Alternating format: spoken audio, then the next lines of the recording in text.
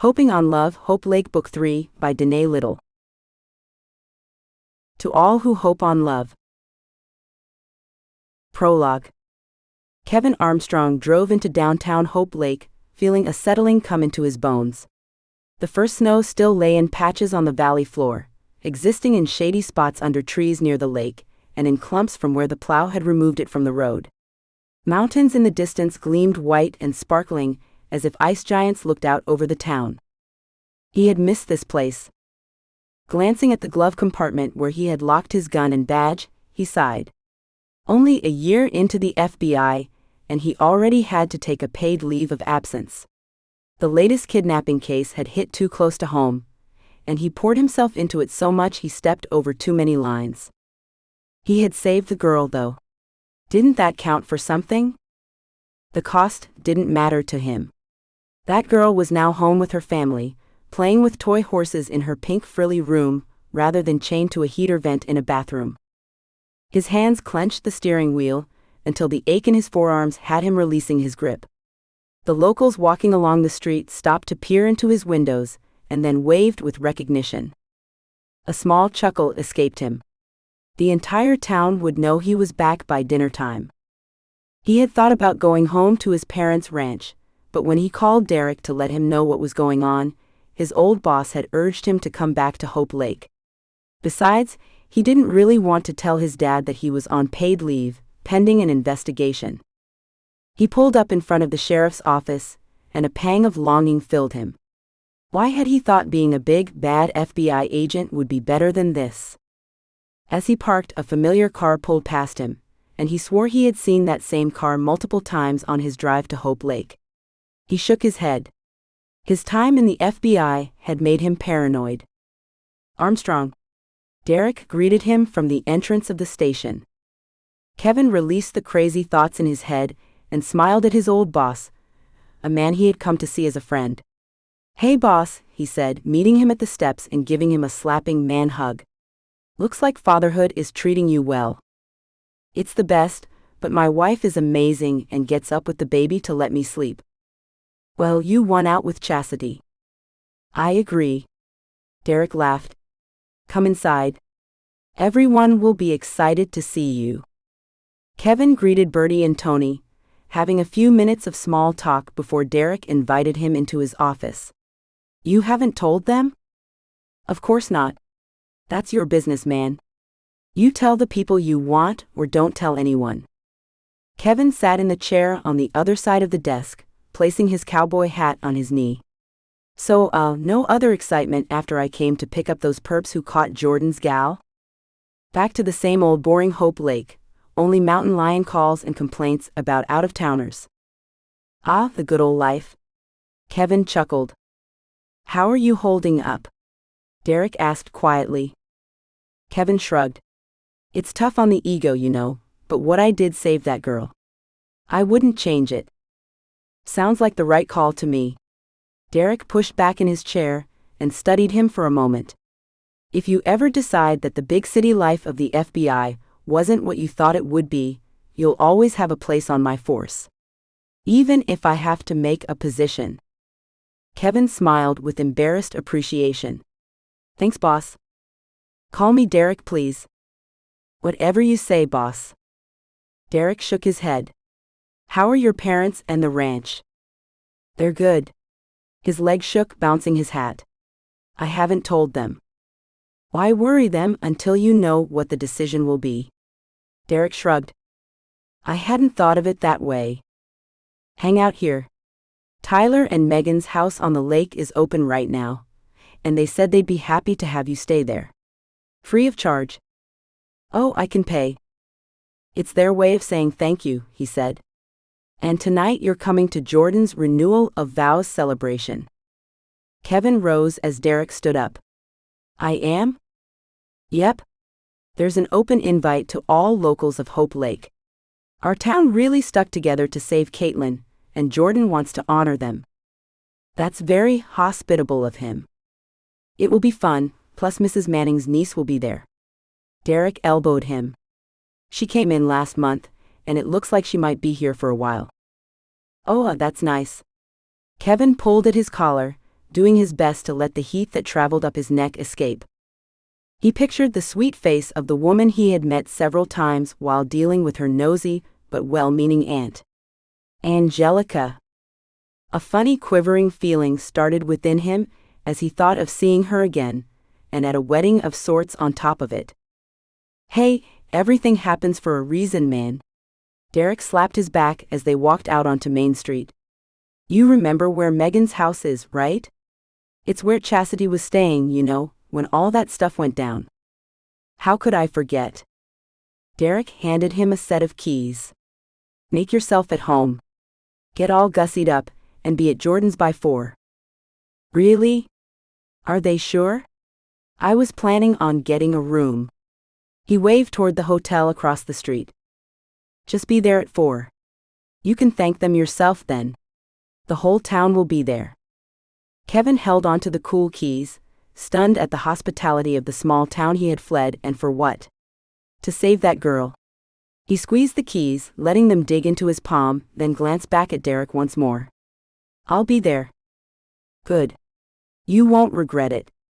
Derek waved and stepped back into the warmth of the office. Kevin sat in his car, staring at the keys to the little house on the lake that had started it all. Maybe it wouldn't be so bad to come back to this town. It took him less than 2 minutes to pull into the driveway where Chastity, Derek's wife, had stayed until they married. Then he thought about the perps they picked up here, both the one after Chastity and the one after Megan. A shiver went through him, wondering if this place had bad karma. He stepped out of the car and waved a greeting to Mrs. Fields, who peered at him from her porch swing. Is that you, Officer Armstrong? Well, welcome back to town. Thanks, ma'am. Looks like I'll be your neighbor for a bit. Then I imagine I won't have to call Sheriff Davis to come tell you to be quiet, will I? No, ma'am. You'll hardly know I'm here. He tipped his cowboy hat to her, then went inside, liking the way the sun came through the slider at the end of the house and lit it with a warm welcome. A little card on the table drew his attention. It held a brief welcome and thank you from Tyler and Megan. He set down his duffel and relaxed into the recliner, letting his gaze fall on the sun-sparkled lake and glistening mountains. Life could get a lot worse than this. 1.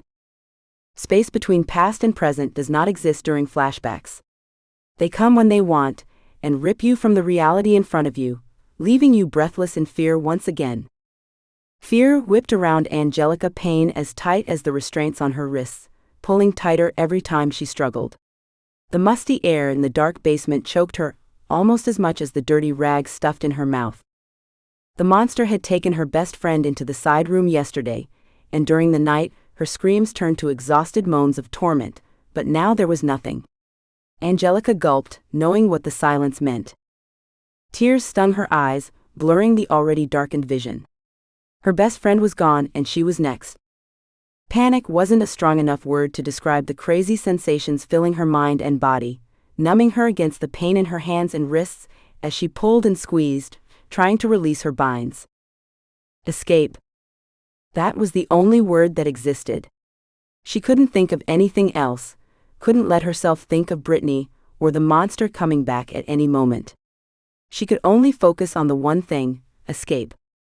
Angelica, Aunt Martha pleaded, sounding far away, pulling Angelica out from the snares of the flashback. The strangest things set them off. A sound, a voice, a sensation against her skin. What was it this time? She sneezed. That's it, the musty air in her aunt's attic. The dusty room came back to her, so much different from the horror of that monster's basement. Angelica? Aunt Martha called again, stuck in the bedroom below, needing a walker to get around. The independent woman didn't like not knowing how Angelica's hunt for her fancy dress was going. I'm okay, Auntie, she said, sneezing again. I think I got it. She tugged on the dress bag until she could reach the zipper. Peeking inside, she saw the snippet of beige lace and breathed out in relief. Soon she'd be breathing clean air again. She pulled the bag back to the ladder that she had climbed to get into the attic. Hefting the dress bag over her shoulder, she eased down the rungs, feeling tendrils of anxiety and shoving them away before another flashback could grasp her. "Oh, there you are," Aunt Martha said, breathless and standing next to the ladder. "I was worried you had another one of those flashback things up there." "I'm okay, Auntie." Angelica pushed forth what she hoped looked like a reassuring smile, holding the dress bag in front of her, so her aunt couldn't detect the falsity of her expression. "Look what I found." "Oh, good. I hoped I had kept it." Aunt Martha grasped the dress bag, unzipping it with a sigh of delight. "It's been a while since someone invited me to a wedding." "It's not really a wedding, Auntie," Angelica said, brushing back her bright blonde hair and slapping the dust off her clothes. "Close enough. I know, a restatement of vows and all that, but everyone knows Caitlin broke things off 4 years ago, even if they don't say it." She laid the dress on the bed. "Either way, I'm glad she's back and that she and their cute little girl are safe." "Yes, we're all glad she's safe," Angelica said as a shiver went through her. "Thank goodness you were there to help." Aunt Martha waved it away. "I only did what anyone else would have if given the chance. The entire town pulled together, that's what did it." She turned to Angelica and rested a knobby hand on her face. "That's why you need to be here, my darling. Nothing like what happened to you would happen here." Angelica blinked back the tears.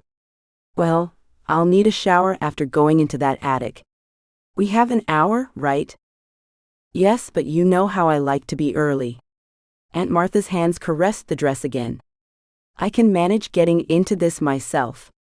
You go on and get your shower." "Thank you," Angelica said, stepping into the hallway as the phone rang. "I'll get that. Enjoy your shower." Aunt Martha used the walker as she shuffled as quickly as she could manage to the phone, muttering, "I wonder who this is. Maybe someone's come into town." Angelica smiled to herself as she left her aunt to the business of town gossip. Aunt Martha had always been her favorite aunt. Her family complained about her constant need to gossip and collect information, but with everything that Auntie knew, it sure made her a wonderful storyteller, and Angelica loved stories. While showering, she scrutinized the rings of healing scars around her wrists, grateful that the weather was cool enough to wear long sleeves to Jordan and Caitlin's restatement of vows. She hadn't gone to school with them, but she visited often enough in the summer since she was a kid that she knew who they were, even if her aunt hadn't told her stories about them. They belonged together, as Aunt Martha believed. Anyone could have seen that ever since they were in high school. She sighed as she thought of Jordan's faithfulness that had held out, ready to welcome Caitlin back when she finally came to her senses. Their little girl was the surprise, but who knew what went on behind the closed doors of their neighbors? She didn't have a right to judge. Once she dried off, she wrapped a towel around herself and went back to the room her auntie had turned into a bedroom just for her. She sat on the soft bed, adorned with a flowery quilt that Aunt Martha had made, running her hand along the hand-worked pieces.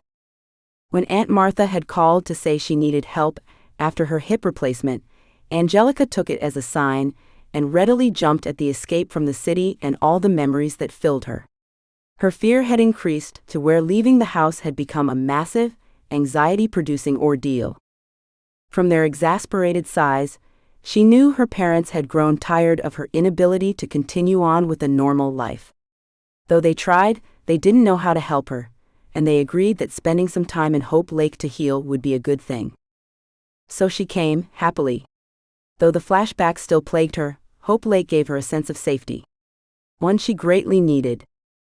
Angelica slipped into a flowy, long-sleeved blouse and an ankle-length skirt. After braiding the sides of her long hair, she tied them together behind her head and held up a hand mirror to see how it looked from the back. She shrugged, then turned to poke at the puffs under her tired eyes. The dreams were the worst and kept her from wanting to sleep. Some color had come back into her cheeks since coming to Aunt Martha's, but she still looked pretty pale. A touch of makeup could fool most people, and no one at this party knew her well. She kind of felt silly for going. If it wasn't for her aunt needing help, she would have stayed behind. Her hands shook as she reached for the doorknob, wishing that she had a choice. This would be her first social event since. She blew out a breath and straightened her shoulders. This afternoon and evening was about her aunt, not her. If she focused on Aunt Martha's needs, she could get through this. Great timing, my darling. Oh, look at you. Very elegant. Aunt Martha primped Angelica's clothing here and there. I think that will do fine. Ready? Angelica asked. Should I bring your pills in case you want to stay late? Aunt Martha waved her comment away. The late hours are for the youngsters like you. It will be a good excuse to leave when the time comes. Angelica smiled at the foresight of her auntie as she helped her out of the house and down the porch steps. A neighbor slowed down to wave as they reached their car, and Aunt Martha waved back. That's the Smiths. They'll be late if they are just getting home. She grunted as she bent to get into her seat. Well, the doctor said 12 weeks, and I think I'm doing pretty well for 6. You kidding? Angelica said, as she folded the walker and put it in the back seat. I don't think anything could stop you. Well, one day that something will come, but I still have several good years left. I'll simply have to get a few parts changed out so my body can keep up with me. She laughed, ending with a sigh as Angelica eased into the driver's seat. I sure am grateful to have you here, Angie. You're a godsend. Sometimes I feel like you're the one helping me heal, she said, giving a soft smile. Well, that's the way it should be, dear. Now come on.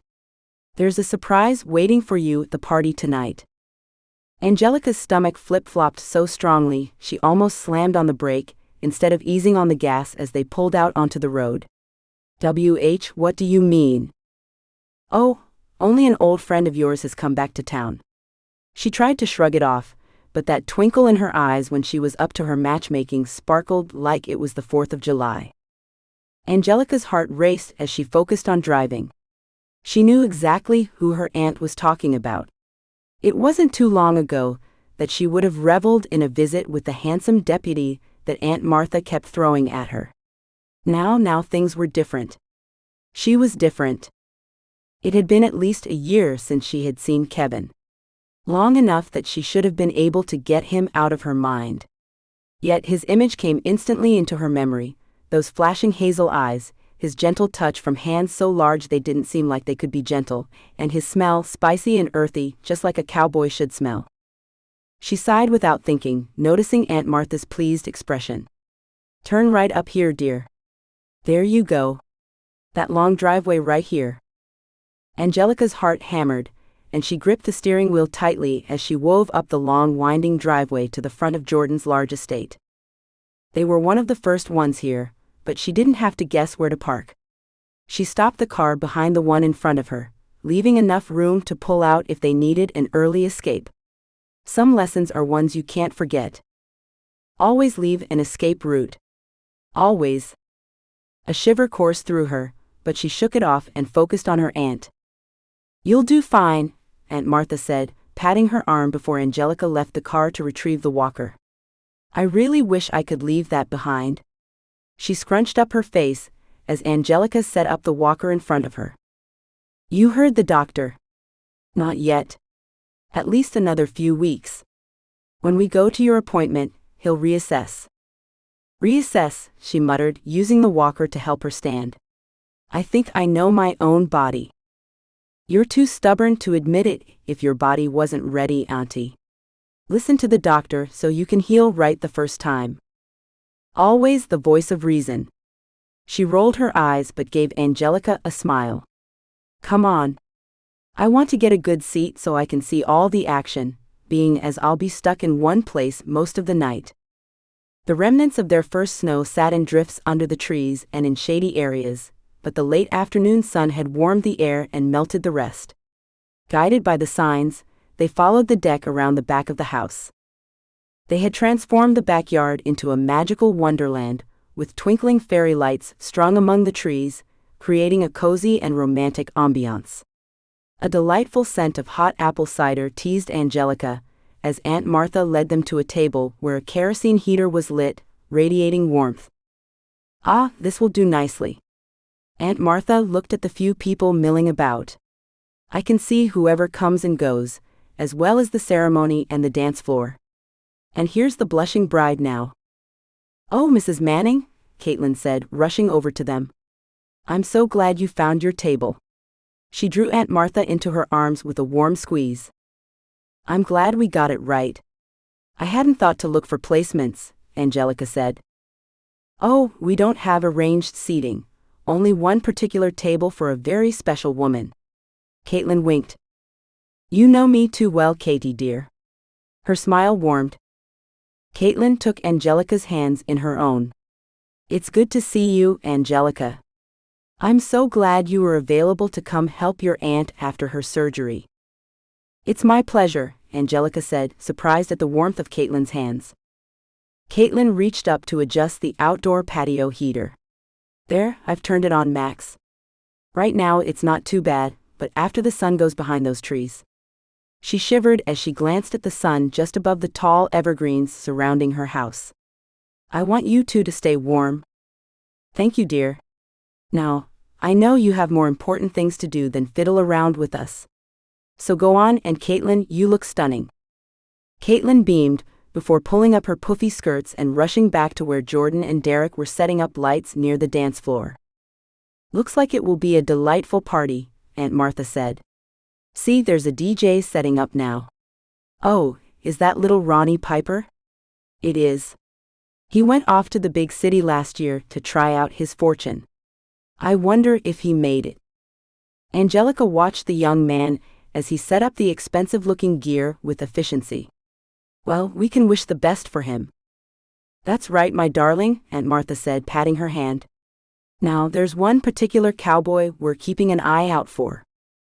Angelica's cheeks heated.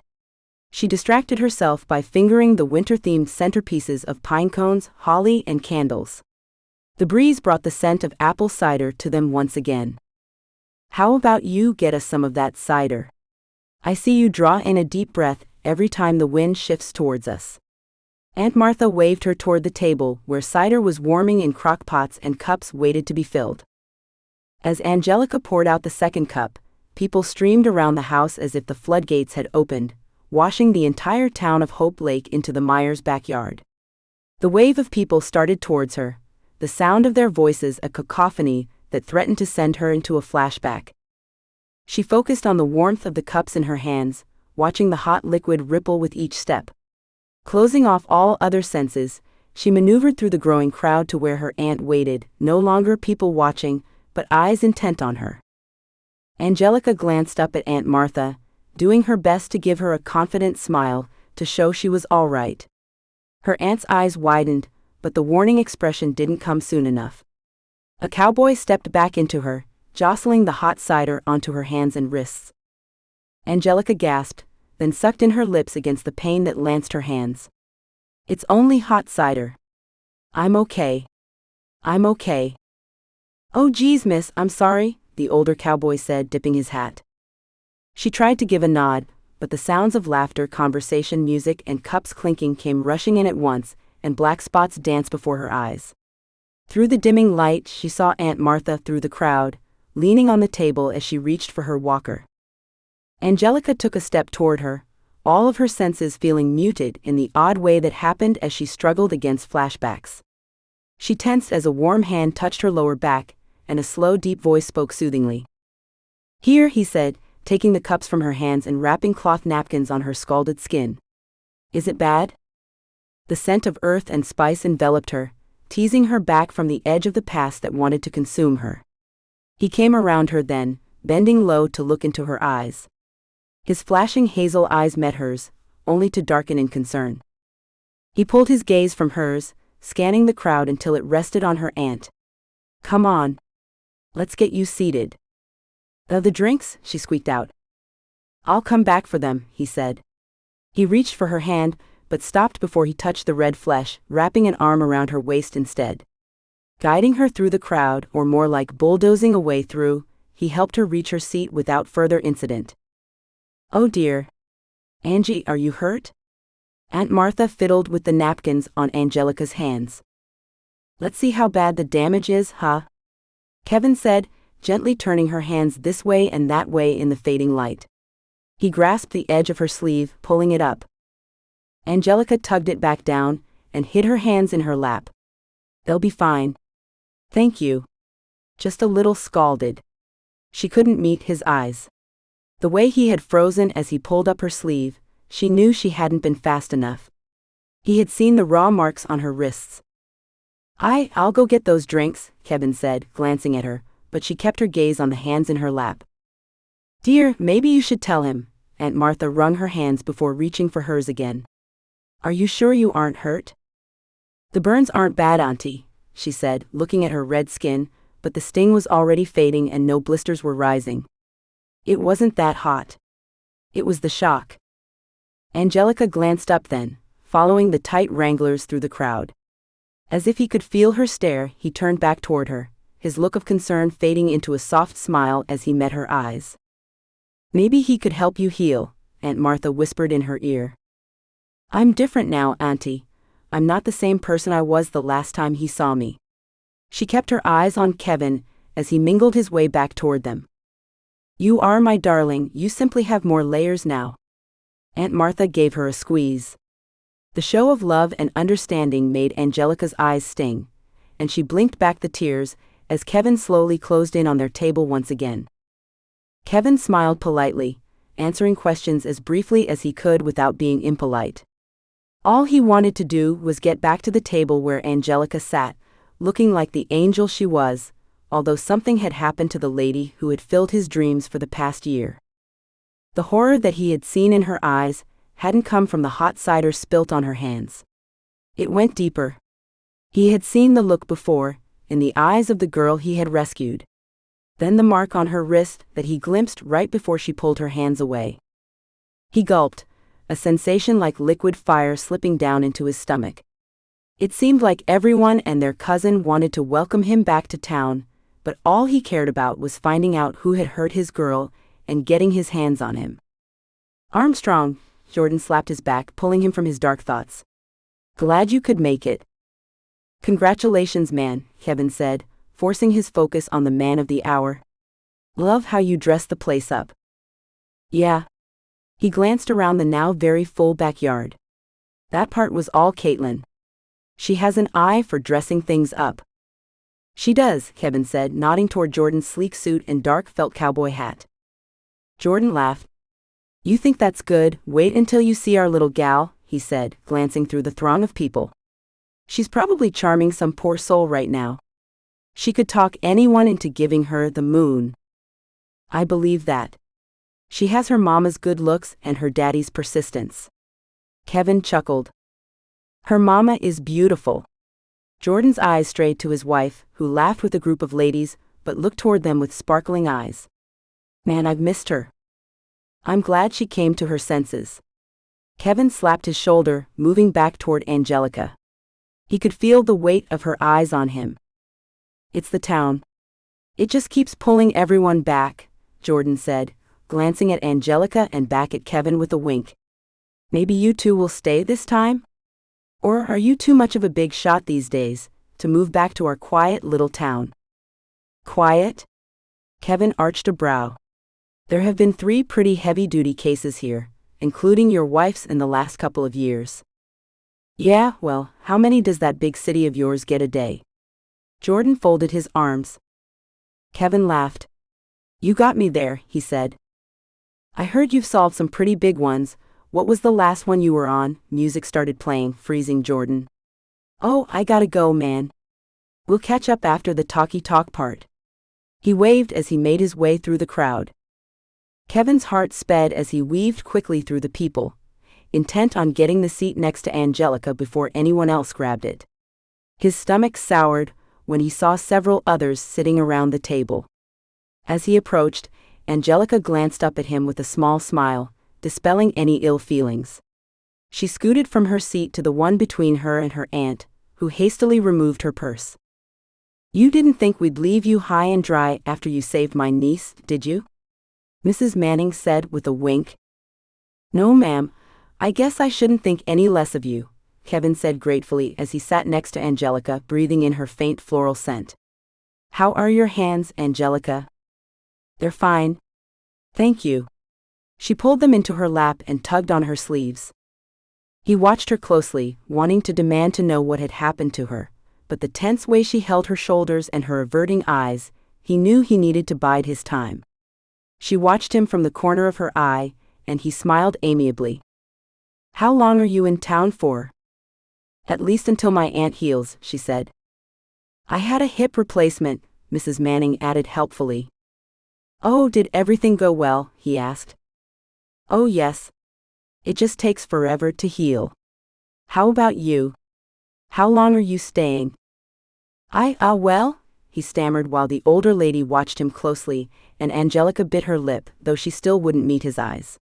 How could he tell the town gossip why he was here, or that he did not know how long? The music shifted, drawing eyes toward the arbor where the ceremony was to take place. "Oh, they're starting," Mrs. Manning cheered, turning from him to watch as Jordan and Caitlin walked hand in hand to the arbor where Pastor Ramsey waited. Kevin didn't really listen to everything the pastor was saying about marriage and the steadfastness of love. Some of it filtered in, but mostly his thoughts were preoccupied with the gal sitting next to him. Her body softened as the preacher went on, her head bobbing in agreement from time to time, making him wish he had been listening better.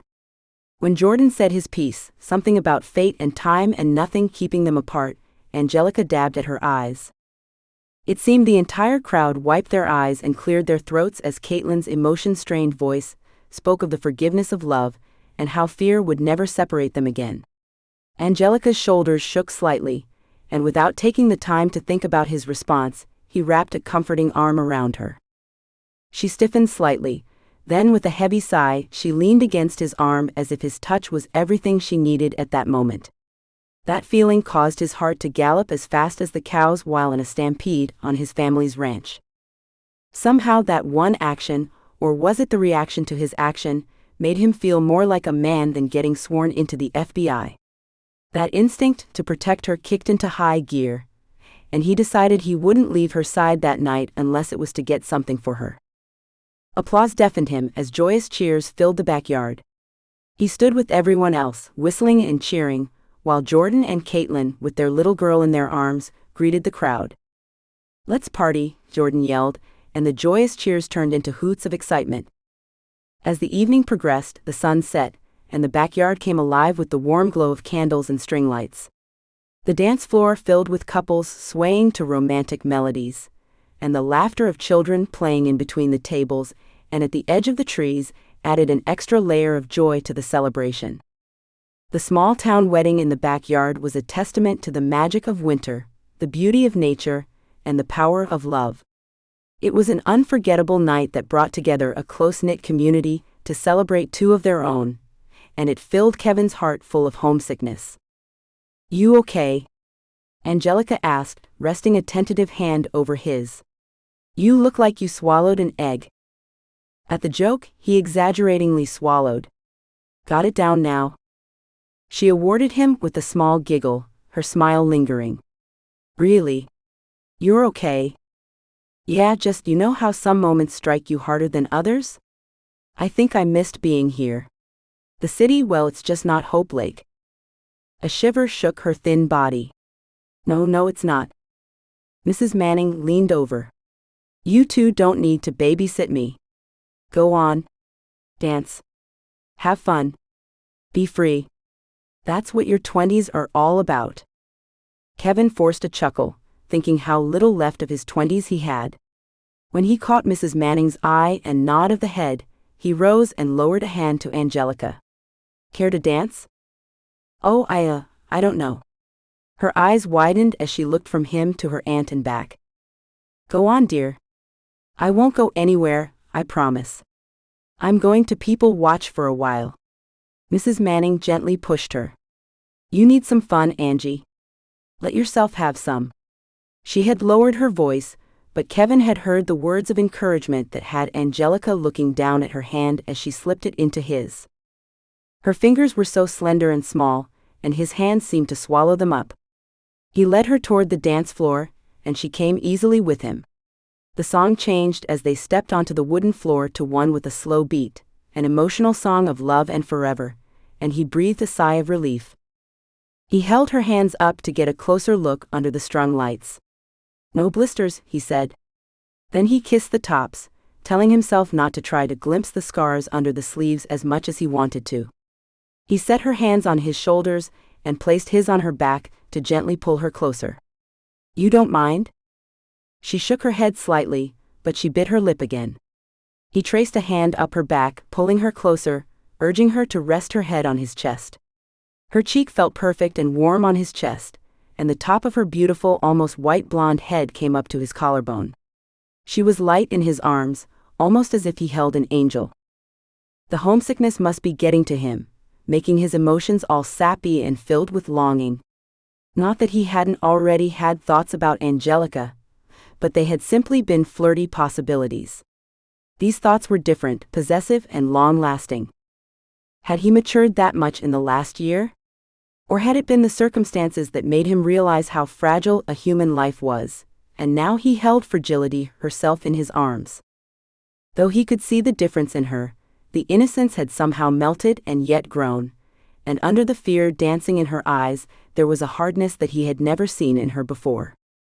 He licked his lips, wanting her to know that she could confide in him, although he didn't know how to bring it up without her pushing him away and leaving his arms. He opened his mouth, the rumble of her name coming from his chest as Derek danced over with Chastity. "Hey there," Derek said, grinning. "Hey boss," Kevin said, heat screaming up his neck. Angelica gently pushed away, to smile sweetly at the other couple. "Hi, Angelica. It's good to see you," Chastity said, reaching out to squeeze her arm. The song transitioned to a faster tune, and they stood more at ease, his arms longing for Angelica to return to them. "Where's the baby?" "With Grandma." Chastity smiled, peeking over to see her tiny son being adored by his grandparents. "And Cammy is running after Isabel." "Life is grand," Derek said with a sigh. "So, Sunday after church, some of us are going to the lake for a barbecue. You guys will be there, right?" Kevin glanced down at Angelica when she stiffened slightly. She blinked several times as everyone looked at her before replying hesitantly, "Oh well, my aunt." "Think she'd be okay for a couple of hours?" Chastity asked. "I could ask Mrs. Fields, or one of the other ladies from church to come keep her company. You need time to relax, too." "I'm sure she'd agree." "I know she would," Kevin said. "What do you say?" "Well?" Angelica pressed her lips together for a moment, but Chastity bobbed her head encouragingly. "It's been quite a while since I've had barbecue." "Great," Derek said. "Then we'll see you at the lake in a couple of days." "Oh, Marshall's getting fussy." Chastity drew Angelica into a brief hug, and then pulled Kevin into one as well. "I'll see you two on Sunday." Derek gave Kevin a wink as he followed his wife off the dance floor, leaving Kevin staring after them for a moment. Then he turned to Angelica, who looked as stunned as he felt. I didn't mean to have myself invited by, maybe they think." She looked at him with wide eyes. "They can think whatever they want. I'm just glad you're going with me." Kevin wrapped an arm around her, as he walked her back toward her aunt. "As long as my aunt feels comfortable with that." "Of course," Kevin said, pulling out her chair so she could sit. "Comfortable with what?" Mrs. Manning asked, her eyes dancing, though her brow furrowed with what looked like pain. "Derek invited us to the lake on Sunday for a barbecue," Kevin said, meeting the curious stare of Mrs. Manning. "Oh, I see. Together?" Angelica's cheeks turned a pretty pink. "I don't have to go. I don't know if you should be alone yet." "Pisha, I can nap or watch a show. I'll be fine. You go and have fun." She winced slightly as she adjusted her position. "Oh, Auntie. It's hours after you should have taken your medicine. I'm sorry." Angelica rose, pulling things together. "I'm fine, but several people are leaving now. I think it wouldn't be rude." "Of course it wouldn't," Angelica said, holding her walker for her as she stood.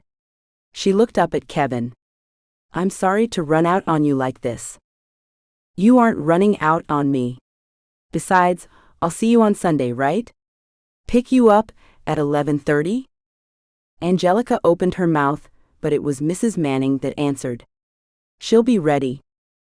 Kevin swallowed the laughter that built up in his throat as he watched Angelica, still in shock, leading her aunt through the emptying celebration. Maybe being back wouldn't be so bad after all. 2. It's not a date, Auntie, Angelica said for the third time that morning, sighing as she did. Who had a barbecue in December? And on a lake, a windy lake? She wrapped her arms around herself as she turned her attention back to her sparse closet. She hadn't thought about being social during her visit out here, and her closet reflected that. Aunt Martha grunted as she sat down on Angelica's bed without an invitation. I'd go with the pink sweater. It makes your complexion look so pretty, but wear a shirt under it so you don't get cold. You'll probably have your winter coat on most of the time anyway. Grudgingly and with no other real options, Angelica took the pink sweater off the hanger and slipped it over the tight thermal top she was already wearing. Then she turned to look in the full-length mirror her aunt had placed in the bedroom. Maybe I should just stay here, she said, hope fleeing with her words. Nonsense. Besides, Betsy is coming over to play cribbage and tell me all about the brown girl. She's back in town, you know, and lives right across the street from Betsy. And you know that old ninny won't talk if someone else is here. A smile attempted to tug on Angelica's lips, but the trembling was too great. I can hide out in here. Look, Aunt Martha began, her voice softening. There are things in life that happen to us. They aren't our fault. They aren't fair. But if we let those things decide who we are, then we let them win. She patted the bed next to her. Angelica sat down heavily, keeping her focus on her hands in her lap. Angie, it's time to take your life back. It's easy to get stuck in wallowing it away. What happened to you was horrific, but if you stay here, she tapped Angelica's head, then that monster, as you call him, wins. Is that what Brittany would want? Angelica snapped her head up and glared at her aunt, both startled and upset that she would mention her lost best friend. I'm sorry, my darling. Aunt Martha laid a hand on hers and gave them a little squeeze. Sometimes being honest hurts, but what kind of aunt would I be if I didn't push you to return to life? It can be wonderful, it can be full of love. Angelica pulled her eyes away again, feeling the sting of tears filling them. She knew her aunt was right, but it didn't help the feeling of betrayal or aloneness. Aunt Martha didn't understand. Her parents didn't understand. No one had been through something like her. They did not know what that ordeal had done to her, how it changed her into someone else, someone who didn't want to live life like normal. Aunt Martha's soft sigh filled the room with sadness, as she used her walker to pull herself to a stand. I love you, Angie. You will get through this. I know you, and you are not one to give up. That's why you're still here with me today. Guilt tore through Angelica, and she swallowed back her self-pity. Thank you, Auntie. She knew her words didn't sound convincing, but she did her best. She always did her best. A timer dinged from the kitchen. Oh good. They're done in time enough to cool. Aunt Martha paused at the door. Finish getting ready, dear, and try to find a way to live in the moment while you are with friends. She hastened down the hall as quickly as her walker would let her, the tantalizing scent of cookies breezing into the room in her wake. Friends. They really weren't her friends. Sure, Jordan and Derek and all their wives had always been friendly with her, but that didn't make them friends. Her throat swelled as images of Brittany flashed through her mind. Brittany was her friend, and now she was gone. And Angelica hadn't saved her. The sound of a truck rumbling as it parked in front of her aunt's house had her breathing in her sobs and running to the bathroom. She couldn't go out there all red-eyed and puffy-faced. After splashing some cool water on her face, holding the cold wash rag against her eyes, and applying a touch of mascara, she ran the brush through her hair a few more times and gave herself a once-over. Angelica shook her head as she averted her eyes from the image in the mirror. It never did any good. She didn't look the same, and never would. Her eyes stared back at her, haunted, and she couldn't see that ever changing. Angelica, Aunt Martha sing-songed down the hall. Angelica drew in a deep breath and let it out slowly, before pushing herself through her doorway and taking the steps down the hall. Kevin's deep voice filled the house, the low rumble unintelligible but soothing. "Hello, Angelica." Kevin stood from the table, where an empty napkin and a few cookie crumbs were. He wiped his mouth with the back of his hand. "You know, I've always loved your aunt's cookies." "Oh good, because I made extra so you could take some to the barbecue." Aunt Martha finished wrapping a plate loaded with cookies, and handed them to Angelica. "Now you two have a good time, and don't worry about me. No rush to come home." Angelica kissed her aunt on the cheek and whispered to her, "I thought you were making these for Betsy?" Aunt Martha patted her back, gently pushing her toward the door. "You just enjoy yourself, dear." "Thank you, Officer Armstrong. I know my niece will be in good hands with you." "You bet," Kevin said, "but it's not officer anymore." Aunt Martha waved away his comment and rushed them out the door. "Well," he said with a laugh, "I guess you're ready." He glanced at the coat she had barely had time to grab. "As ready as I'll ever be," she said, pushing forth a smile. "I thought you might be the shy type," he said as he opened the door for her. "That's why I offered to pick you up. Sometimes it's easier to arrive with someone else. You know, a backup." He winked before he shut the door, and rounded the truck to the driver's seat. "Having a backup is always a good idea," she said, her voice sounding tiny and weak.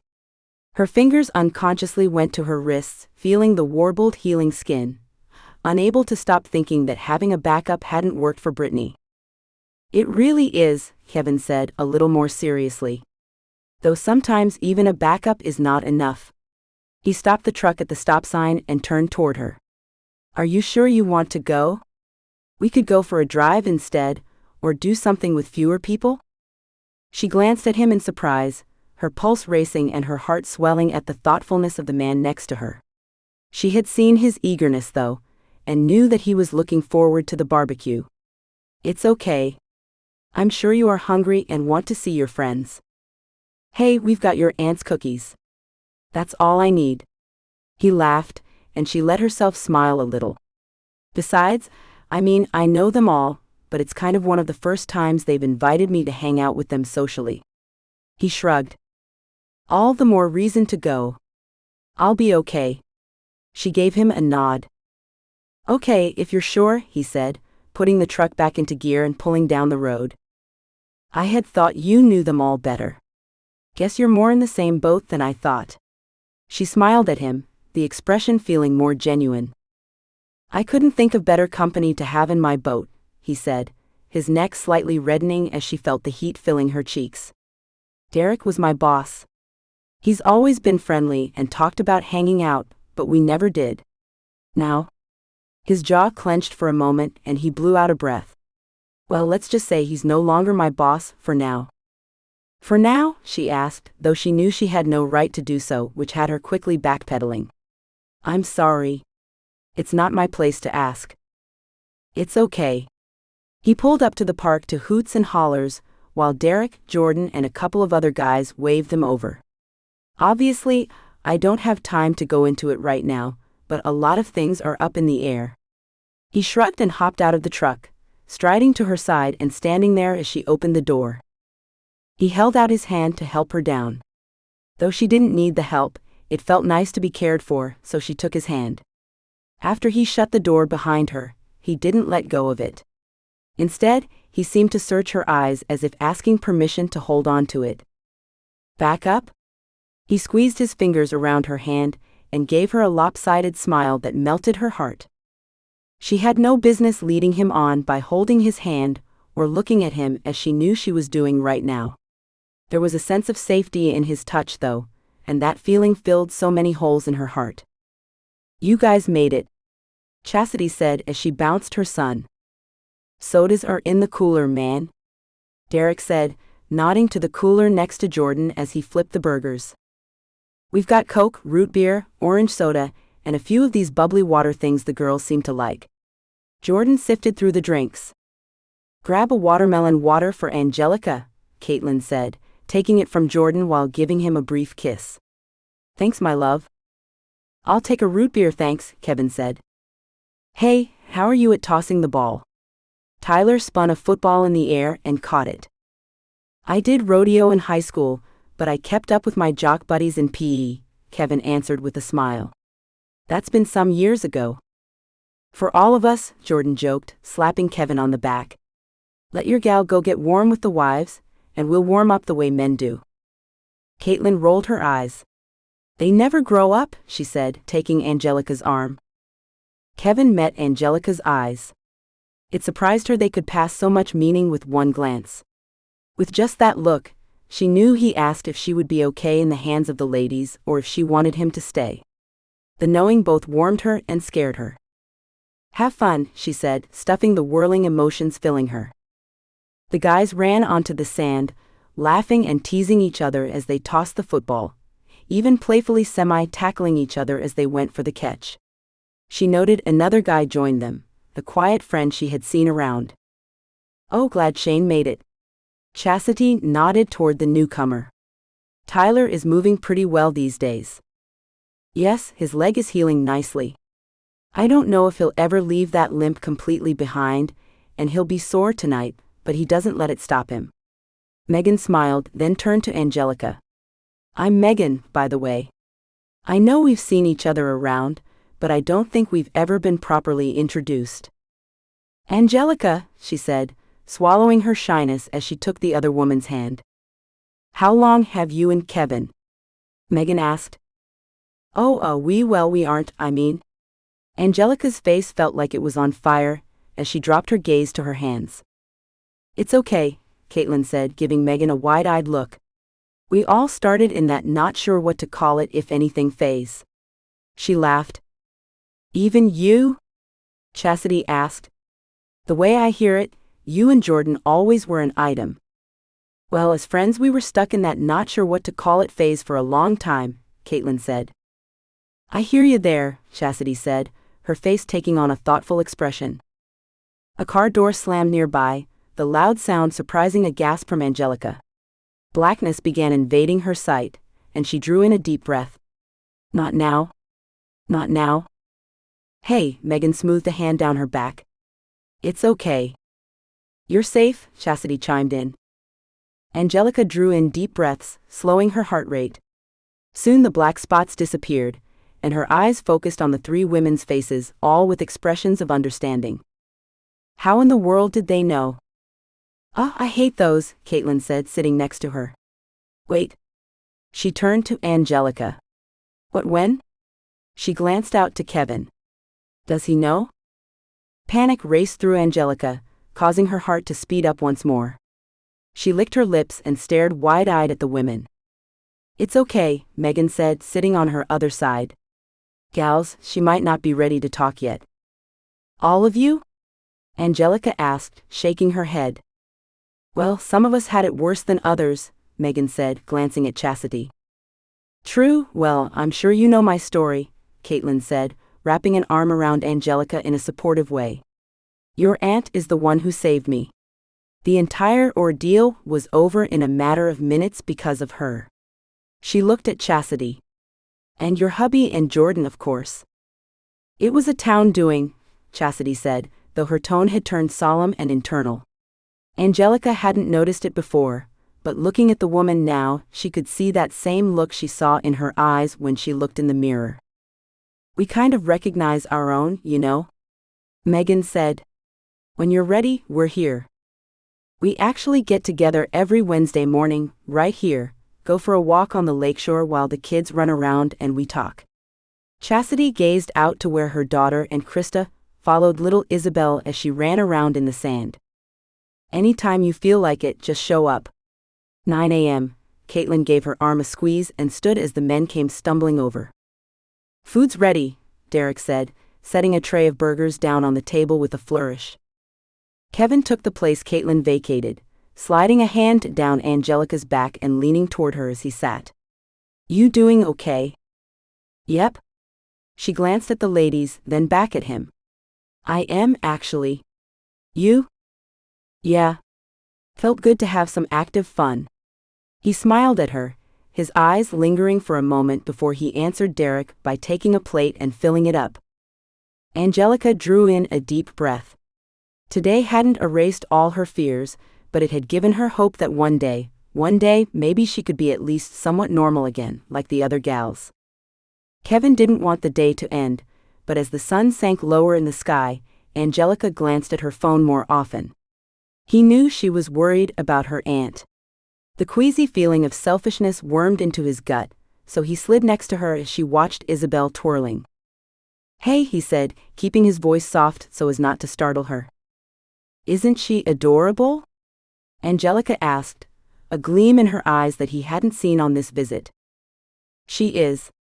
He leaned back a little, laying his arm on the table she sat against. "I could see you like that as a little girl." "Me?" she asked, glancing at him before focusing on the girl again.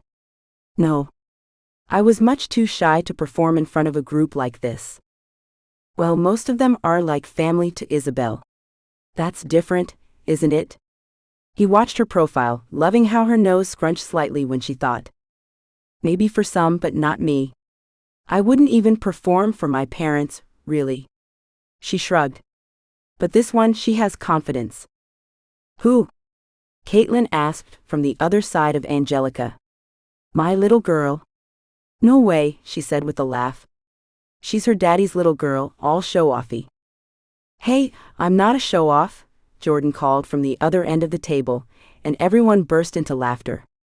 "Fine," he said good-naturedly. "When you got it, you got it.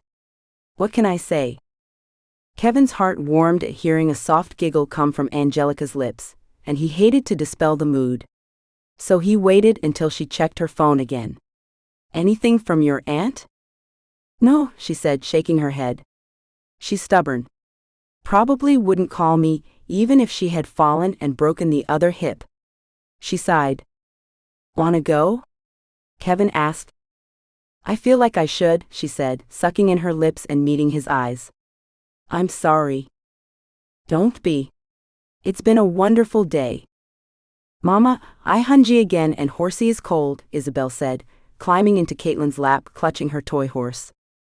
"Looks like it's time," Caitlin said, standing up with Isabel in her arms. Chastity bounced her little one, who was fussing in her arms. "I think so too." "The ladies have spoken," Jordan said, grabbing up the food containers. "Well, guys, let's do this again. Maybe next time at my place where it's not so cold for the little ones." "Christmas is coming soon," Derek said. "Soon as in 2 weeks," Chastity added, raising her eyes like his mom did when his dad had forgotten something. "We still have to finish our shopping."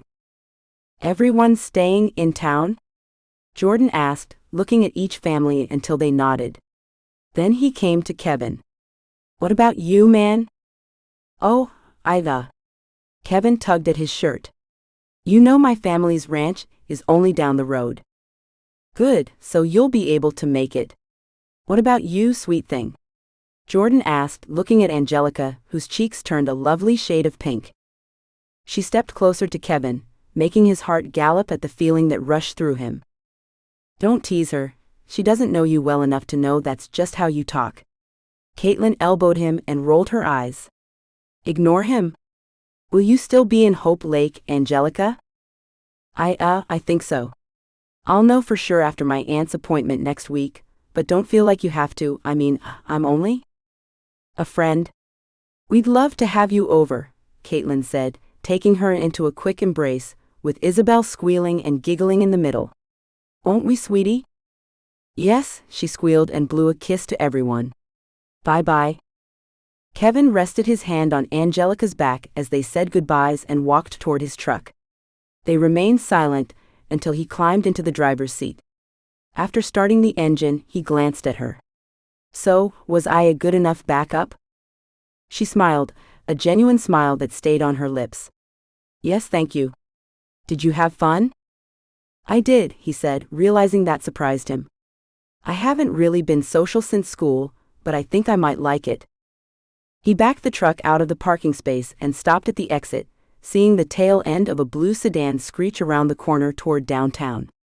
It pulled him from his thoughts, and he turned the wheel in anticipation of racing after the familiar car that he kept seeing. "You okay?" Angelica asked, startling him, making him turn back to her and see the worry etched on her brow, turning her eyes into pure sweetness. Yeah, I thought. He shook off the feeling and rolled his shoulders, pushing a smile to his face. Yes, I'm fine. Let's get you back to your aunt. He thought he pulled it off, but Angelica continued to watch him with that same sweet, concerned expression. When they pulled up in front of her aunt's, she didn't move to get out but turned toward him instead. You must have seen a lot of scary things in the FBI, huh? She sucked in her lips, but she didn't tear her gaze away. In fact, she seemed to search his eyes. He shut off the truck and blew out a breath. I saw that there is more evil in this world than I had hoped, yes. They sat there, their eyes searching each other, and in hers, he saw a fear and a knowing that he wanted to ask about. A fierce protectiveness raged through him, but he felt the walls just beyond his reach and knew she wasn't ready yet. I know you have to go in now, but... He swallowed, an entirely different kind of fear snaking its way around his heart. It would be nice to have someone to talk with, maybe even for both of us? She averted her gaze. I'm not sure I'm ready to hear about the evil in this world, Kevin. I want to be here for you. I don't know, I'm not the... She sighed and blinked rapidly. I'm sorry.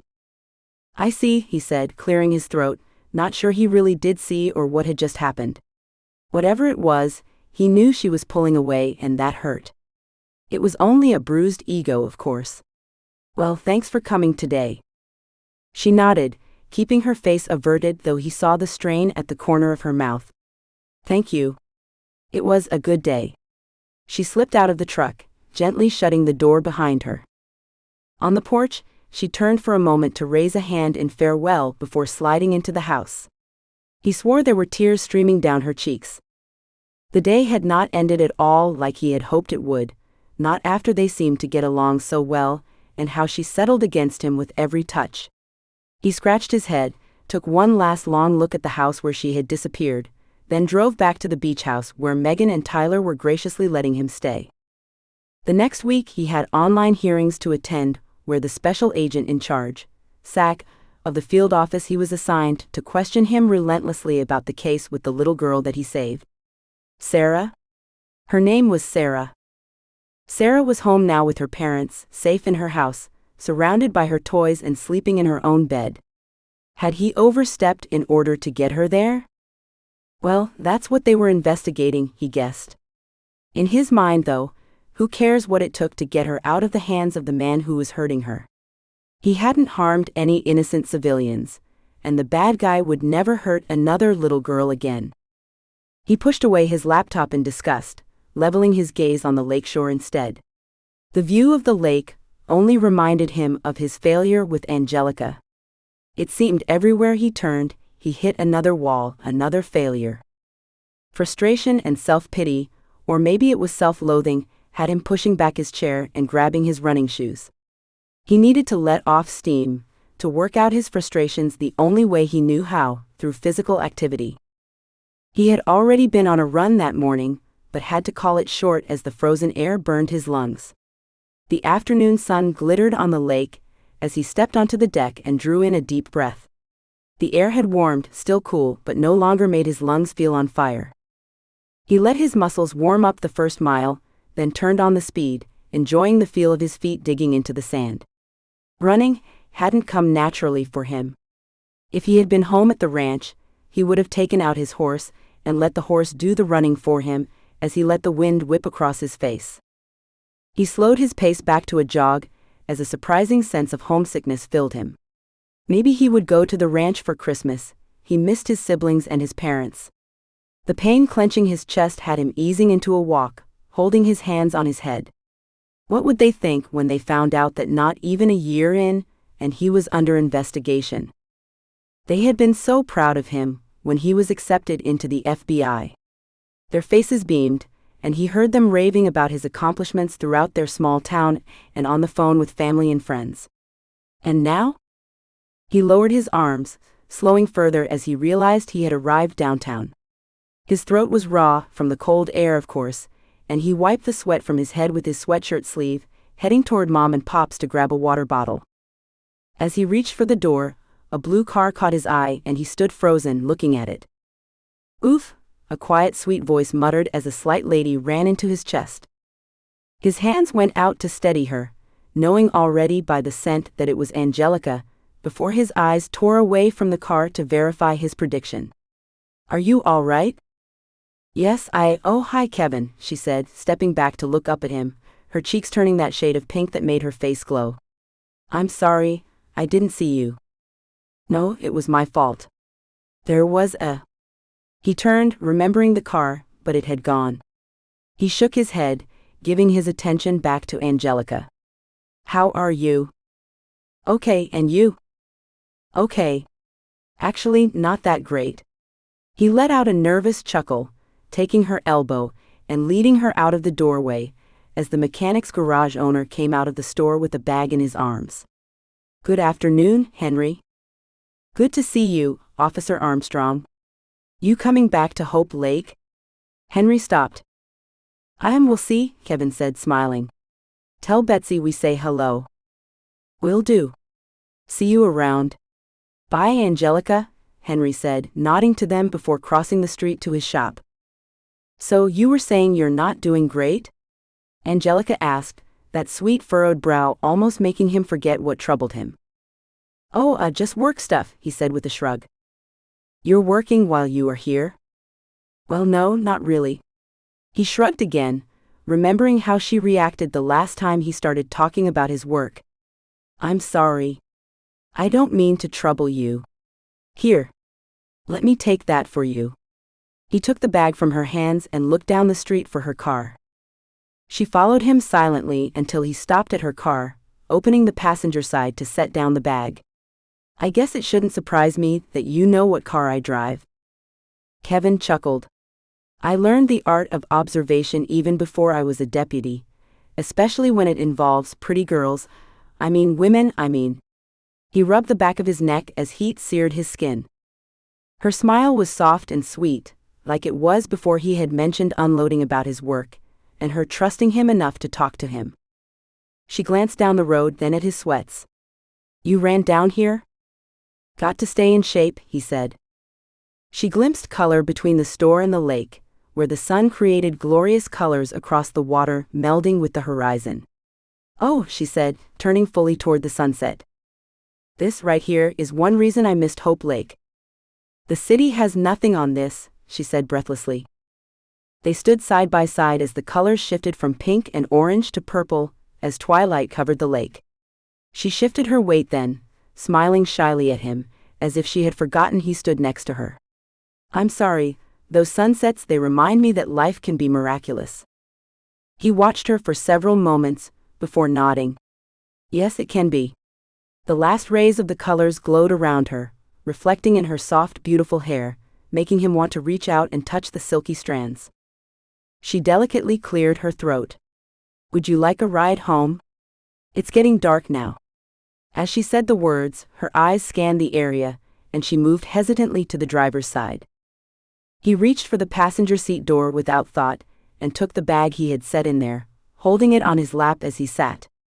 "Thank you," he said as she started the car. "It's nice to have backup." She smiled at that. While they drove through town, Christmas lights illuminated one by one, as if their presence triggered them, transforming the downtown area into a scene straight out of a holiday storybook. "Oh, look at that. That was kind of magical." She laughed, a tinsely magical sound itself. "It was," he said, unable to take his eyes off of her.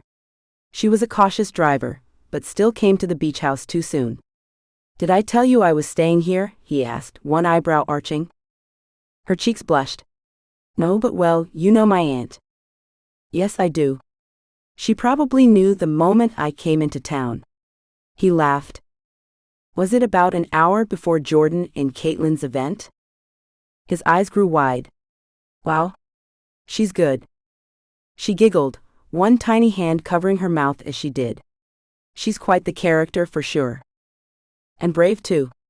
I don't think there is anything that woman won't do for someone in this town." Angelica blinked her eyes rapidly. "Thank you for seeing her that way. It's only facts. That's my job, remember? To state facts." "Oh, is that it?" I thought it was to protect those who needed it. She teased, but there was a serious note behind the words. Do you need protection? He asked, keeping his tone light and flirtatious, but he knew his eyes spoke of the intensity that he felt. She swallowed, her eyes widening. I should get back. To your aunt. I know. He sighed, realizing he once again ruined what could have been a perfect moment. It was wonderful seeing you again, Angelica. Thank you for the ride. He reached for the door, awkwardly stepping out with the bag and setting it back into the seat.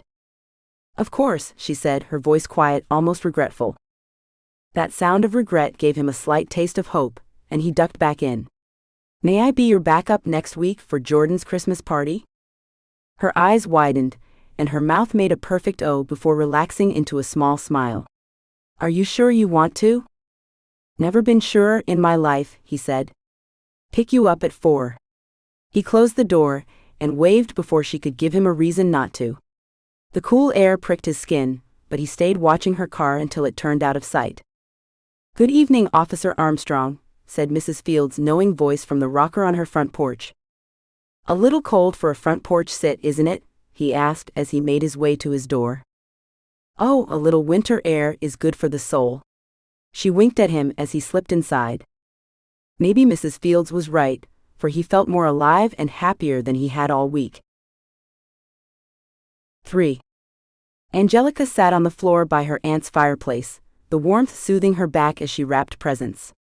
She had made a fire that morning, wanting the nostalgic feel of a fire-warmed house to set the holiday mood. Tell me again, why 3 presents? I know who you said will be there, so why just 3? Aunt Martha watched her from her recliner where she rested, as the last batch of cookies baked. One for the host. It's only a bottle of sparkling apple cider. Angelica shrugged. This one, she pointed to the flat box that was already wrapped, is for what they call the White Elephant Exchange. It's supposed to be funny.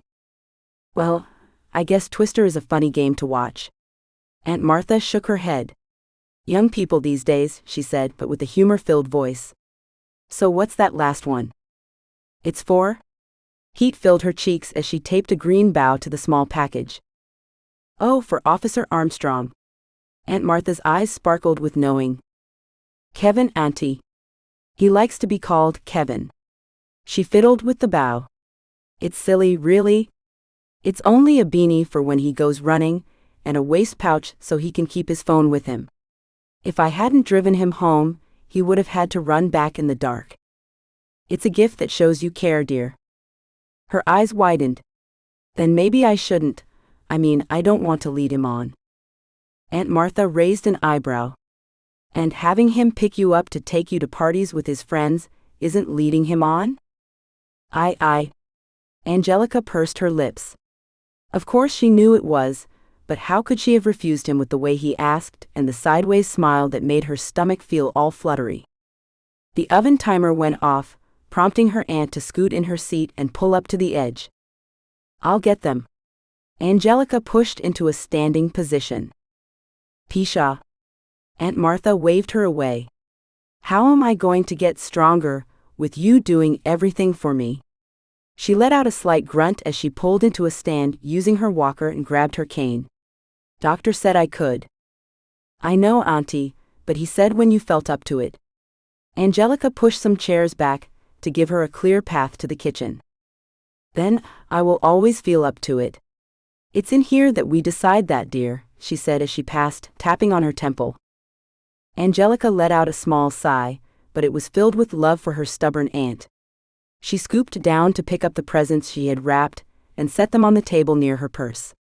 Out of habit, she double-checked that her can of pepper spray, small taser, and personal alarm were in there, easy to reach. You really think you need those tonight? Aunt Martha asked in a conversational tone from the kitchen. How did she know what she was doing? However, Angelica knew why. She checked them any time she went anywhere, a habit that she hoped she would eventually overcome. No, but I didn't think I did the night they might have made a difference either. She kept her tone light, but a shiver went through her. I'm sure Kevin will be a sufficient deterrent, don't you? Angelica joined her aunt in the kitchen, where her deft hands wrapped up a plate overloaded with cookies. "Well, he is picking me up to be my backup," she said, hearing the slight teasing tone she had allowed in. "Oh, was that his excuse?" Aunt Martha smiled at her, then her smile softened. "So you told him?" Angelica's chest tightened and she shook her head. "No. I haven't. He'll see me differently, and, well, I don't want to be treated like a fragile flower." Her aunt gave her that look that pierced her heart. "A fragile flower wouldn't have survived what you went through.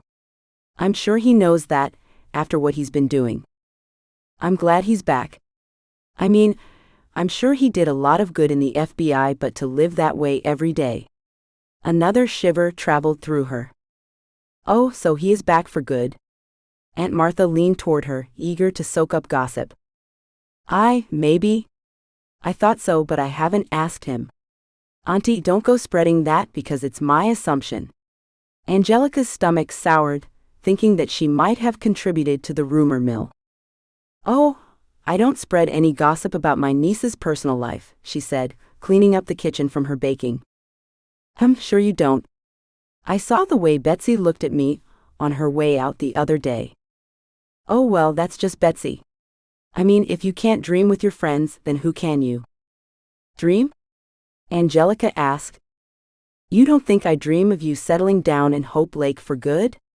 I would never expect you to, but if you fell in love with a local?" Aunt Martha shrugged, but Angelica saw the stiffness of her shoulders and the purse of her lips. It meant a lot to her aunt. "Why have you never told me you wished I was here full-time, Auntie?" "Oh, you have your life, dear. I don't want to burden you with my dreams. You're the type to make yourself feel obligated to make them come true at your own expense." Angelica opened her mouth to disagree, but realized Aunt Martha was right. Even now she was picturing herself living in Hope Lake long-term, something she had only dreamed of for most of her life. "See?" Aunt Martha said, glancing out the window as a truck parked in front of the house. "Well, looks like your backup has arrived. Don't forget the cookies." Angelica told her thank you, as she picked up the smaller plate of cookies. "Oh, not that one. That's for Offic, Kevin. The other one is for the party." Her aunt picked up the smaller plate, and using her cane, shuffled to the door as the knock sounded from the entry. "Merry Christmas, Kevin," Aunt Martha greeted him. Angelica froze to hear his reaction to being called by his name, and wished she could see his face. As it was, his low voice only held soothing tones, the words too distant to discern. She slipped her purse on her shoulder, added the presents and cookies to a bag to make them easier to carry, then met them at the door. "Merry Christmas, Angelica," Kevin said, smiling from ear to ear as he gave her a slow once-over. "You look beautiful." "Merry Christmas, Kevin." "Thank you." Her cheeks burned, heating even more from the look of triumph in her aunt's eyes. "Ready?" "Yep." "Thank you again, Mrs. Manning, for the cookies. I'm sure everyone will love them." Kevin tipped his cowboy hat to her. "Oh, those aren't for the party," Angelica said, teasing. She held out the bag for him to see the overloaded plate. "She made the ones you're holding only for you." "That's right, those go home with you. I appreciate you taking such good care of my niece." She gave Angelica a kiss on the cheek. "Now don't you worry about me. I know when I'm supposed to take my meds, and I won't wait up for you. So just enjoy yourself." "Thank you, Auntie. Love you." Angelica kissed her and slipped out the door.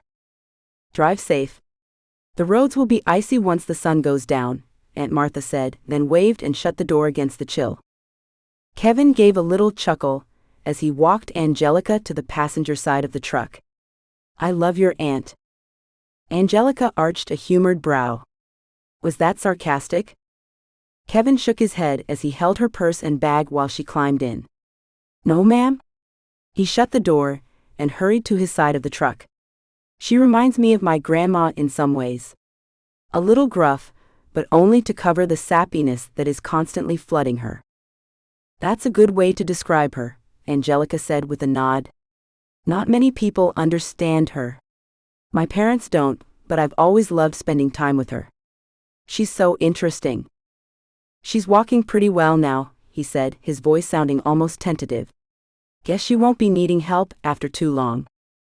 Angelica watched him, waiting to see if he would ask her right out, but it wasn't until they pulled up Jordan's long driveway that he cleared his throat and glanced at her again.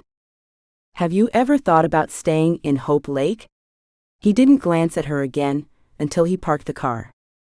Thought about it? Angelica sighed. Only since I was about 12. That's the first summer my parents sent me to stay with Auntie by myself. You've been spending summers here since you were 12? Kevin asked, turning toward her. Yep, my parents like to travel, and it beat out summer camps. So they'd travel and send you and your siblings to your aunt's house? Kevin's face screwed up like the thought was so foreign to him. No siblings. It's just me, and the kind of travel they do is not really kid-friendly. I loved my summers with my aunt. She cocked her head. What about you? Do you have siblings? Yeah, 3 of them. My youngest sister is still in school.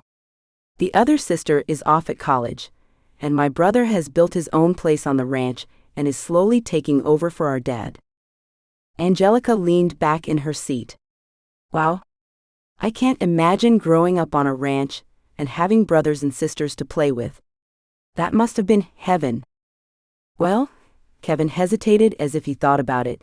It didn't always feel like it at the time, but looking back now, it was pretty close to heaven. You going there for Christmas? You know, it wasn't until right now that I had decided, but I think I will go for the day. It's only about 15 minutes down the hill. I bet they'll be so happy to see you, she said dreamily. They just might. He glanced at the front door, which had been slightly left ajar, and he slid out of the truck to Angelica's side. Will your parents come up? Here. Angelica shook her head as she took his hand and slipped off the seat. No. They're going to Florence, actually. It will be only me and Auntie. We're going to bake and cook and eat all day, then watch old Christmas movies until we fall asleep. That sounds like quite the celebration. He smiled and took her hand. It wasn't until they started up the steps that she remembered they were going to a Christmas party, and the nervousness rushed back. He must have felt her stiffen, because he gripped her hand tighter and smiled. The hard part is entering the party. After that, you'll relax and have a good time. Just like the barbecue. He led her through the door, the faint Christmas music becoming louder and filled with a cacophony of voices. Oh, Kevin and Angelica are here. Caitlin called out, coming over and welcoming them into the house. Kevin had been right. Once the arrival was out of the way, the women welcomed her into their circle. Her shoulders relaxed, and she actually found herself laughing with the others and really enjoying herself. She met Kevin's eyes from across the room, their silent conversation seeming to hold so much more than she ever thought a look could hold. Could she really find her normal again and have a life that she had always dreamed of?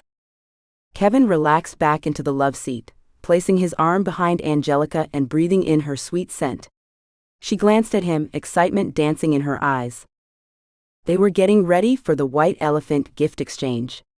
He hadn't done one of these before, but the way the guys couldn't stop laughing and the ladies giggled as they added presents to the pile filled him with curiosity.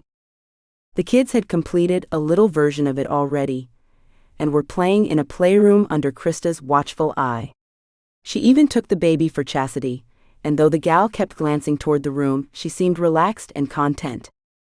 He glanced around, starting to really feel at home with these guys. There were Jordan and Caitlin, of course. Tyler and Megan. Then Derek and Chastity, his boss, well past boss, though every moment he spent here in Hope Lake had him wondering if maybe he would take Derek up on his offer. And Shane too, who sauntered over to them. Hey, can you guys make room for me? Shane asked. Of course, Angelica said, glancing at Kevin before scooting closer to him. I don't mind squishing a bit, Kevin said. The heat from Angelica's thigh touching his traveled all the way up his neck. The more the merrier. Shane smiled and gave a brief nod. He didn't talk much, but was always calm and present. You went to school with them, right? Angelica asked.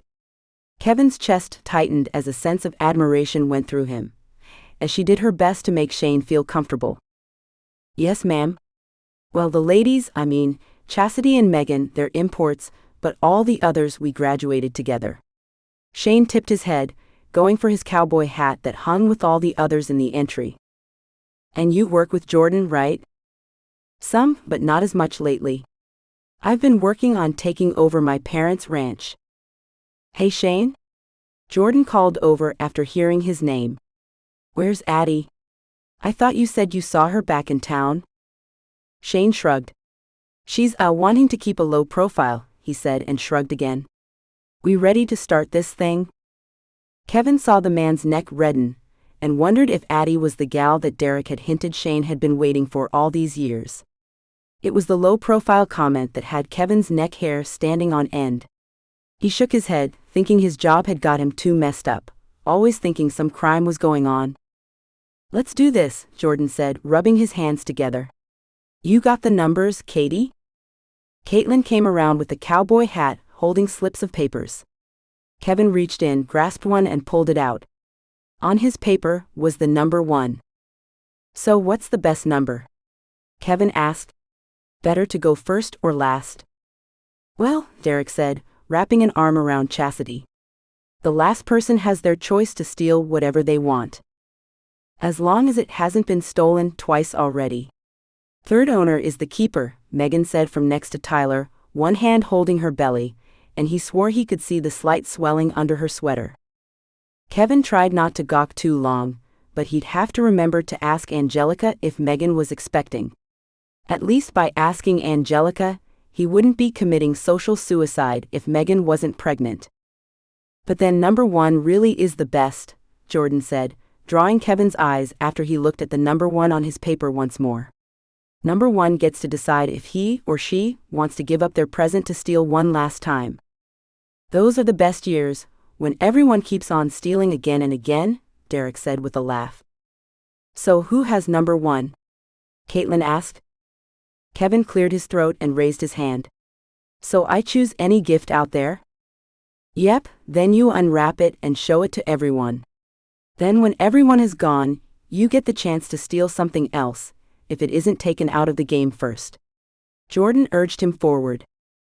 There were 9 wrapped presents, and with everyone's eyes on him, he wanted to grab one and sit back down. He chose the smallest one, since he didn't even know where he'd be living in the next month, and returned to his seat where Angelica made a little room for him. Her eyes sparkled as she looked at the package in his hands. What do you think it is? She whispered. I have no idea. He smiled and unwrapped the gift by carefully tearing the tape. We'll be here all night at this rate, Jordan said, rolling his eyes and laughing. Kevin ripped into it at that point, but it had been wrapped several times in a variety of different wrapping papers, giving everyone a good laugh and causing the heat in his neck to travel up onto his face. Will this torture never end? He said dramatically, making everyone laugh harder. Finally he pulled out the item, which was a plastic reindeer. Caitlin covered her mouth, and Jordan laughed so hard he was falling off the couch. Oh goodness, Angelica said, quietly giggling. Kevin turned the package around until he saw it was a reindeer that pooped out candy. Well, if that isn't, but he didn't finish because he had no idea what to say. He chuckled and sat the reindeer on the arm of the couch. So who has number 2? The game continued on with so much laughter that Krista poked her head out several times, scrutinizing them suspiciously before returning to watch the younger kids. There were silly gifts like his reindeer, practical gifts like coffee mugs with silly sayings, a funny shirt, games, and even a large can of green beans, seriously the largest can of green beans he had ever seen. The hot ticket item at the moment was Twister. In fact, it had found its third owner with Jordan. You know that our next party is totally going to involve this. Angelica's eyes went wide as the room laughed. I didn't think that it would be that popular. So that one was yours? Kevin asked, wishing the game would go on forever, because he didn't want the feeling of her sitting so close to ever end. She nodded, then looked down at her paper. I'm next, she whispered to him. I don't know what to do. I don't want to steal. It's part of the game. People expect it. He wanted to encourage her to steal, because then the game would continue as the person she stole from would have to choose the last present or steal from someone else. Yet when he saw her hands fidgeting, he said, "You can take the last one. It's okay. You must have number 9, Angelica. Are you going to steal or take the last one and end the game?" Caitlin asked. Angelica sucked in her lips and tapped her foot. Kevin couldn't stand her feeling uncomfortable. He leaned over to her and whispered, "Steal mine, then I'll get up and find another one." She read his eyes and finally smiled a grin full of gratitude, and took his pooping reindeer with a quick snatch. The room roared with laughter with raunchy jokes that made Angelica's face redden, but she still smiled at Kevin. He stood up, walking around the room as people set out their mugs, games, and the can of green beans. Everyone watched, wondering what he would do. He stood in front of the last present, then swiveled around quickly and grabbed the can of green beans. The uproar continued as the stealing went on. When Derek stole a mug from Shane, Shane turned to Angelica and stole the pooping reindeer. Before he even knew what was happening, Angelica took the large can of green beans from him and said, "Third owner." Kevin's sides hurt from laughing so much. He bent over, thinking he'd surely die if he didn't get a moment without laughing. Krista stepped into the room and sat by Megan. "You guys are lucky the kids were tired. I can't believe they all fell asleep with the ruckus you adults are making." "You're hired anytime you want a job," Chastity said through her laughter. Okay. This is torture. Just end it, Armstrong," Derek said, then laughed harder. "Old habits die hard, sorry, Kevin." Kevin agreed with Derek. It was time. It had been fun, but it was getting late, and he was sure everyone's sides and cheeks were hurting like his. He glanced around once more just in case, but then realized something. "I don't think I have a choice, anyway. Everything has been stolen twice already." "That has never happened before," Jordan said. The look of complete awe on his face had everyone quiet for one moment, before people were rolling on the floor with laughter. Kevin snuck in to take the last present while they were all lost in fits of giggles, unwrapping to find a reindeer beanie filled with chocolate. Angelica hiccuped and breathed out soberly. "That's a cute hat," she said, though for some reason her voice sounded sad. He looked down at her can of green beans and felt awful. "Want a trade?" "Really?" she asked. "You want the green beans?" He dumped the chocolate on his lap and put the beanie on her. "Well, the hat looks fantastic on you. How could I deny you that?" He smiled. "We could split the chocolate?" "Deal," she said, and he couldn't help thinking that making her happy was the best feeling he ever had. "Well," Megan said, sitting on the edge of the sofa. "That was a really sweet thing to do, Kevin, and I think you may get a reward for it." "What do you mean?" Kevin asked, glancing at Angelica and then back to Megan. "Let's just say you can't always judge a book by its cover." She winked at them, then helped Caitlin pick up. Angelica stood and started picking up as well, and soon everyone was doing a part. It didn't take much to have the place spotless again. When Chastity came out with a bundled and sleeping baby, Kevin at once felt relief and regret. He wanted to get Angelica alone, but he didn't want the night to end. The drive to her aunt's wasn't long enough. "Well, back up," Angelica said, nudging into him. "You ready?" "As long as you are," he said, and at her nod he started the goodbyes, being sure to thank Jordan for inviting him and Angelica. When he shook Shane's hand, the quiet guy said, "You're not too bad for an import, Armstrong." "Well, that's because I'm not really an import, we're from the same county." Kevin slapped his arm. "See you around."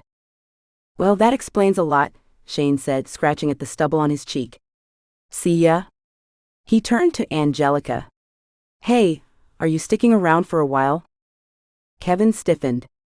He hadn't thought about Shane making moves on his gal, except she wasn't his gal, at least not officially. Angelica went rigid and stepped closer toward Kevin. "I came with Kevin." Shane looked from her to Kevin, then back, his brow furrowed. "I meant staying in town. I've been helping at Camp Hope, and Josie's been looking for some help. You're right, Shane. Megan joined them. I hadn't thought about it before, but Angelica would be the perfect fit. Perfect fit? Angelica asked, then glanced at Kevin as if for support. What kind of job is it? Kevin asked, his shoulders rolling back with the feeling of giving Angelica the support she needed. It's not paid, just volunteering to spend some one-on-one time with kids that need a little extra love and care, Megan said, looking at Angelica earnestly. You know, the ones that have been through a lot of traumatic situations. Angelica held her breath, and he wrapped an arm around her. Maybe that's something to think about? He couldn't tell if she had reacted from the desire for that job or fear of it. Either way, she shouldn't feel she had to give an answer right then. Yes, she said, letting out her breath and relaxing against his arm. I will think about it. Thank you for thinking of me. That was a great call, Shane, Megan said. Angelica, why don't you come by the camp sometime next week, and I can show you around? That way you can see what it is you would be doing, if you decide you might want to.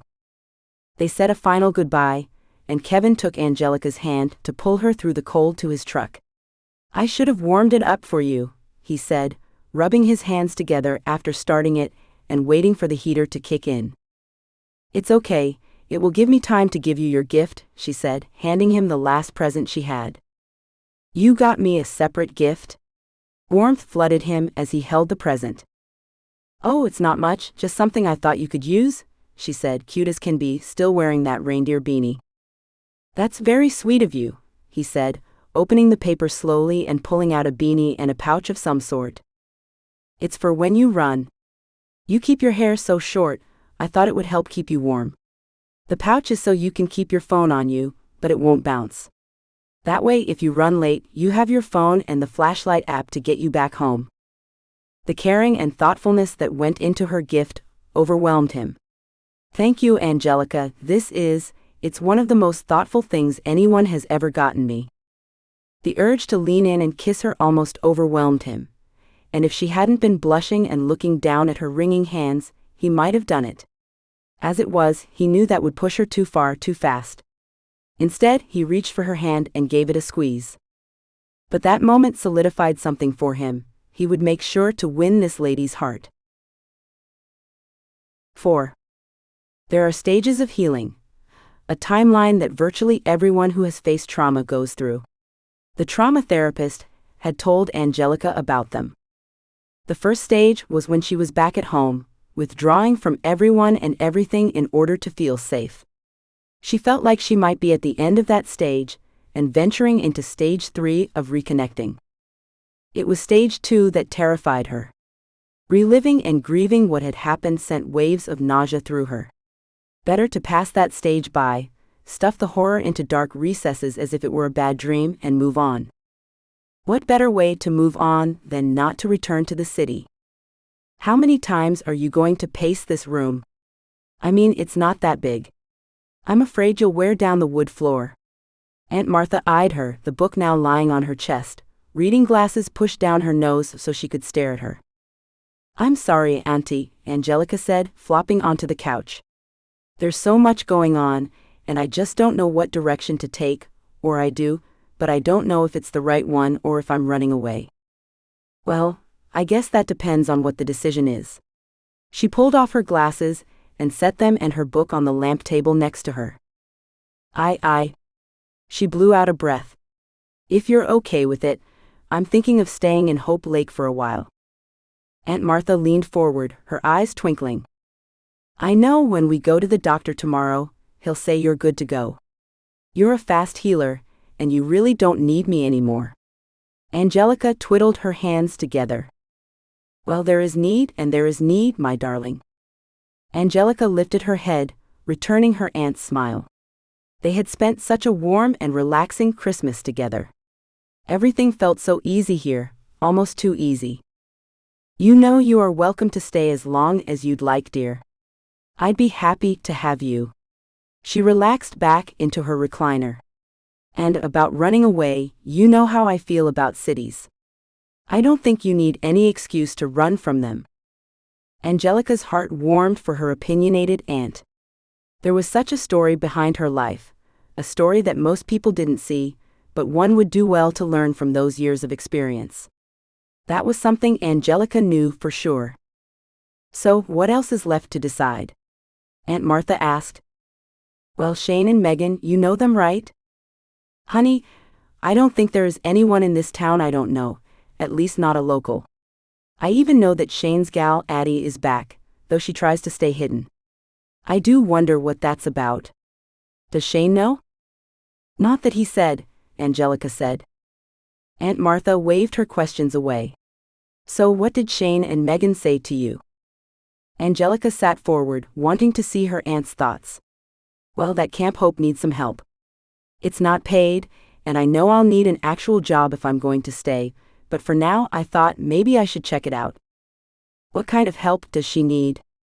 I know you went to horse camps, but not Western style, which is what Josie does at Camp Hope. Is it working with the kids, or in the office? It is with kids that have been through trauma and are having a hard time readjusting. Angelica sucked in her lips, that nervous quiver back in her legs. Ah, I see. Aunt Martha folded her hands, and her eyes faded for a moment. Then she turned and looked her directly in the eyes. Do it. I think it would help you heal, too. But what if I'm no good for them, Auntie? I mean, I'm still a mess. I still get flashbacks that incapacitate me, and I really haven't gone through stage 2 yet, and... Aunt Martha shook her head. Honey, sometimes the best way to go through something is to help someone else go through it. Angelica's foot tapped the floor rhythmically, and her hands wriggled. She pushed up to a stand, pacing the same stretch of floor again. Angie? Aunt Martha waited until she met her eyes. Go for a walk, dear. Maybe the fresh air and the lake will help you think clearly. You're probably right, she said, bending to give her aunt a kiss before snatching up her purse and leaving to walk to the lake. Aunt Martha's house was only a block from the lake, but farther from town than where Kevin was staying. She felt strange walking the lake in front of his house, and tried not to look at it in case he saw her and thought she was stalking him. The Christmas party had gone well. In fact, each time she thought about it, a lingering smile came to her lips.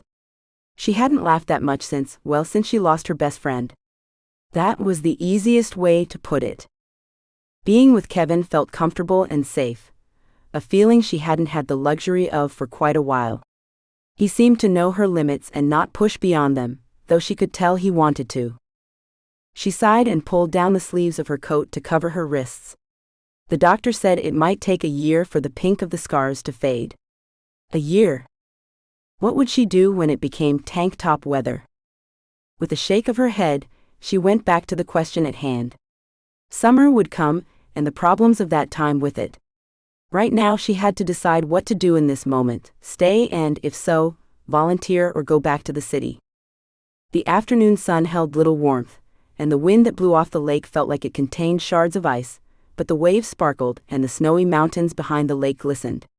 Something about the scene lent a state of peace, and she allowed herself to relax into it. Slowly she became aware of the sound of children playing, but didn't really pay them much attention until she heard her name being called. Hey, you came. Caitlin called out, jogging toward her. We're over here. Angelica's step faltered. She glanced behind her to see if Caitlin could be talking to someone else, but only the lake answered back. She turned to Caitlin, forcing a smile. I'm so glad you came. I know how hard it is to, talk about things. Caitlin stopped, her eyes widening as Angelica's face must have shown the horror that rolled through her. Not that you have to talk. Just come hang out. No pressure. Caitlin linked an arm in hers, as if she feared she would run in the other direction, which was exactly how Angelica felt at that moment. Glad to see you, Megan said with a wide grin, and Chastity smiled and made room for her at the table. It's freezing today, so Jordan set us up with the propane heater, Caitlin said, sitting Angelica down right beside it. Your hands are ice. I'm not used to the mountain winters yet, Angelica said, finding her voice and still trying to come up with an excuse to leave. Yet? Megan leaned forward. Does that mean you've been thinking of coming up to Camp Hope? We have our winter camp coming up. It would be the perfect time. I have been thinking about it. Angelica sucked in her lip. It doesn't hurt to come for a visit. Sometimes Camp Hope decides for you. Chastity gave a little shrug as she adjusted her sleeping son, pulling his thick blanket tighter around him. You help there too? Angelica asked her. Well, kind of by accident. Derek was helping, and I showed up. That's where I met my daughter. She smiled as she looked over her shoulder at Cammy, who was mimicking everything Krista did. We bonded over our pasts. Somehow we just knew that we were made for each other. Megan gently cleared her throat. Not to sound all professional here, but Chastity, would you like to share your past with Angelica? Angelica's heart raced, and all of a sudden the heater felt like too much. Yet she couldn't take her eyes off Chastity. Something in the woman's eyes spoke to her of an understanding that went far beyond what words could explain. I don't mind, but only if you want, if you're ready? Chastity asked. Angelica licked her lips, but couldn't get her voice to work. You see, Megan said. The three of us have all been through some sort of trauma. I was stalked. Caitlin was kidnapped. Well, for approximately 15 minutes, Caitlin shrugged. 15 terrifying minutes that changed your outlook on life. Megan held her gaze, and Caitlin nodded with a swallow. We don't put down one person's trauma or say one is worse than the other, though. She glanced at Chastity. I actually died. Chastity said, softening her words with a gentle smile. Obviously, I didn't stay that way. I'm glad to hear that, Angelica said, swallowing past the large lump in her throat. I'm sorry you all went through what you did. I'm glad you're all okay. Well, thanks to our men, Megan said with a smile. And to yours, Chastity added. I mean to Kevin, not that, well, it's just, I always put my foot in my mouth. Angelica covered her mouth, partly to hide her smile, and partly to cover what she knew were her flaming cheeks. It's okay. We aren't an item, but I'm glad he could help you. You aren't an item yet, Caitlin said with a wink. One thing at a time, ladies. Can't you see she's overwhelmed as it is? Megan said, but gave a laugh. Anyway, I wanted you to know at least a bit of our background. You aren't alone, and you have friends that are here to support you should you want to talk. I appreciate that. Thank you. Angelica smiled, but did not offer any information. Megan nodded at that, and they started talking about their Christmases with their families. Only Megan talked about her dad coming out for the holidays. So do all of your families, except for Megan's dad, live in Hope Lake too? Angelica asked.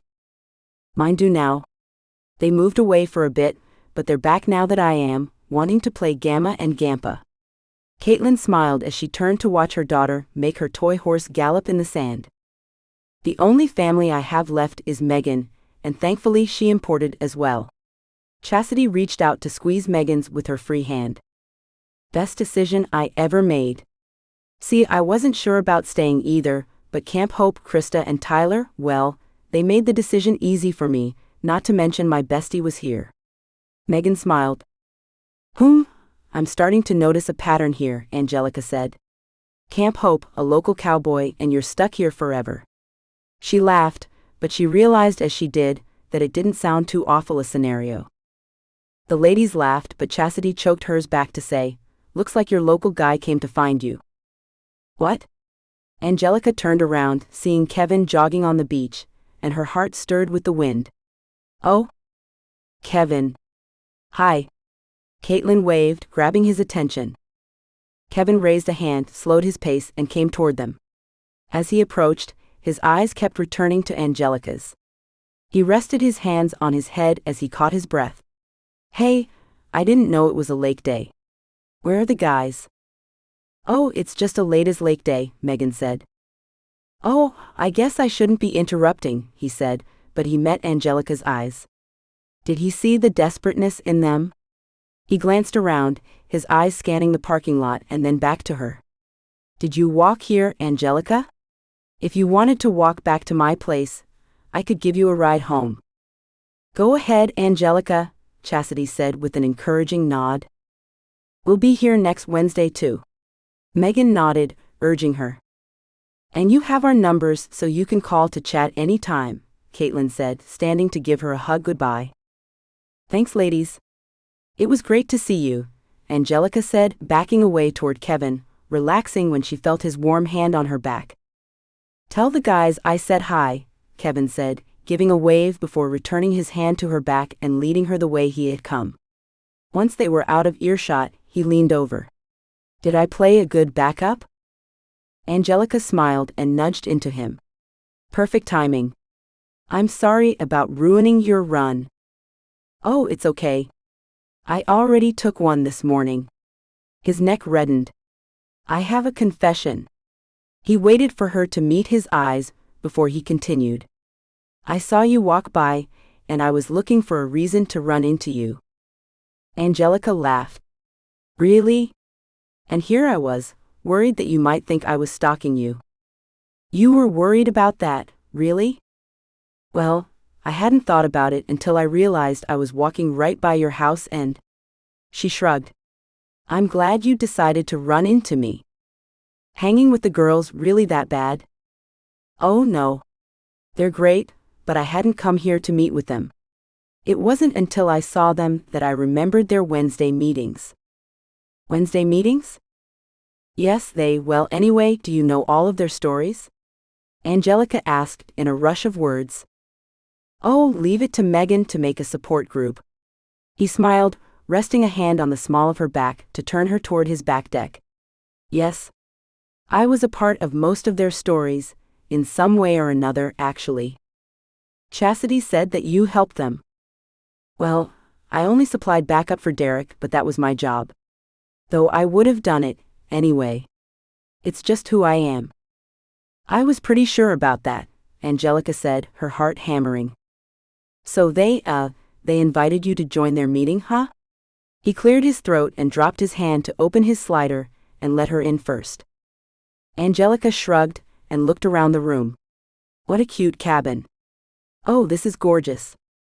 It's Megan's, she bought it before she and Tyler, well, anyway. They live on Tyler's horse ranch now.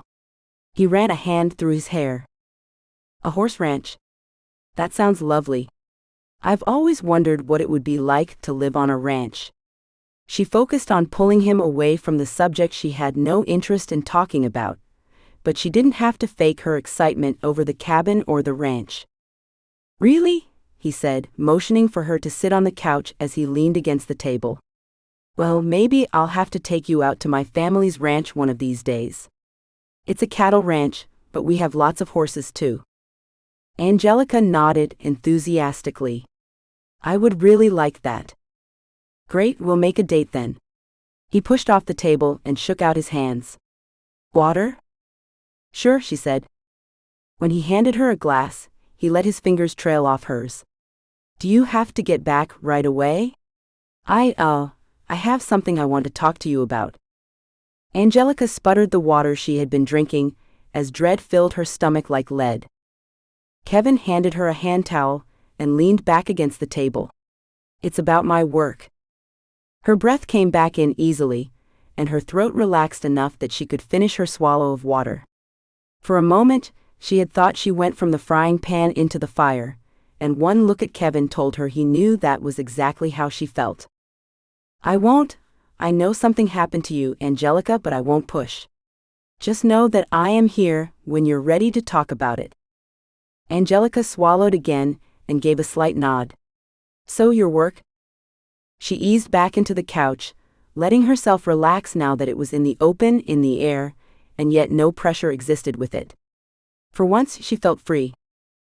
Kevin paced the room for a few rounds, her eyes following him and remaining there as he sat in a kitchen chair across from her. Why he felt the need to tell her he didn't know, but he woke with the incessant thrumming of it needing to be told. I'm on paid leave while being investigated, he blurted out. Angelica's eyes widened slightly, but softened in understanding a moment later. What happened? I'm sure whatever you did for the right reason. I did. He leaned forward onto his elbows, clasping his hands to keep them still. If I hadn't done it, a little girl wouldn't be home with her family right now. Angelica sucked in a breath and sat rigid. Then you did the right thing. My superiors don't see it that way, he said, his right foot tapping, the rhythmic sound somehow comforting. Then they aren't the right superiors for you, she said matter-of-factly, and her eyes held a hardness he hadn't seen in her before. He chuckled, the sound coming from him involuntarily and almost sarcastically. You know, that's pretty much what Derek told me, and he's the only other person who knows about it. I mean, outside of the FBI, that is. Her lips moved into a pretty O shape, as her cheeks blushed in that rosy pink that looked so good on her porcelain skin. He dug his heels into the floor and squeezed his hands tight to keep him from going to her. I thank you for trusting me with this, she said. I'll keep it to myself. His lips pulled up into half a smile, thinking about her being the niece of the town gossip. I'd appreciate that. How long will the investigation take? He shrugged. I guess they could drag it out as long as they want to, but I'm not really sure. You'll stay here then? Until the investigation is over? She lowered her gaze, the pink deepening. Yes, at least until then, and as long as Tyler and Megan don't need their beach house. It's a cute house, she said, glancing around again. His half-grin ripened into a full-blown smile. I'm kind of getting attached. To the house, to her, to being home. She met his eyes, and they questioned him as if she could read his mind. He rubbed the back of his neck and stood up. You hungry? It's getting close to lunch, she said, taking her phone out. I should probably see if my aunt needs anything. Tell her we'll bring her takeout, whatever she wants from the cafe. The spur-of-the-moment offer sprang out of his mouth, as if a part of him had planned this all along. Yet his words surprised him, and Angelica as well. Are you sure? She asked. Absolutely, he said as he grabbed up his wallet and keys. He turned back to her, seeing her text. Your aunt really texts? Sure does, better than my parents, she said with a laugh. Her phone chimed, and she dropped her gaze to read the message. She's being her normal, don't worry about me self. You know what? Just tell her we'll bring her something. I'm sure Sadie at the cafe knows what she normally orders anyway. Really? She finished texting the message and slipped her phone back into her purse. Yeah, aren't small towns wonderful? He led her toward the door, opening it for her and locking it behind them. Yet you still lock your door? She raised an eyebrow. Old habits die hard, he said, checking that it was locked once more before leading her to his truck and opening her door. And even small towns have their dangers. Such as everyone knowing everyone else's business? Angelica arched an eyebrow. Such as that. He closed her door gently and climbed into the driver's seat. But I guess that keeps a person honest. I never thought of it that way, but yes, if there aren't any skeletons to hide, it doesn't matter if the closet is opened. She kept her gaze out the window, her hands twined in her lap. But who doesn't have skeletons? Kevin regarded her closely as they stopped at the stop sign. Out of the corner of his eye, a flash of blue went past. He leaned forward to see the car turning down the next street. It took everything he had not to chase it down. If Angelica hadn't been with him, he would have. He glanced at his glove compartment, wishing he had brought his gun. He felt so undressed without it. Instead of following the car, he pulled into Hope's Cafe's parking lot as he piled through his memory for anyone he knew who drove a blue sedan. He only drew a blank. You okay? Are you worried people will find out about the investigation? Angelica touched his hand briefly, drawing his attention back to her and the conversation they had been having. No. He shook his head, but mostly to clear it. I mean, it might make it harder for Derek to hire me back like he promised, but it's bound to come out eventually. I'd just like to know the outcome before people hound me with questions. You might become a deputy here again? Had he imagined the hope lining her question? He studied her eyes, trying to figure it out. Maybe, but it will all depend. He stepped out of the truck and met her at the passenger door. What about you? Have you decided if you'll stay? She took his offered hand, blushing again. There's so much to consider, but I'm not in a hurry to return home, I mean to the city. I'm guessing it no longer feels like home there for you. He read her changing expressions as they walked into the cafe. Just two? Sadie asked, picking up two menus and guiding them back to a booth. I'll get you a couple of waters while you decide. Good to have you back, Officer Armstrong. She winked and walked back to the counter. Kevin only glanced at the menu before meeting Angelica's eyes again. She smiled, pushed the menu aside, and shrugged. Is it weird to feel like the place you always knew as home doesn't feel like home anymore? Nope, places change, he searched her eyes, and people change. Besides, Hope Lake is kind of contagious. She smiled, but her eyes searched his as if wondering how much he could tell by looking at her. Do I hear a taste of homesickness? Maybe a skosh, he said as he held up his thumb and a finger close together, then laughed. They gave the waitress their order, and he settled back into his seat, sipping on a lemonade, and wondering how he had convinced Angelica to go out with him without even technically asking her out. Her smile was shy and wavering, as if she had mixed feelings about being there with him. Finally she bit her lip, then asked, Do you want to go back to the FBI? She had lowered her voice and sat forward, and he appreciated her discretion. Honestly, he asked and leaned forward. It depends on the moment. She nodded, her lips slightly parting as she blew out a breath. I understand. It's a thrilling life, I'm sure. Life is the right word.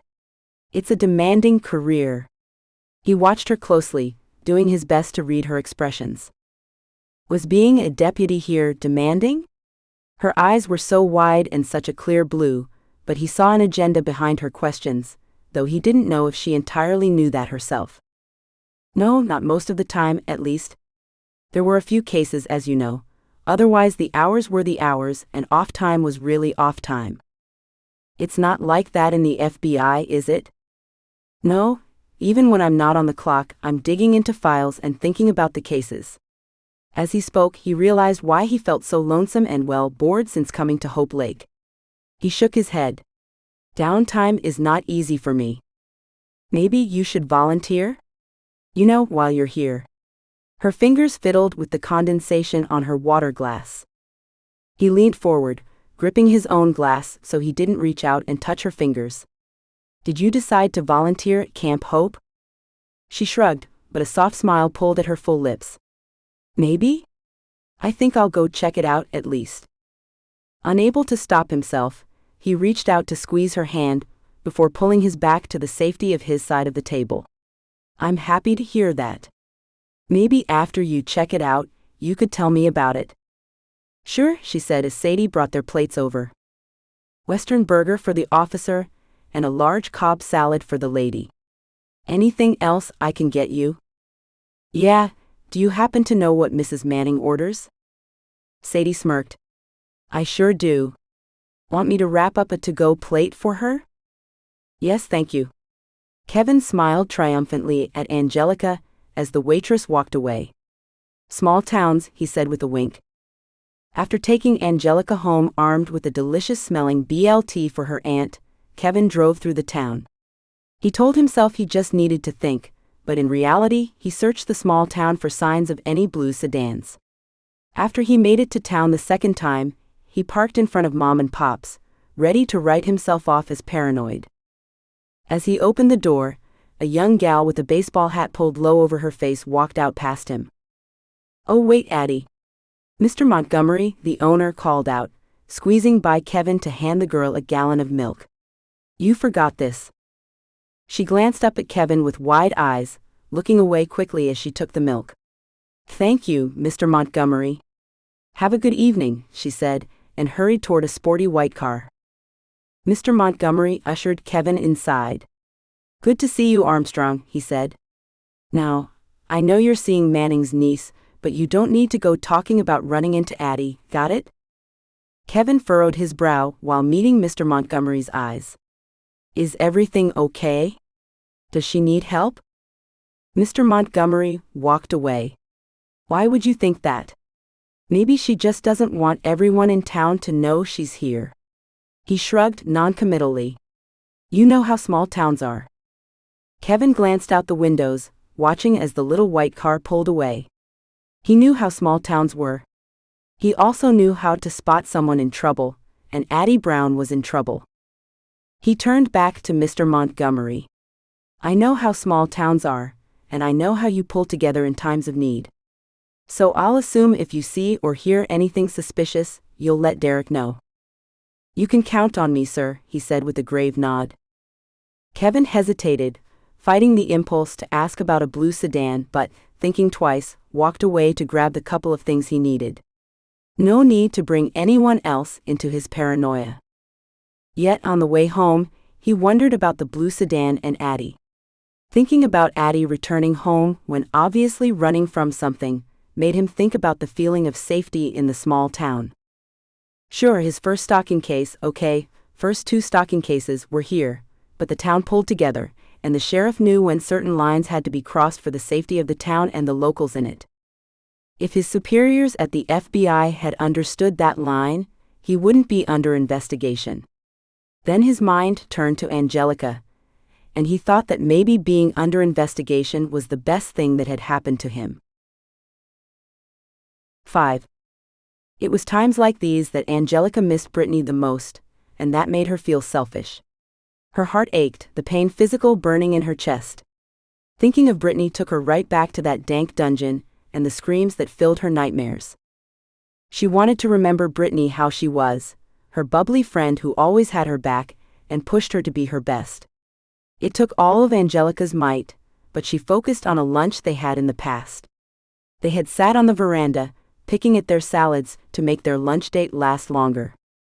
I'm afraid you're going to fall for that cowboy you keep talking about, Brittany had said, faking a pout. You mean Deputy Armstrong? Yeah, you get all moony-eyed talking about him.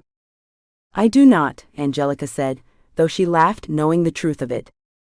I can just see you now, living in that white-picket-fence, perfect small town with 2.5 kids running around with the perfectly well-behaved dog, and leaving your best friend all alone in this ugly city. Angelica had sat forward, feeling a giddiness within her. You could come with me. I'm sure he has some cute cowboy friends or a brother. Besides, I'll need someone to help with that half a kid. I'm sure they'll need a lot of care. Brittany had laughed, throwing her blonde curls as she did, catching the eye of every single man at the restaurant. It'd be a dream, Angie. She sighed. Maybe one day. Angelica wiped her eyes and rolled over in bed. If only she had known. If she had, she would have taken Brittany to Hope Lake right then. They would have been safe here. Brittany would have still been alive. Instead, Angelica was safe here in Hope Lake, wishing her best friend was still alive because she had no one else to talk about Kevin with. She was selfish and the worst friend ever. She curled into a ball and lost herself to the sobs. The sun shone through her window once she had emptied herself of tears, leaving her feeling raw and fragile, like a shell of what she used to be. A soft knock had her blinking and sniffling. Angie, you okay in there?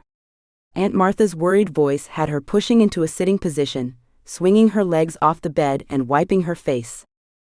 I'm fine, Auntie, she said, trying to make herself look presentable. You can come in. The door slowly creaked open, and her aunt peeked in like she didn't know if she'd have to shut the door on a feral animal lunging to attack her. I thought I heard, oh dear. She hurried as well as she could to Angelica's side. You can talk to me, you know. I know, Auntie. She sniffled as Aunt Martha drew her into her arms. I'm just missing Brittany. Aunt Martha smoothed her hair. She has been your best friend since you were 10. There's no replacing her. I get that. Her gnarled hand soothed her, petting down her hair as she drew in deep shaky breaths. You know, that friend of yours was so full of life. I'll always remember the time you two spent a week out here. She never wanted to stop, always dragged you to the beach all day every day. She liked boy watching, Angelica said, remembering the summer when they were 15. She had such a zest for life. She did, and she'd hate to see you wallowing in bed pining over her loss. Aunt Martha looked up at the ceiling. I bet she's up there right now, giving you a piece of her mind. Angelica forced out a small laugh. You're probably right. What would she tell you? Aunt Martha looked at her, taking her hands in her own. What would Brittany tell you right now? To stop being scared. The words flowed out immediately, surprising Angelica. That's what I thought she would say, Aunt Martha said with a nod. You know, the longer you grieve her loss here, she said, touching her head, the longer you won't feel her here. She tapped her heart.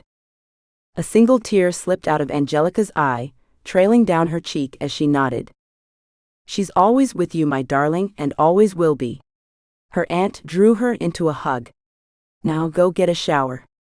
I have cookies baking for Offie, Kevin, that I want you to take to him. Auntie? Angelica's breath caught in her throat. What? Can't an old lady show her gratitude?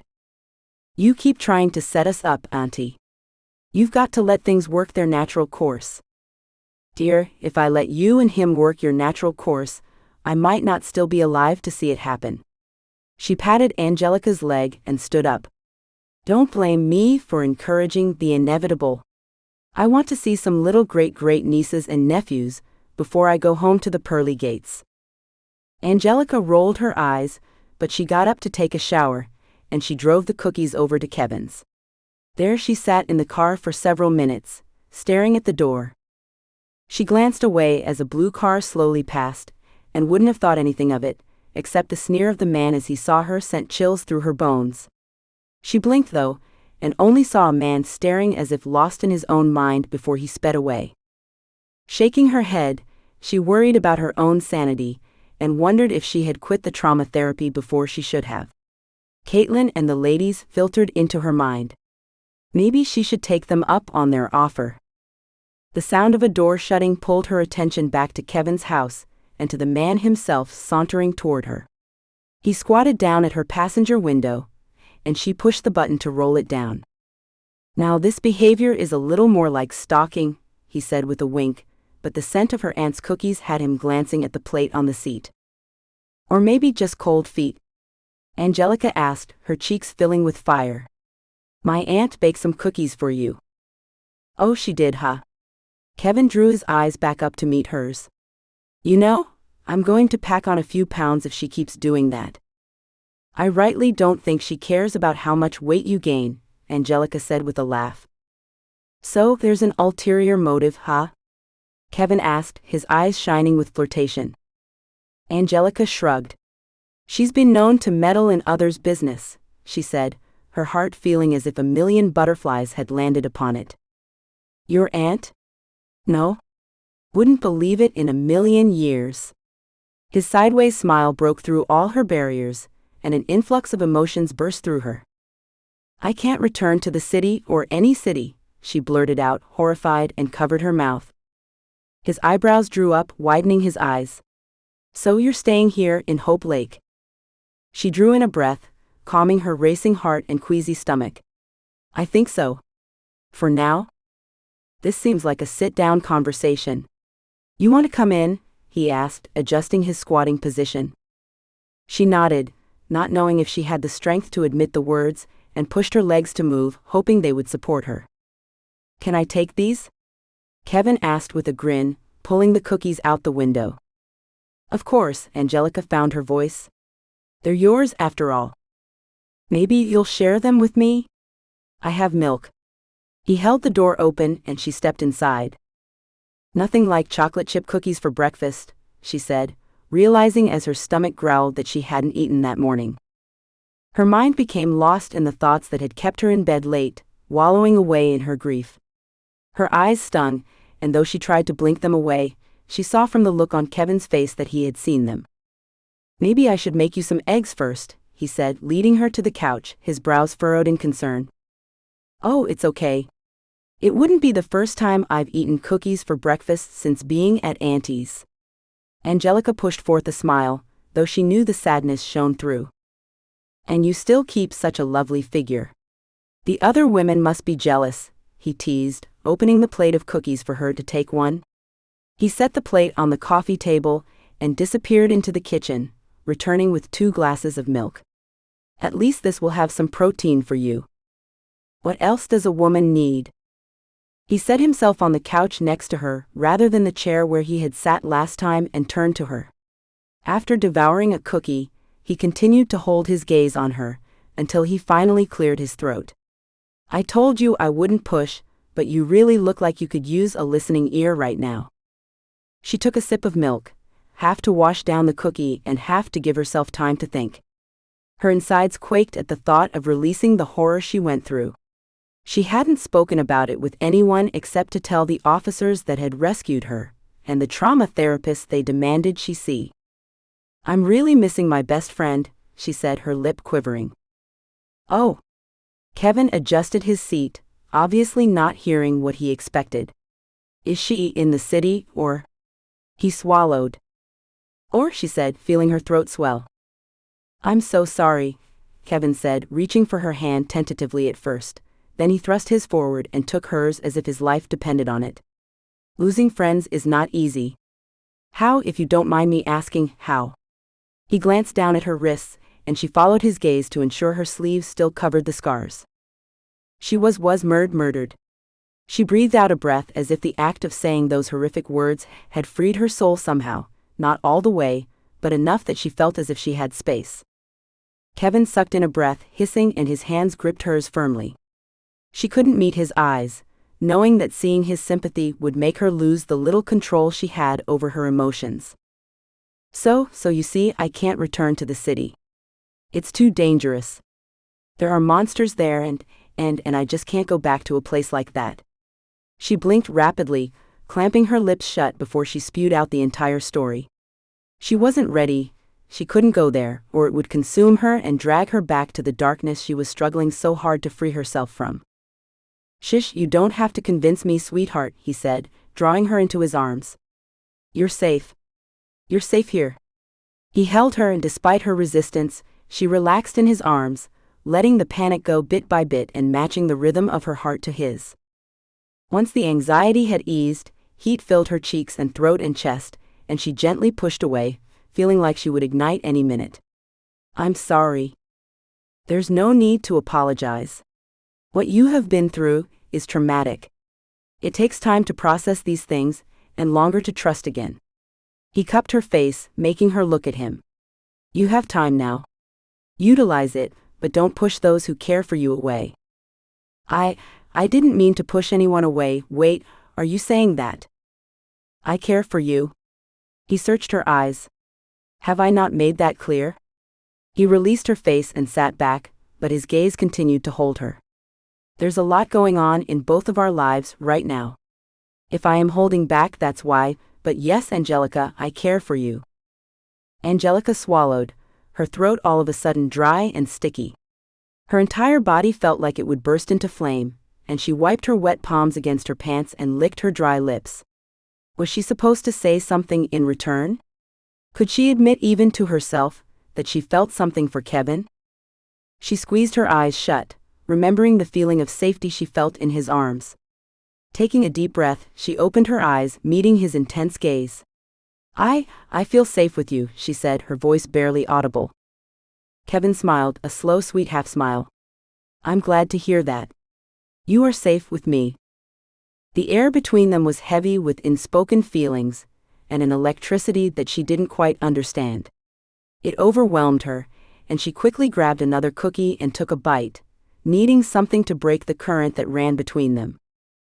Kevin laughed, then took a cookie himself. So, what are you up to today? Angelica swallowed and took another drink of milk, making up her mind about a few things as she did. I'm going to call Megan and see if I can get a visit in at Camp Hope. I think that's a wonderful idea, he said. Megan is a great person for you to get to know more. If anyone will understand what you are going through, it's probably her. At least to a point, Chastity survived. As he searched her eyes, she read the worry in them, and she knew he didn't want to upset her. I've heard at least bits of the story, she said, focusing on their story rather than hers. Do you think it strengthened their friendship? I mean, she moved out here after Chastity stayed. Kevin smiled. Well, that may be. I think some bonds are just strong to begin with, but certain events can definitely strengthen them. There's a trust that develops, you know? Angelica nodded and pulled out her phone. What are you doing? Kevin asked. Texting Megan right now before I lose my courage. That a girl? Kevin said, rising and kissing the top of her head as he passed by her toward the kitchen. That one simple act had her thumbs freezing mid-text. He did care for her, and the feeling warmed her down to her toes. Kevin paced the small living room in the cottage, his eyes flicking toward the beauty of the lake, as if reminding him there was more to life than what lay before him at this moment. Yet, everything depended upon the outcome. He had worked so hard to get into the FBI. It hadn't been easy, the tests were grueling and the hours relentless, but saving people was what made him thrive. It was when he felt most alive. Though in the last couple of weeks, there were other moments when he had that same rush.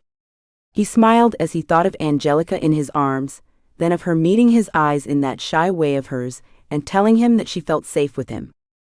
That feeling right there beat out all the others.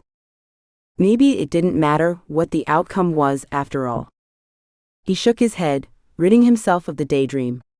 He knew the feeling of first falling in love, and that it didn't last.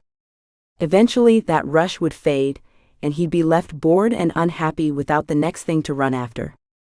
He needed this job. He needed the thrill, the constant infiltrated exhilaration of getting closer and closer to solving the case until the final elation of capturing the perp. He swallowed. The image of what had happened in the moments he held his breath after his gun went off flashed through his mind, the startled expression and the body dropping as if in slow motion. It wasn't that he regretted what he had done. The man needed to be kept from hurting little girls, but it was never easy taking a life, no matter how needed it was. Besides, it had been either him or the perp. The man's gun had flashed on its way up, barely missing Kevin's hip, before he had succumbed to Kevin's bullet. The problem was the forensic team couldn't find the wayward bullet, and some said he had planted the gun after the fact. His superiors didn't believe that rumor, but they knew he had entered without a warrant and without what they would call probable cause. It didn't help that his partner had been out that day, dealing with a personal matter. Kevin had followed a hunch that brought that little girl Sarah back to her family. His phone vibrated, tingling his hand numb as he answered. They were ready for him. 2 long strides brought him to his laptop, already set up. He shook out his hands and clicked the button to join the meeting. "Morning, sir," he said to his direct superior, Gunther. "Morning, Armstrong." Gunther cleared his throat. "This here is Special Agents Anderson and Burton. They'll get you caught up." Kevin listened as the agents disclosed the evidence of finding the bullet, lodged in a bookcase. Apparently, it had ricocheted off the metal furnace, turning it almost 90 degrees in the opposite direction of where anyone was looking. They further explained that the forensic team had discovered a defect in the original bullet casing that made it release at an odd angle. Kevin breathed out a sigh. "So we're good?" "Not quite," Gunther said. "Thank you, Agents Anderson and Burton. I'll take it from here." The 2 other agents disappeared from the video call, leaving his boss's face taking up most of the screen. "What's going on, sir?" Kevin sat forward, peering at the computer screen. "Headquarters isn't happy with the way you handled the acquisition. Your vigilante style can cause havoc for the PR department." "The girl is safe, sir. She's home with her family. Isn't that our job?" "Yes and no," he said, rubbing a hand through his hair. "You got yourself in a tight spot here, Armstrong. The problem is, another agency was monitoring this guy. We didn't have the approval to go in. Supposedly, he's working with a partner." "What?" Kevin said incredulously. "That wasn't this guy's mo. He was a lone wolf, a solitary killer." "That's not what Mendez is saying." Kevin started. What did his partner have to do with this? Weren't they on the same page? Mendez? "Supposedly you have a disgruntled informant, and you missed something when you went barging in during your last cowboy act." Kevin shook his head. None of it sounded right. Everything in the killer's files pointed to a man working alone. There was no evidence to support a partner. What was Mendez playing at? That doesn't make sense, Kevin said. His superior shrugged. It's your word against Mendez's, and he's not the one on mandatory leave. The case is slow going, but I'll let you know when something lets up or a decision's been made. Until then, lie low and keep out of trouble. Yes, sir, Kevin said, almost choking on the words as he ended the call. He set both his palms down on the table, focusing on his breath as rage built up inside of him. Mendez, his brown-nosing two-faced partner. What game was he playing at, and how did he win by putting Kevin on the spot? He grabbed his phone and scrolled for Mendez's number, but his finger hovered over the green button. What good would it do to call him? It's not like he'd tell Kevin the truth, nor would it do any good to let him see how riled up he was. He slammed the phone to the table and tied on his shoes instead. Something had to be done, but he couldn't do anything, not here, not now. He would explode without doing something. The edges around his vision darkened as he shoved open the sliding glass door, and not even taking the time to go around the deck to the steps, he leapt over the railing, his feet already running as they hit the sand. He ran until his breath gasped out of him as he came into town. Several curious stares turned toward him, but the locals only waved. They had gotten used to him running in the mornings. With his hands on his head he walked, easing the cramp in his side and slowing his racing heart as he drew breaths as deep as possible. Without realizing what he did, he climbed the steps of the sheriff's office. He paused when he saw the blue car pull onto the main road. It hesitated, like it had thought better of the decision and wanted to turn around, then continued on.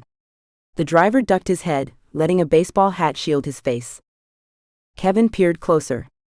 Something about the scruffy jawline under the hat felt familiar. The car took the first left and hurried away, leaving a nagging stirring within him as a shiver traveled down his spine. He shook the feeling off as he stepped into the heated office. Tony nodded toward him and covered the end of the phone he held to his ear. Boss is in his office. Go on back. Kevin tipped his hat, realizing all he had on was the beanie Angelica had given him. He had left his cowboy hat at home, as he always did on runs. Rapping on Derek's office door, he opened it as Derek beckoned him in while he was still on the phone. Yes, Mrs. Fields, I will tell him. Yes, I agree, that is suspicious. Okay, he's actually here right now. Thank you. Goodbye. Derek hung up the phone and looked at him with a raised eyebrow. You bring back trouble with you? Kevin pulled off his beanie and mopped his dripping forehead with it. What are you talking about? Oh, Mrs. Fields says that this blue sedan keeps driving by, Derek said, peering closer at him. Do you know anyone with a blue sedan? Nope, but I've seen the same car several times now. In fact, he passed by as I came in. Baseball hat, Caucasian, scruffy jaw, slight build. He paused his summary as he realized he might know who that was. Know him? I might. Reminds me of an informant I have back in the city. He ran a hand across his short hair. I think I better leave town, boss. Since when do you quit? Derek leaned back into his chair, his ever-present gaze watchful. I'm not quitting, boss. I don't want to bring danger to this town, to you, too. Angelica? Derek asked, leaning forward. And do you feel this possible informant would lead to danger? I don't know, Kevin said, then told Derek everything from his meeting this morning. So on the one hand, they find the bullet which shows you were telling the truth about the gun, but on the other, your partner is pulling something over their eyes. That about sums it up, Kevin said. And there's an informant involved. He didn't give a name, but if it's this guy, that could spell trouble. Then I suggest we bring him in and get to the bottom of this, Derek said, pushing away from his desk. Kevin stood, placing a staying hand on Derek's arm. I don't think that's a good idea, boss. What happened to you calling me Derek? He stepped back, letting Kevin's hand drop. You really going to take the only fun we've had in months away from us? It could be nothing. Could be a tourist that reminds you of an informant. Of course, it could be your informant, and then we'd know more about what's going on. Kevin shifted his weight, the decision weighing heavy on him. We'll just bring him in. You can decide what's to be done after that. Ball's in your court, man, Derek coaxed. I ride with you, Kevin said. You got it. Derek broke into a grin. He slapped Kevin's shoulder and pushed out his office door. Tony, get Miles on the line. We need to put an ATL out for a blue sedan driven by a Caucasian man, slight build, wearing a baseball hat. Yes, sir. Tony put out the call and typed into his computer. Boss, Gertie called from the dispatcher's office.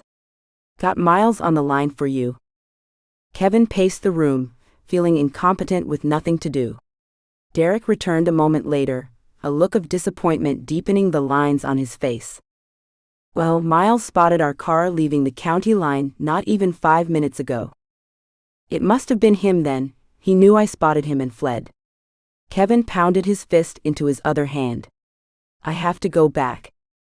Derek led him back to his office. I thought you said your boss specifically told you to lie low. He did, but man, if he knows I'm here, who else does? What mess did I bring back with me? Kevin dropped his head in his hands. Derek leaned against his desk and waited until he looked up. I don't know. It could be nothing, but if it proves to be something, what better place to face it than with friends? Friends that could get hurt in the process, Kevin muttered. It's not like we haven't been through it before, and it sure didn't stop you when it was me and my gal in trouble, did it? Derek patted his shoulder. Come on. I'll drive you home. Get a shower, and we'll keep the ATL on our guy. If he comes back, we'll know it. Kevin followed him out and did as Derek bade, but something in his guts told him he had opened a can of worms, worms that should have been left in the city. 6.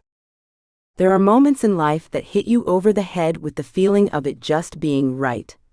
Like you're actually exactly where you are supposed to be, the moment you are supposed to be there. Angelica was having one of these moments. She turned her attention back to Megan as she led her back out of the barn and toward the cabins. The smell of horse, hay, and leather hung on her in a soothing aroma. You like the smell of horses too, don't you? Megan asked. I do, actually. Angelica smiled a little self-consciously. You keep whiffing the air. I was like that at first too. Now it's just a part of my life, but I still love the scent. She turned her back to the cabins, stepping backward as she let her gaze fall on the arena. That right there is where I fell in love. The arena? Angelica asked. Well, yes, a big part of it at least. Krista taught me how to ride in that arena, and it's also where I started spending time with Tyler. I fell in love with both of them. Megan turned back around. In different ways, of course. You have a beautiful family, Angelica said. She glanced at Megan's slightly bulging belly. And it's growing, isn't it? Megan blushed and laid a gentle hand on her belly. It is. I didn't think we'd start this quickly, but... She shrugged. It all aligned, didn't it? It did, Megan said, reading her eyes. Are you ready for your life to align? Angelica's mouth dropped open and she quickly closed it, averting her eyes. Guess we'll have to see. You know, we all have things to work through. You and Kevin aren't alone in that. They came close enough to the first cabin to hear the hollering of excited boys as they prepared for their day. Are you ready to meet the boy that you'll be working with? Oh, I thought today was only a tour. I didn't know I'd jump right in. Angelica paused her step, her heart hammering. He's simply going to accompany us on the tour. There's no expectation today. He won't know that you may come back to spend time with him. I'll introduce you as a friend of mine, and we'll go from there. Megan squeezed her arm and searched her eyes. Angelica blew out a breath. Okay. I can do that. Sorry, I just want to make sure that I'm what he needs. I think you are, but let's see how you feel after today. Megan waited for her nod before knocking on the door. A boy of about 9 opened the door, his glum face pulling slowly into a sad sort of smile. "Hi, Megan." "Hey there, Brody. You ready to help me with the tour?" "Yeah, if you're sure." He glanced past Megan to peek at Angelica, and she smiled. Brody's lips twitched as he pulled back, his brown hair long in a bowl cut swinging against his forehead. The freckles on his cheeks paled slightly, and he licked his lips. "I'll let them know. And grab your jacket too. It's cold out here." Megan turned to smile at Angelica when the boy went inside. "He's a cutie, huh?" "Adorable, but he seems so sad." Megan nodded. "That's where you come in, hopefully. He's been through a lot. I'm not at liberty to give you personal information, but it's okay if he tells you. If you build up that trust, I think he will." The door opened again, and Brody slipped out, zipping up his jacket as he did. "Okay. Ready. Are you sure you want me to be responsible for this?" He eyed Angelica cautiously. The careful way he said responsible touched Angelica's heart, and she wanted to reach out to him already. Yet, she had a similar feeling. Could they really trust her with a boy who seemed to need so much? "You are the perfect guy for the job, I promise." Megan laid an arm around the boy's shoulder. "This is Angelica, a good friend of mine. She wants to learn more about Camp Hope." Brody held out his hand, and Angelica took it in hers as he gave her a brief handshake. "It's nice to meet you, Angelica." "It's a pleasure to meet you as well, Brody. How long have you been coming to Camp Hope?" His lower lip trembled slightly, and he glanced up at Megan before answering. "Since I was 6. I know it all, but I especially like the horses. I think most of the kids do." Angelica noted how he said the kids rather than us kids, and wondered about that. "I like the horses too. Why don't we start with the cabins, and work our way back to the horses?" Megan said, leading the way up. "Okay," Brody cleared his throat. "Well, Camp Hope has 10 cabins for the campers. Some are for boys and some are for girls. Each one has a name. The one I'm in right now is called Owl Cabin. This is another boys' cabin, and it's called Marmot Cabin." "Are all the names animals?" Angelica asked. "Yes, it helps kids remember which cabin they're in. Some cabin leaders make it really fun, like when I stayed in Wolf Cabin. We'd always howl like a wolf when we came together or got ready." Brody gave her a small smile. "The little ones especially like it." "These are the girl cabins," he said, and as giggling erupted from one, he blinked several times and pounded his chest. "How about we show her the trails now?"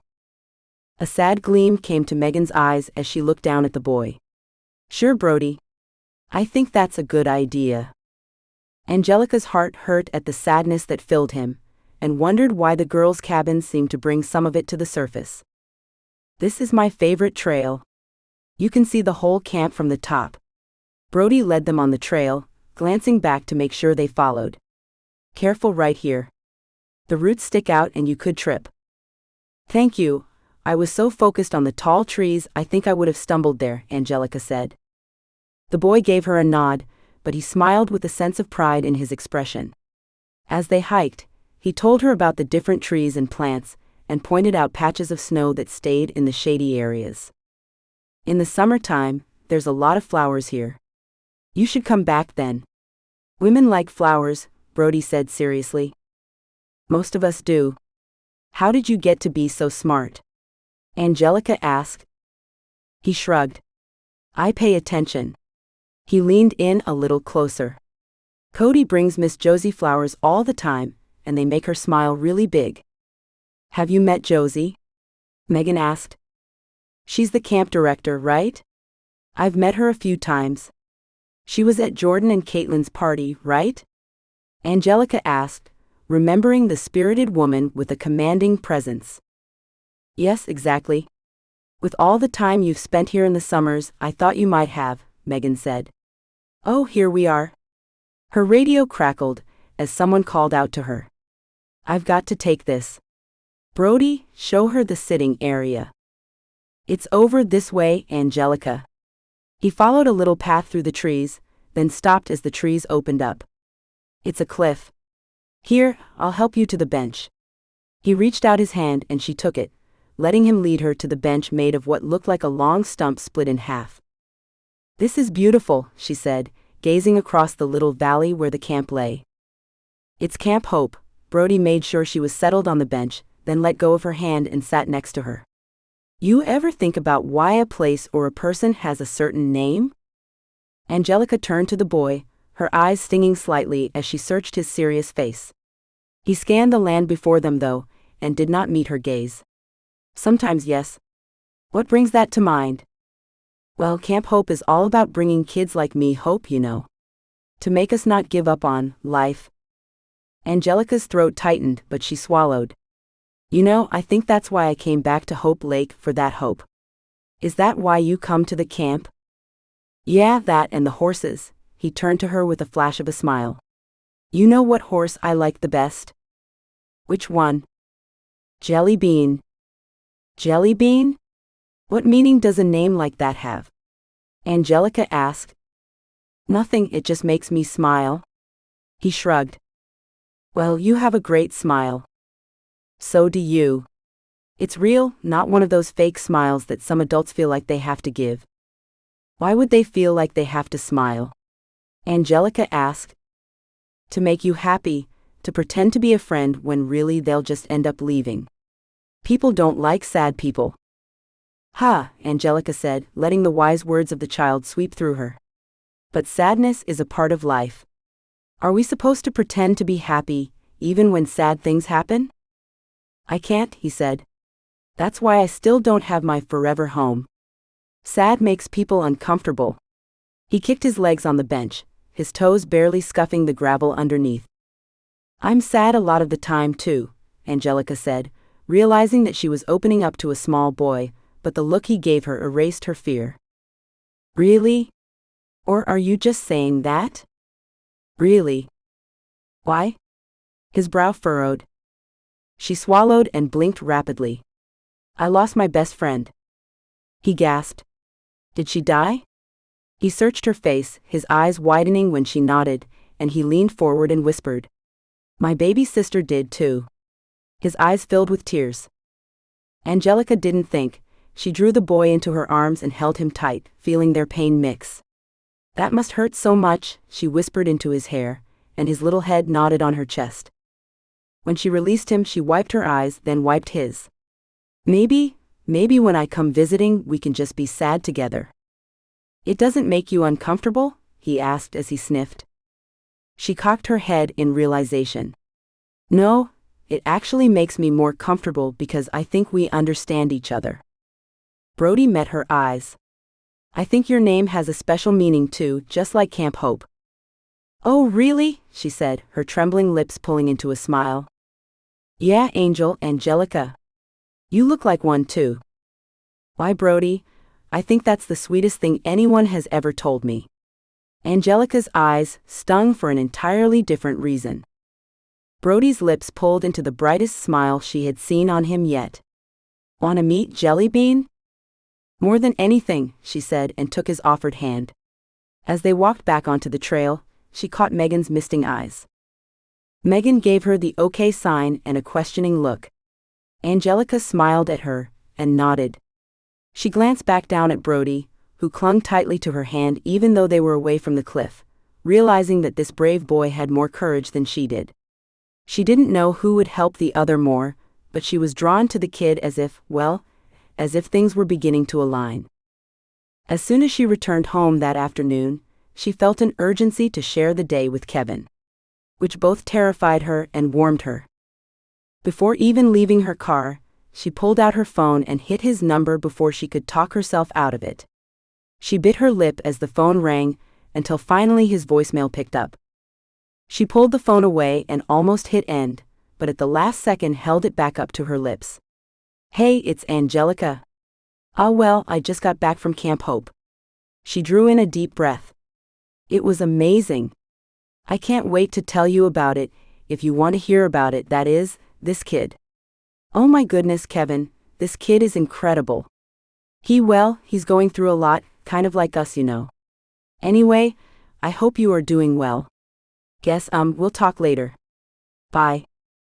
She ended the call and threw back her head with a groan. Could you be any more awkward? Letting her breath out, she grabbed her things and went inside. At least her auntie would be there, eager to hear all about it. Kevin glanced at his phone as it rang, seeing Angelica's number. His heart raced, but he turned the ringer on silent and went back to looking at mugshots.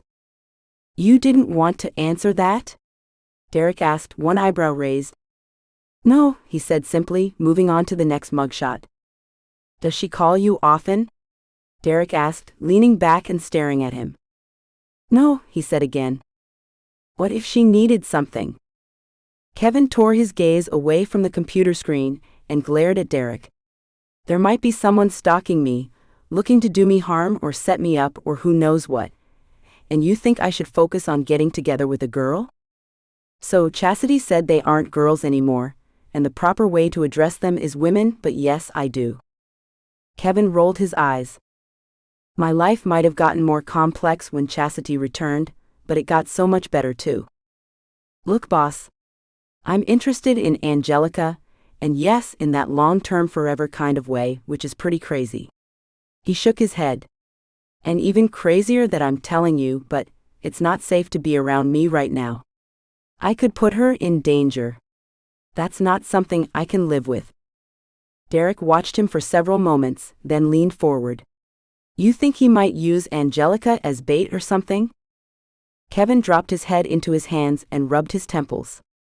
He needed sleep, but he couldn't stop without knowing what this guy was about.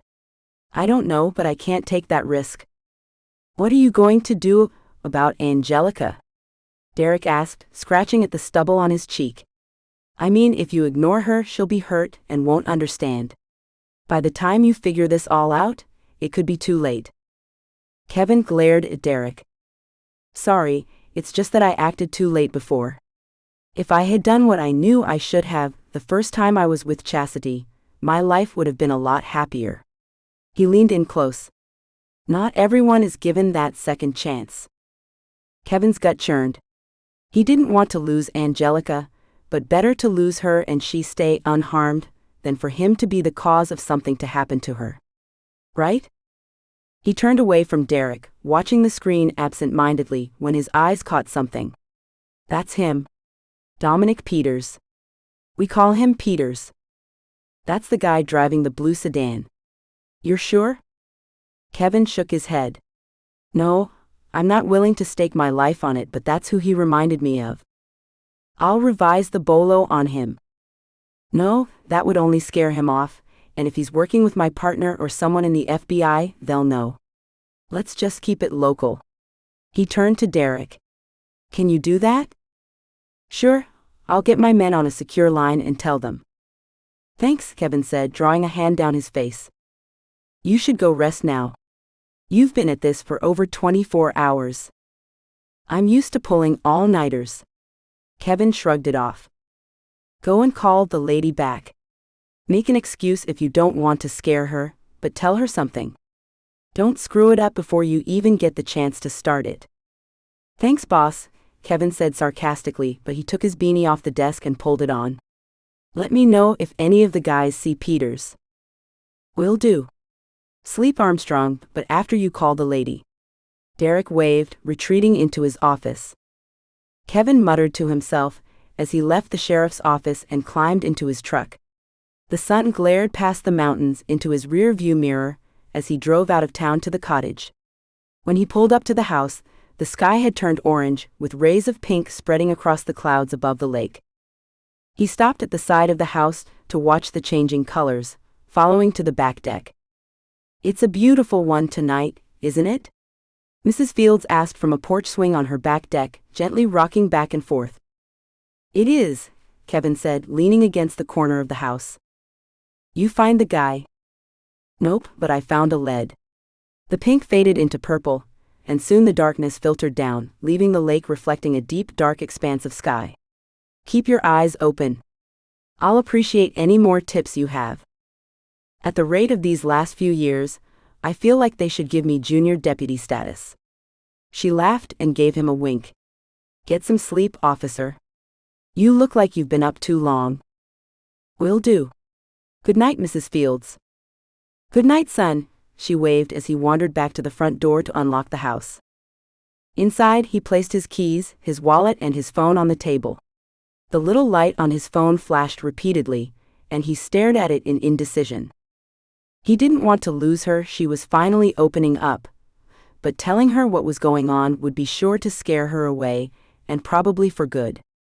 She needed to feel safe, and he had told her Hope Lake was safe, but was it? After pulling off his boots, he glanced at the phone again, but his rumbling stomach forced him out of the chair to scrounge the fridge for some dinner. The leftovers from the cafe called to him, and he pulled out the box and put it in the microwave. The flashing light caught his attention again while he waited for his food to heat. He picked up his phone and listened to the voicemail, his lips curving into a smile as Angelica's voice met him.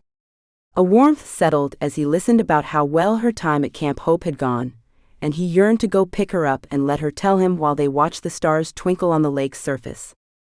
He shook his head. Better to call, or Mrs. Manning might send her over with more cookies tomorrow, and he needed her to stay away from this place. Peters obviously knew he was there, and the last thing he wanted was for Angelica to get pulled into whatever was going on. With a deep breath, he hit the call button and listened to the ring. It rang twice before she answered in that breathy way she had.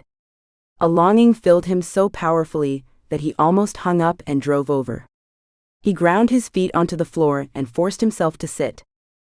"Hey, I'm glad to hear you had such a good day," he said. "So, it wasn't as scary as you thought it would be?" "Oh, it was, but it turned out to be okay," she said, and he could hear the echo of her feet walking. He pictured her walking down the hall to her room for privacy. "Tell me about this boy." "His name is Brody, and he is just a doll. He talks like an adult, but he's only like 9. But Kevin, he's so sad. He lost his little sister." Her voice choked up. "Oh man, that's a hard one. So young too. Do you know how?"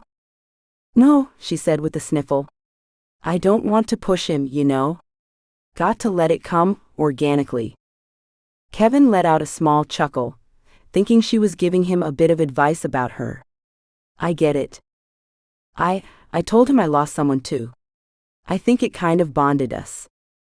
Sharing those kinds of things strengthens your bond with someone, you know?" He could play the same game and use this conversation as a safe way to share what he wanted as well. "I know," she said, her voice softening, as if she really understood the depth of his meaning. "I'm going back there tomorrow." "I'm glad to hear that. It's good to keep busy. You want to join us?" The shy hesitancy in her voice stirred something deep inside of him. "I wish I could." "Oh, okay. Well, maybe next time." He knew he had hurt her, but he didn't know how to make an excuse until something opened up in my case. It's going to keep me busy for a while. "Oh, I see. Hey, it's not like that, Angelica." He ran a hand over his hair. "There's no place I'd rather be than wherever you are. This won't last forever. What I said the other day, it's still how I feel. There are some things I have to take care of." "I understand. Work comes first." She kept her tone neutral, but he heard the undertones of what she implied. "It's not just work, Angelica. He blew out a breath. "I can't explain it right now, but I will. I'll tell you everything when it's all over. I promise." "Hey, you don't have to share your secrets." He heard the message behind that one as well. "I want to, and I want to know yours as well. Just give me a few days to figure this out." "Of course, Kevin. Take the time you need." The microwave chimed.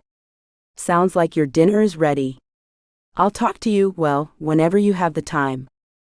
"It'll be soon, Angelica. Good night." "Good night." The line went dead, and he dropped his head to the table with a groan. Why did things like this have to happen right when he thought something was finally going his way? He ate his dinner without really tasting it, then stumbled to bed, lying on top of the covers until sometime in the middle of the night when the chill of a storm battered against the slider, waking him up and forcing him under the blankets. The wind whipped snow against the glass, tiny shards of ice pitter-pattering with each gust. He watched it until his lids closed once again. The next time he awoke, the world was covered with a pristine, glistening white. He lay in the warm bed, letting himself wake up slowly, something he had missed since starting with the FBI. Memories washed over him, but with a clear head, his perceptions held a different note. Thinking about Angelica, he realized how much their conversation showed. She was interested in him, in having more with him. Sure, she didn't come right out and say it, and it sounded like it scared her half to death, but she showed her interest. As for the case, things really popped out. 1. What could Peters really do to him? He wasn't a criminal mastermind. Could he really come up with something that would harm him, or Angelica? That was what bothered him. The guy was a weasel. Running small-time gigs from behind the scenes, he wasn't one to instigate anything. Something about this new behavior, if that scruffy guy in the blue sedan was him, was off. Then something completely different shot into his mind, the girl with the baseball hat, Addie. He hadn't registered it before, but he swore he saw a faded, yellowing bruise on her cheek below her sunglasses. Addie had nothing to do with the other two thoughts, but since it popped up, he felt he had to do something about her. The thundering, low grumble of the snowplow passing propelled him from bed. More than likely there wasn't much traffic today, and wherever Peters went, he had probably holed up for a few days. With Mrs. Fields aware, and Derek and the deputies on the lookout, and it being the off-season, if Peters showed up again, he'd know about it. That knowledge changed a few things. He started his coffee and called Derek. "Morning, boss," he greeted when Derek answered. "Well, you sound more chipper this morning," Derek said. "It's amazing how sleep can clear a head." Kevin pulled his things together, stuffing his wallet in his pocket and holstering his gun. "I have some ideas that I want to run by you, but first I'm going to drive Angelica to Camp Hope. She's not used to snowy roads like this." "Glad to hear you came to your senses," Derek said, sounding pleased with himself. "Well, I'm betting on Peters lying low for a few days, and this storm helps.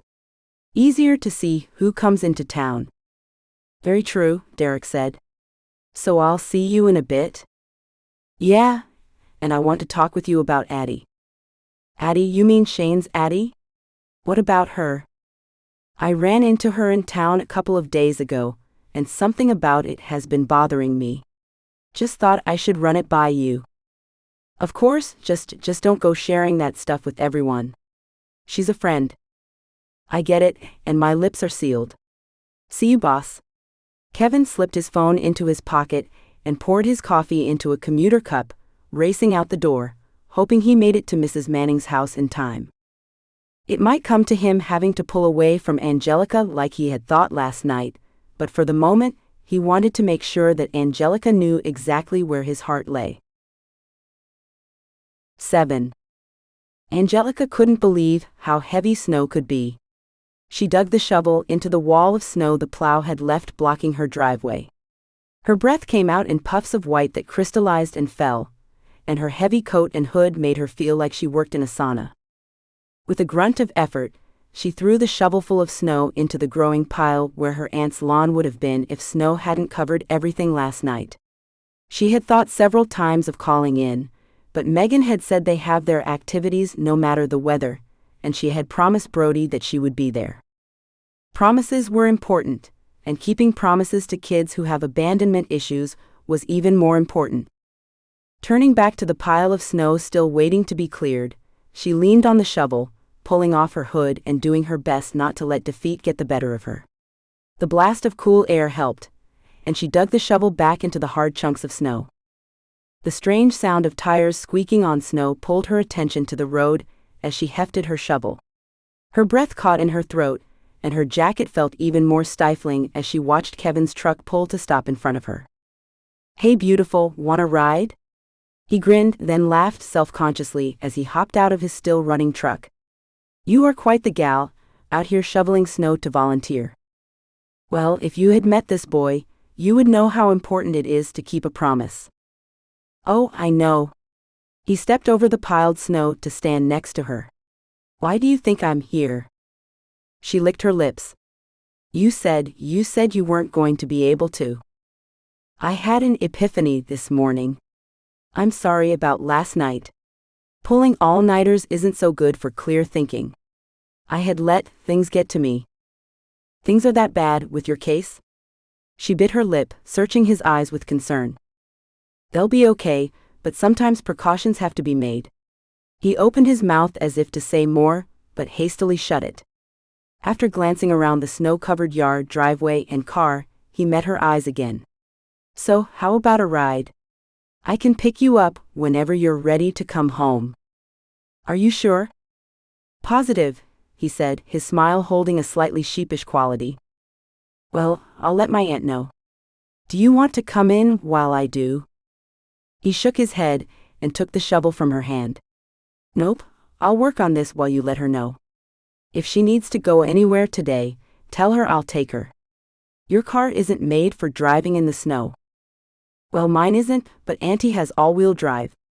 She said she would take me this morning, but I would not let her. It would be awful if she slipped in this and hurt her hip before it fully healed. Definitely. I'll help however I can. He smiled and went to work on the driveway. Angelica hastened inside, grabbing her lunch and purse while talking to her aunt. I thought I heard you talking to a deep voice out there, Aunt Martha said, pushing to a stand to walk into the kitchen. I don't have any fresh-baked cookies, but we have some leftover pie. Auntie, you don't have to feed Kevin every time he comes over. Angelica helped her aunt back to the couch. You just rest. He'll bring me home later today, and he said if you need anything today, let him know. I left his number by the phone. She waved away the suggestion. I don't need anything. Invite him for dinner if you want. He's been such a help. We'll see, Auntie. Love you and don't push it today. You know that's why you are sore right now. You aren't supposed to be up so much. I can't leave you if you won't follow doctor's orders while I'm gone. I'll be fine. Aunt Martha waved her away, but Angelica narrowed her eyes. Yes, dear, I'll sit here like a good girl and rest. Angelica kissed her aunt on the cheek. Thank you. I'll be home after lunch, so don't wait for me to eat. Have a good time, she said, and tell that handsome young officer thank you. I will. Angelica waved as she went through the door, closing it tightly behind her, as the icy chill blasted against her cheeks. She turned back toward the now cleared driveway, her mouth opening in astonishment. Ready? Kevin said, wiping a sleeve across his sweaty brow before pulling his cowboy hat back down. I wasn't gone that long. Years growing up shoveling snow, hay, horse and cattle dung, dirt. You name it, I've shoveled it. He laughed, a lingering nostalgia filling his eyes. You're incredible, she said, slowly walking toward him again. I mean it, you really are. Aw shucks, he said jokingly, but his cheeks held more rosiness than the effort and cold warranted. He helped her into the truck, whose heater was still blasting, making her skin tingle in the warmth. She didn't know if it was the slam of the door, or the heater blasting her in the face as her coat made her feel overly warm, smothered, and claustrophobic, but it sent her straight into a flashback. The room was dark, so dark that the only way she knew Brittany was with her was the sound of whimpering behind her. They lay on a dusty sheet in such dank warmth that sweat beaded on her forehead and dripped down her chest. The gag tasted awful, like the dirty rags she saw at the mechanic's. Her arms ached from being tied behind her, pulling on her shoulders and making any position awkward. Brittany mumbled through the gag, her fright so evident in the sound that Angelica's anxiety grew even stronger. Angelica scooted back until her hands touched Brittany's leg. Her friend ducked her head until it nestled against her back. Together they trembled in fear as the creaking footsteps came down the stairs. A door slammed, propelling Angelica back into the present, leaving her gasping and ripping at her jacket zipper. Whoa! Kevin's gentle voice reached her as his hand, cool on hers, stopped her frantic movements. It's okay. You're safe. I'll help you with this. She dropped her hands, staring at the handsome cowboy unzipping her jacket as she blinked and gulped in the clean air. He continued murmuring soothing words, though she didn't make them out, as he helped her out of her jacket. Then he turned down the heater to low. "Better?" he asked, his deep hazel eyes peering into hers.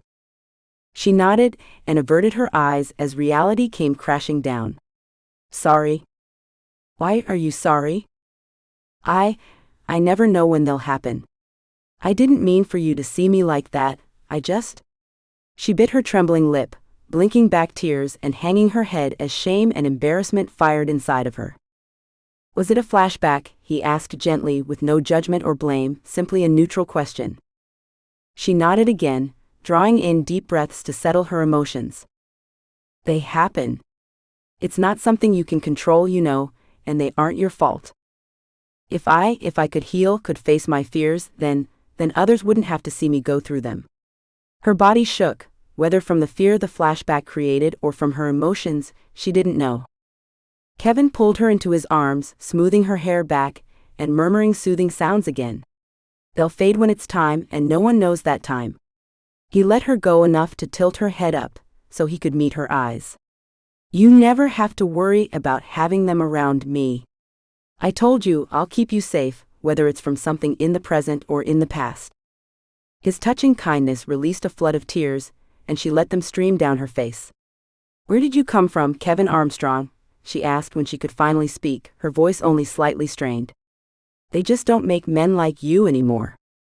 He let out a chuckle and wiped her tears with his thumbs. "I could say the same about you, my angel." He leaned in, and she knew he was going to kiss her. Half terrified and half wanting to lean into him to speed the touching of their lips, she froze, her pulse pounding in her ears. He stopped mere millimeters from her lips, his breath warming them, smelling of coffee and mint. "May I kiss you?" he asked, his words puffing out against her lips. In answer, she pressed her lips against his.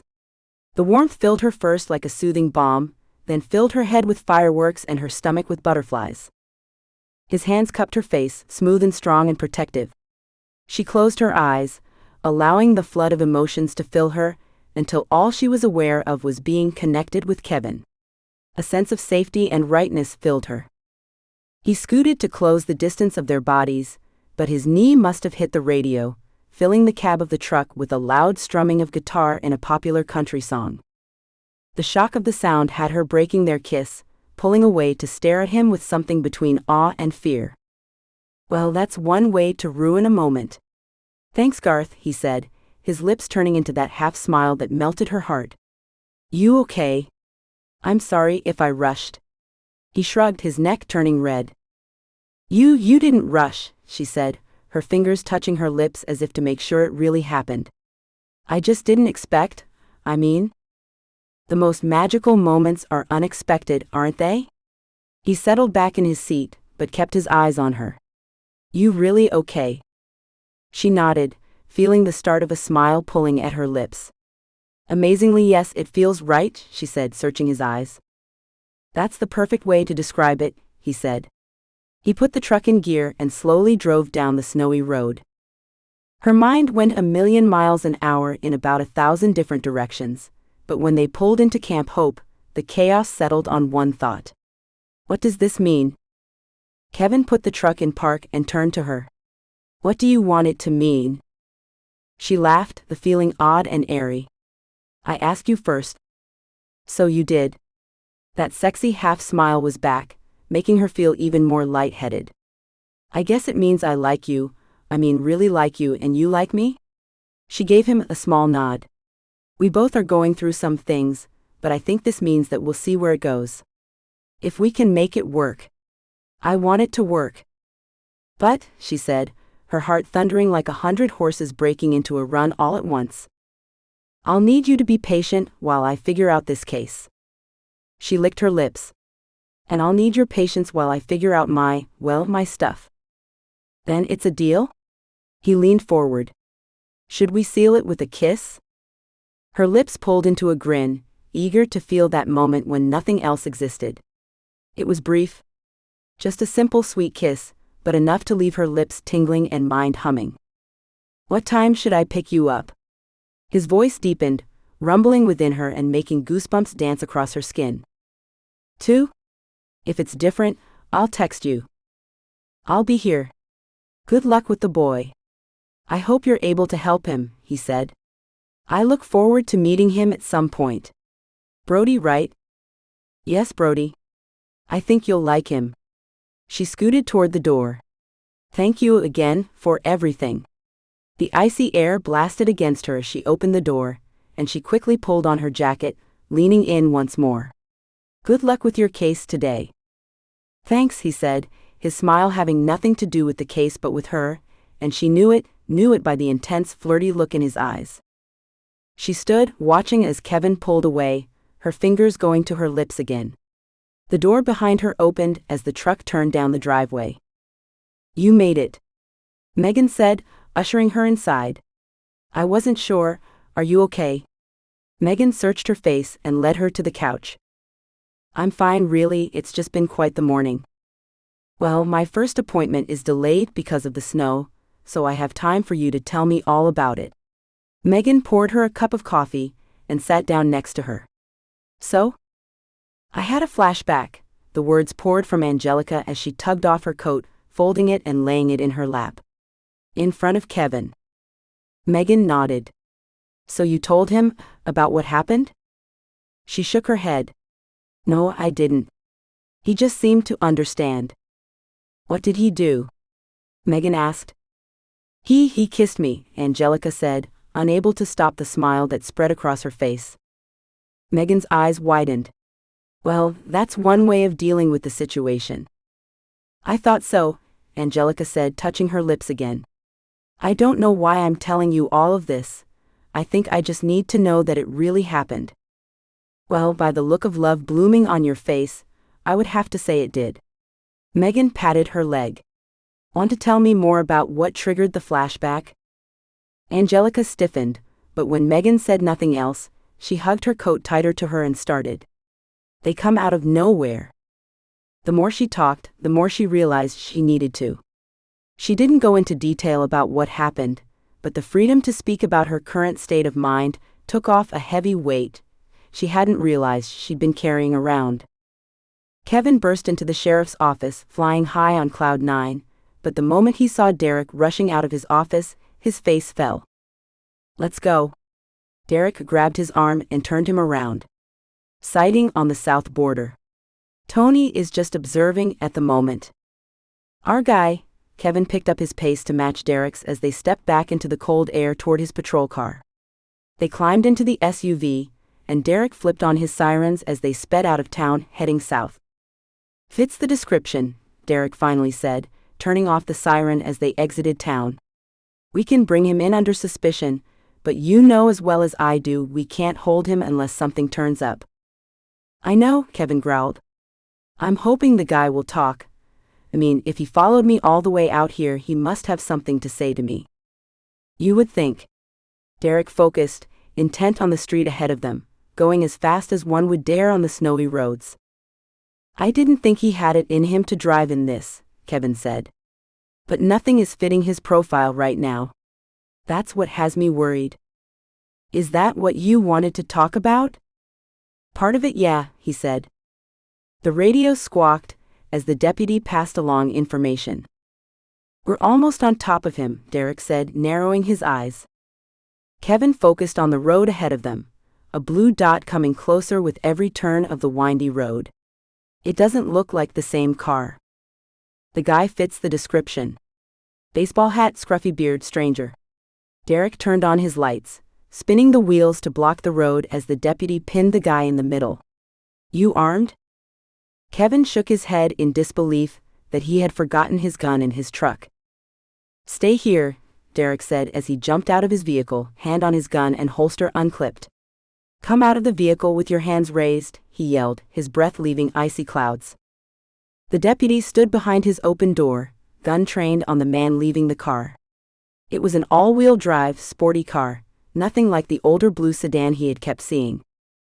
Kevin peered around Derek, trying to get a glimpse of the guy whose arms shook as they rose high in the air, but the glare of the window blocked his view.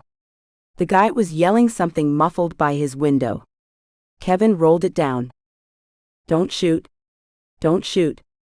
What did I do? The guy stood outside his car, his legs quivering like he would fall any moment. He definitely didn't act like a man who had faced arrest before. It was the clothes that eased Kevin's heart rate first. The man dropped on his knees in the snow, his snow pants gleaming in the sun. A snowboard sat in the passenger seat. Kevin stepped from the car to get a better look, and seeing the kid's face, for that's how young the man was, he shook his head. "It's not him," he muttered. Then he came close behind Derek. "It's not him, boss." "I'm just trying to go skiing," the guy pleaded. Derek took his hand off his gun and nodded for his deputy to stand down. While Derek looked over the guy's license and gave him a lecture about driving fast in the snow, Kevin paced by the patrol car. His heart rate had returned to normal, but the event caused him to realize a few things. When Derek climbed back into the car, Kevin joined him.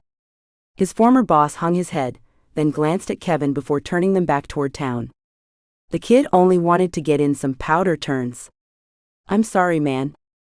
"Hey, he'll have quite the story to tell his buddies. Maybe it's better that it isn't Peter's. Driving in this would really be outside what I would expect from him. So tell me more about this guy."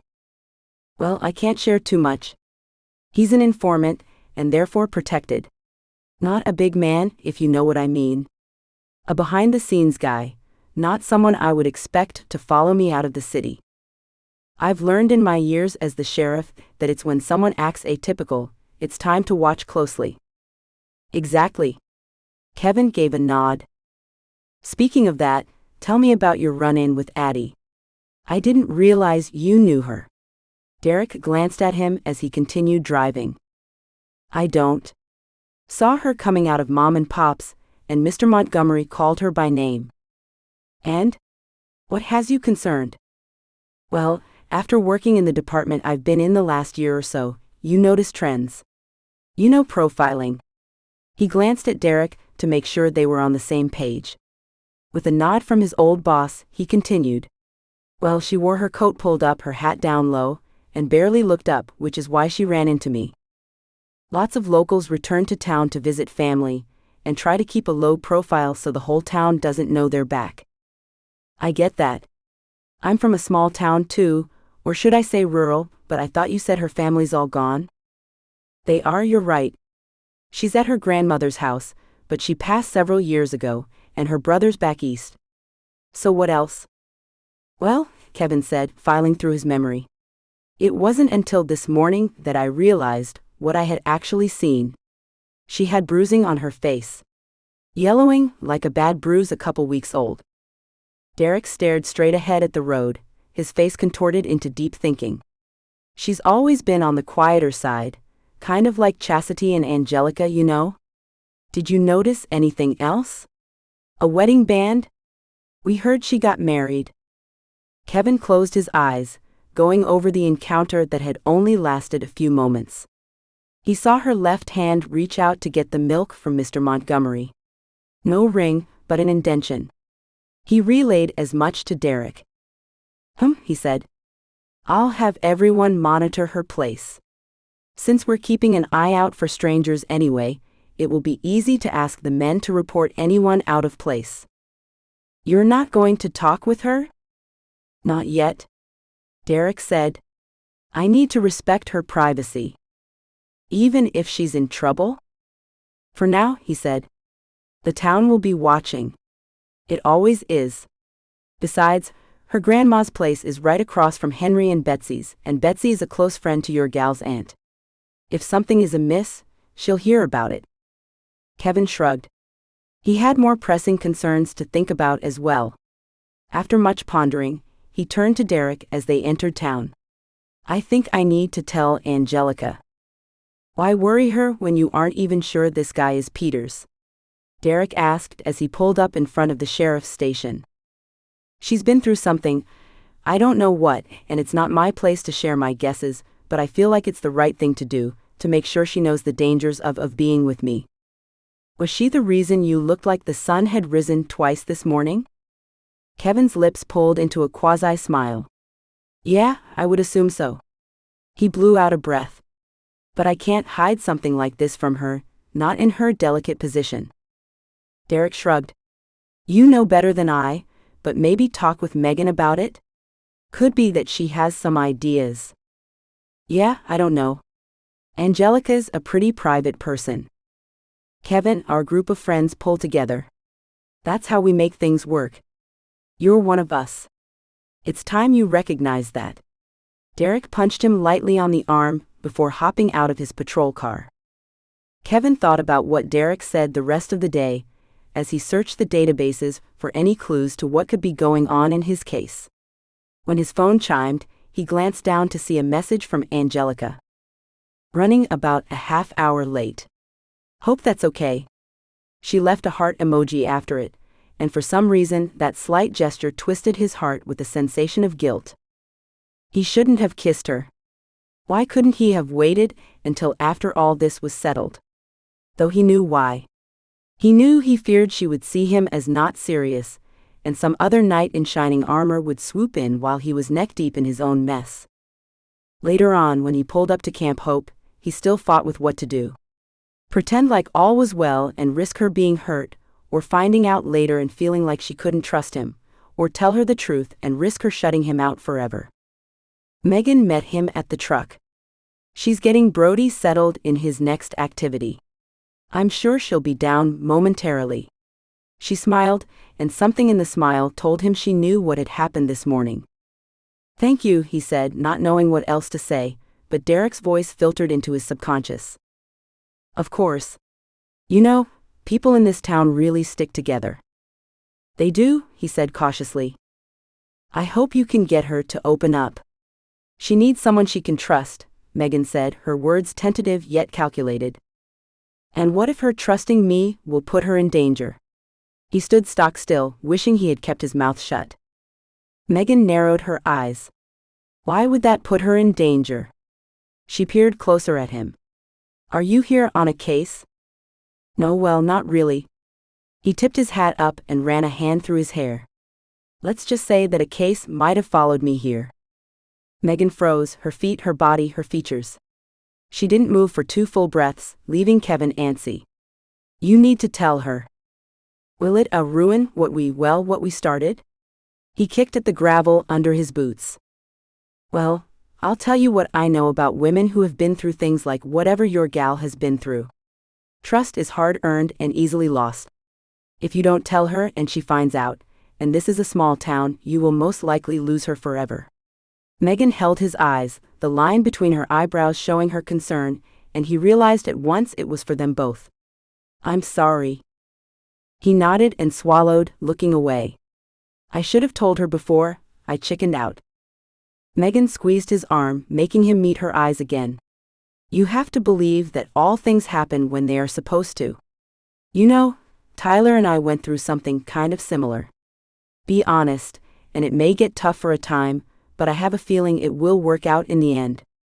She dropped her arm, looking up at the hill that Angelica walked down.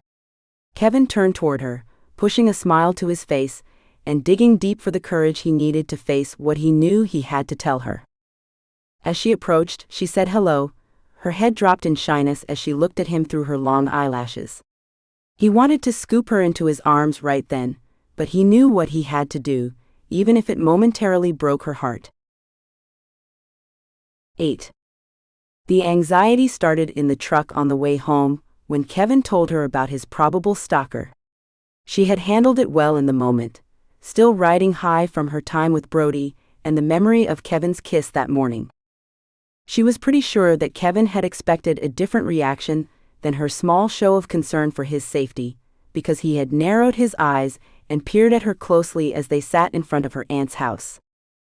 The conversation started a small internal buzzing within her, but she compartmentalized it, refusing to let it surface. She liked how light and carefree she had felt during the day, and rebuked anything that would change that. Yet, the brief touch of their lips as he said goodbye didn't last long enough, and soon that buzzing turned into a humming she couldn't fully ignore. She tried turning on the music as she cleaned her aunt's house, which Angelica insisted on doing in return for rent. The humming then turned into a quivering. After dinner, she sat with Aunt Martha to watch one of their cozy mysteries, but even that didn't help, as uneasiness flooded her, leaving her feeling the need to do something. When her aunt went to bed, Angelica tried to fall asleep, and when she couldn't stop tossing and turning, she pulled out her book and read until her eyes wouldn't stay open. This morning, the quivering was still there. She paced the kitchen, helping Aunt Martha with breakfast and staying busy as much as she could. "What day is today, dear?" Aunt Martha asked, watching her as she dried the last dish for Angelica to put away. "Wednesday." She set the plate in the cupboard and searched for something else that needed to be cleaned or put away. Maybe she should scrub the floors, though she knew they didn't need it. "So no Camp Hope today, right?" "Right, today they focus on more classes, which doesn't really leave room for what I'm doing with Brody. Megan even takes half the day off." Angelica scrubbed the sink and the surrounding counter. What does she do with her morning off? "Oh, the girls meet at the lake." Satisfied with the sink and counter, she dried them, deciding to wash the kitchen towels and replace them with clean ones. "Have they ever invited you to join them?" Aunt Martha asked, easing herself into a chair and watching her as she returned to the kitchen. "Yes, in fact they have, but I don't know, you see it's not just social time, they talk about things." Angelica slowed her pace as she replaced the last towel. "Things?" "Yes, like the things they have been through." Angelica sat across from her aunt at the little breakfast nook table. "Isn't it strange that such a small town seems to have so many that have experienced things?" "Things," Aunt Martha said with emphasis, "happen everywhere, Angie. It's only that in a small town more people know, and I think it creates a bond. They have come together to support each other, and they're offering you that support, my dear." I don't want to think about it," Angelica said, pushing out of the seat. "Yet you are, aren't you? It's constantly buzzing within you, making you stir crazy and antsy enough to drive this old lady batty." Angelica paused and turned toward her aunt. "I'm sorry, Auntie. I don't mean to add stress to your life." "Oh," she waved her comment away, "you don't add stress, dear, but I think you should talk with the girls. If you're not ready to talk yourself, maybe listening would help ease some of that anxiety you have coursing through you. Sometimes knowing you aren't alone in your experiences can make all the difference."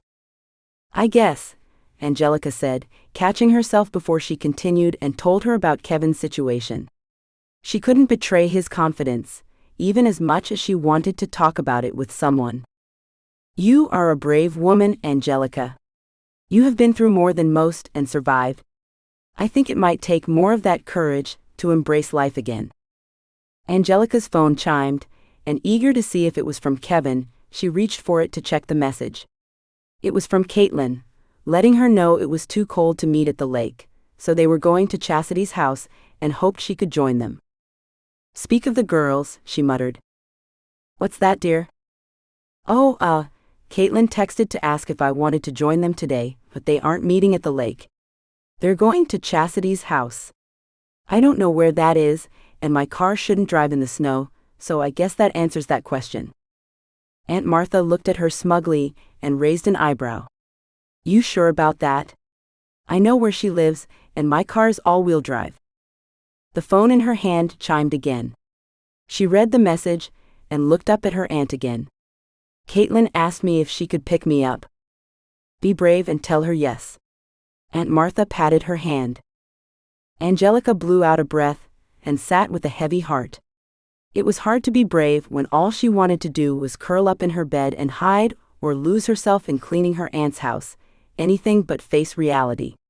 She stared at the phone for several seconds and finally, with a shaky hand, texted, "Yes, a ride would be great, thank you."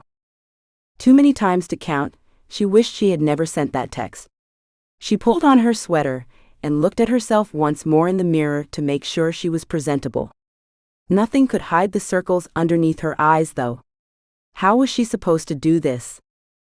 The thought of talking to other people about what had happened overwhelmed her with such an intense sensation that she almost lost her entire ability to put on a bit of mascara or do anything. She took a deep breath in and remembered her auntie's words. "Just listen and know I'm not alone." That's all she had to do today. She promised herself that she didn't have to push too hard. Kevin would be proud of her, and that thought sent warmth through her body. She needed to tell him. Yet, how could she burden him with such a scary situation, with everything he was already going through? He already had so much going on with the stalker, and the fact that he might lose his job. No, he didn't need any extra stress. Better to talk with the ladies. They've been through it. They would understand, right? There was no mistaking the sound of tires squeaking on the snow. Her heart hammered as she peered out the window, seeing a small SUV pull up and Caitlin hop across the snowbank to the area that Kevin had shoveled. The gal was beautiful and confident, smiling as she came up to the door. Angelica moved away from the window and went to meet her as her aunt opened the door. "Welcome, Caitlin, dear." Aunt Martha ushered the tall, athletic woman into the house, bringing in a gust of frigid air. "It's sure cold out there. I'd forgotten how cold the mountain winters are." Caitlin rubbed her arms. "You'll acclimate in no time. How are you holding up? How's that sweet girl of yours?" "She's great. She's at Gamma's right now. Can't get enough of them." Caitlin laughed. "It's nice to have a brief break now and then, though I miss her every time I do. It's good for her to have time with her elders. Isn't it, dear?" Aunt Martha smiled at Angelica as she came to the entryway and retrieved her jacket. "It is. I always enjoyed my time here." She kissed her aunt on the cheek. "Thank you for offering to pick me up, Caitlin." "Of course. That's what friends are for. Besides, I knew your car didn't have all-wheel drive. The guys have been talking about that." She winked. "They've been talking about my car?" Angelica didn't know whether she should feel cared for or picked on. "Oh, you know men. They have this inherent need to protect, and one way is to ensure we are driving the proper vehicles." She shrugged. Aunt Martha glanced up at her. "Well, you know, dear, if you decide to stay, you might want to think about getting a different car. Though you can always borrow mine if you need." "Thanks, Auntie. I'll see you soon. Don't push too hard." Angelica waved as she walked with Caitlin to the door. "Great to see you again, Mrs. Manning." Caitlin waved and they headed outside. Caitlin wasn't joking. The air hit Angelica's face with an icy force, and a shiver traveled through her as they ran to Caitlin's car. The SUV was still warm. When Caitlin started the car, Angelica pivoted the heater vents away from her face, remembering all too clearly what had happened the day before. "Oh, is it too warm? I could turn it down," Caitlin asked. "It's fine. I just don't like it hitting my face." "Well, let me know. It's only a couple of minutes to Chastity's house. I'm sure she'll have a roaring fire. Derek always makes sure that they stay warm in the house." "I kind of missed the fire warmth after my aunt got central heat, but I understand. It was a lot for her to do after my uncle passed." "Yes, men may have some weird quirks, but they are handy." Caitlin gave a brief chuckle. "I'm glad you came. Megan says you've been going to Camp Hope?" "I've been working with a boy named Brody. He's such a sweet kid, and I think it's helping. Megan says that he's interacting more with the other kids and smiling more often." "I'm so glad you're doing that. It's wonderful to make a difference in a child's life." She paused, then glanced at her as they turned off on Chastity's driveway. "It's not really for sure yet, but later on Jordan and I are talking about adoption." Goosebumps rose across Angelica's skin. "Like one of the Camp Hope kids?" "Well, we think so. Josie does such a good job of matching kids with families." Caitlin shrugged as she parked. "Again, it's not for sure yet, but it's something that we talk about every once in a while." Angelica thought about little Brody. He hadn't talked much about his foster family, but she could see how a stable home with loving parents could do wonders for a boy like him. He deserved that. "Looks like we beat Megan," Caitlin said before opening the door. Angelica followed Caitlin up to the small, but homey cabin nestled in the forest. In some ways, it reminded her of the beach house, but in the woods instead. Caitlin was right. The air in the home was warm and snug. Chastity greeted them at the door, and showed them where to hang their coats. Little Marshall is sleeping, and Cammy is back in school. So we have freedom, she said quietly, pumping her fists in the air, then giggled self-consciously. When you have little ones, you celebrate even 5 minutes of breathing time. Caitlin told Angelica. Or even one, Chastity said with a laugh. I love being a mom more than pretty much anything, but we have to remember to fill our own buckets so we have what we need for the kids. Well, my bucket needs to be emptied. Can I use your restroom? Caitlin asked as she tiptoed down the hall. Chastity leaned in the moment Caitlin disappeared. I'm glad I got you alone for a second. Derek told me what's going on with Kevin. Are you doing okay with that? Angelica's heart hammered and her eyes widened. I guess I'm still processing. Chastity nodded. After you've been through situations like us, any mention of similar events can really throw you for a loop.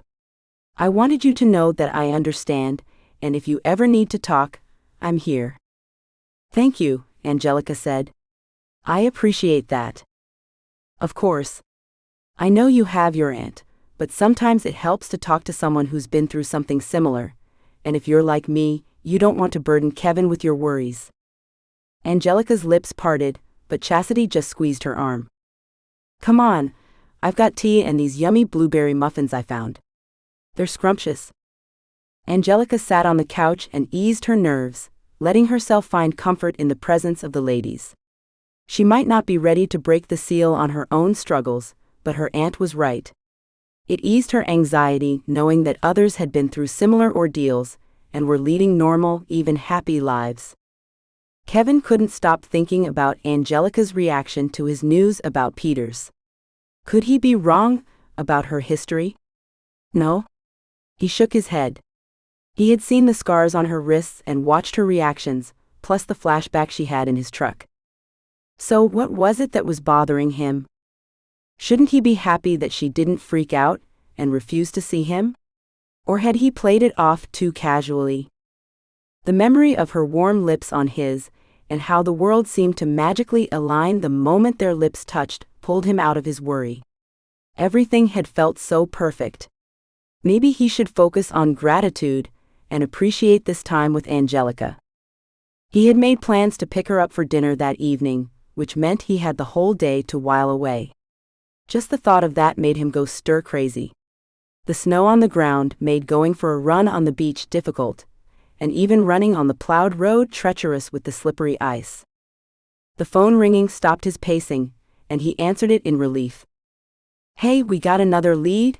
Derek said as a greeting, his voice muffled as he obviously rushed. Great, Kevin said, his heart thrumming with urgency. I'm picking you up in less than 5, Derek said and ended the call. Kevin checked his gun and holstered it, throwing a jacket over it.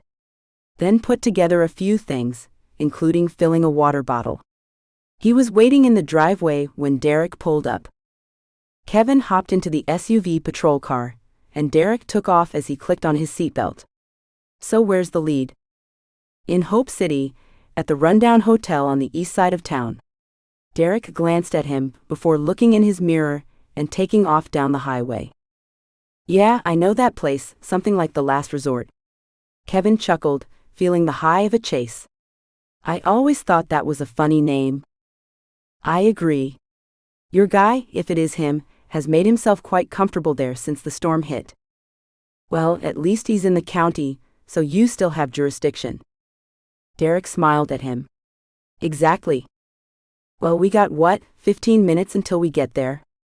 10, Derek said as he flipped on his lights and increased his speed. I got new shoes on this guy. Tires grip like a well-made saddle. Kevin chuckled. Oh, I have missed these days. My partner now is a stick in the mud.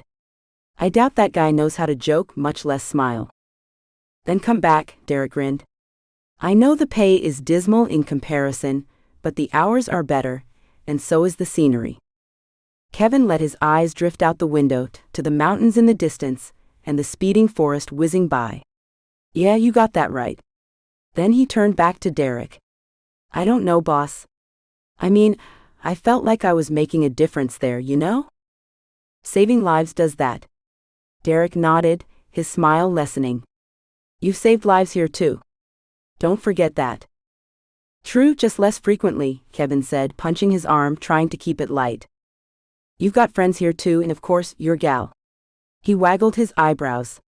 Who would have thought that Mrs. Manning would get her wish to set her niece up with one of us? I'm just glad Chastity came back when she did, otherwise we might be at odds. I mean, once you found out that Angelica was more than only a pretty face. Nah, man.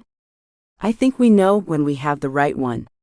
I knew whenever I looked at every other gal that they weren't the one. I knew it with Anna, that's why I didn't go through with the wedding. Now Chastity, there was no doubt in my mind that we were made for each other. Not when I was 18, nor when she returned 10 years later.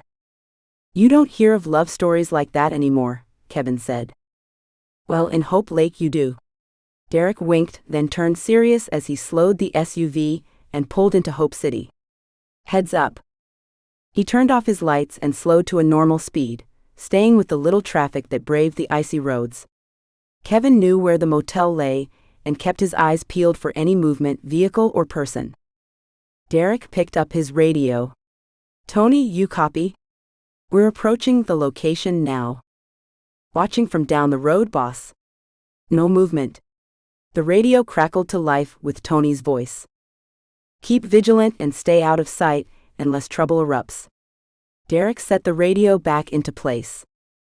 Copy that, boss, Tony said. So what's the plan? Kevin asked.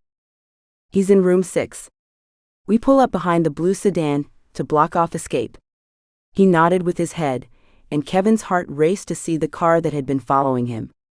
And knock on the door to have a little chat. What about the back window? Kevin asked, trying to peer around the building to see what escape options there might be. The manager says the bathroom only has a small, high window. Unlikely your guy will try to wiggle out of that. That's what you think, Kevin muttered. But it would take time. We could burst in the door before then. No busting needed. The manager gave us the code to open the door. Derek stopped the patrol car behind the blue car and smiled at him. Know what's better than a small town? What? A small county, Derek said, double-checking his gun and unlatching the safety loop. Ready? More than.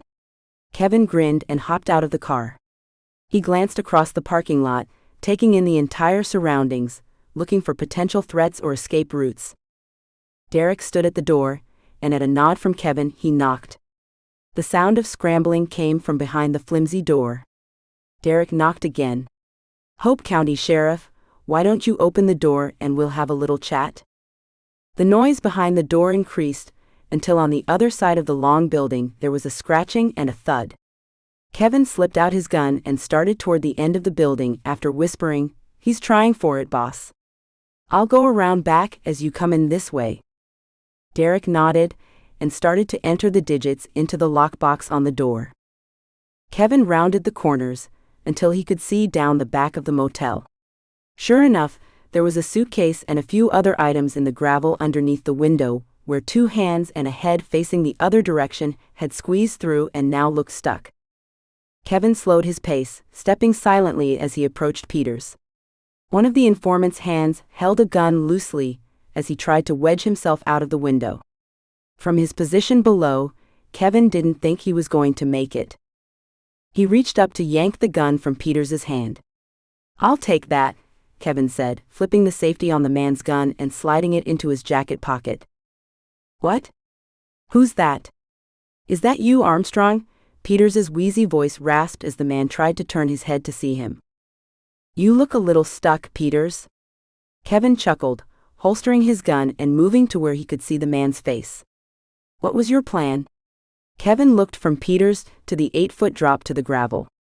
Gonna go head first? I hadn't thought that far ahead, Peters wheezed. What are you doing here? This isn't your territory. I'm on vacation, but my good friend is the local sheriff. The question is, what brings a weasel like you to this nice small mountain county? Peters sputtered and murmured random insults and excuses. Just get me out of here, man. Can't you see I'm stuck?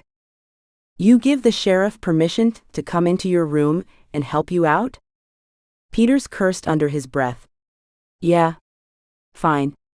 I ain't done nothing wrong anyhow. Kevin lifted his radio. You got verbal to enter and get him out of the predicament he's got himself into. Copy that, Derek said. Well, once we get you out of this mess, we'll have that friendly chat. Kevin patted his grungy hand, glancing down at the suitcase and grocery bags on the ground. Then you can come clean up your mess. You know, littering is a big fine in Hope County. I ain't littering, he spewed. I guess that will depend on how well you cooperate, man. Kevin cocked his head, listening for Derek. You in there, boss? I'm here, Derek's muffled voice came through behind Peters. Trying to figure out how to get this guy out without damaging him. He's resilient. I wouldn't worry about being gentle. Kevin laughed as Peters glared at him. Hold on, I'll grab the end table and see if it fits in the tub. See how nice the sheriff is? I would have just yanked you out. Kevin folded his arms, staring at the man. While we're hanging around, want to tell me what you're doing up here? I don't have to tell you nothing, Peters said. Suit yourself. You can do it while you're sitting in jail, too. I'll figure out what you're all about soon enough. Kevin shrugged. All right, the table's an inch or so shy of your feet. Can you lower yourself back down? Derek asked. If I could, would I still be up here, man? Peters snarled, but he wiggled and shimmied. Ow. Don't pull so hard, he hollered, and Kevin swore he heard Derek's muffled chuckle from inside. A moment later, Peters's head disappeared. You good, boss? I'm good. He's not going anywhere, are you? Peters grumbled, and Kevin took off at a jog to meet them in the room. Upon entering, he heard Peters complaining grumpily about his rights being violated. Shut your trap, Peters, Kevin said, taking the guy by the shirt collar and plopping him on the edge of the bed. Tell us what you're up to, and maybe we'll let you go, though maybe not. Peters scowled and crossed his arms. You got nothing on me, man. All I do is help you out, and this is how you treat me? All I get is trouble from you. Oh, that's all. Kevin leaned back against the wall.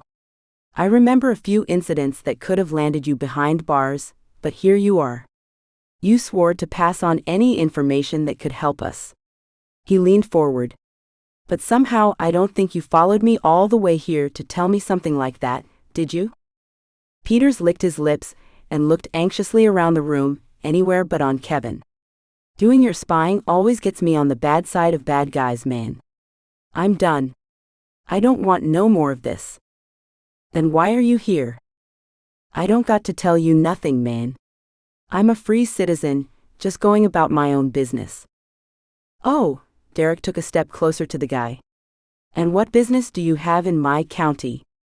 I ain't gotta tell you neither, man. Peters crossed his arms. Well then, what can we take him in on, Armstrong?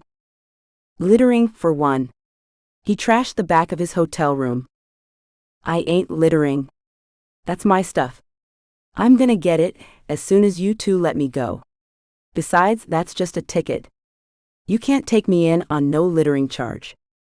He's right on that account, Derek said, scratching his chin. Kevin pushed off the wall in irritation. He paced as he thought. What about resisting arrest? You ain't got no warrant, man. Besides, I was just trying to fix that window.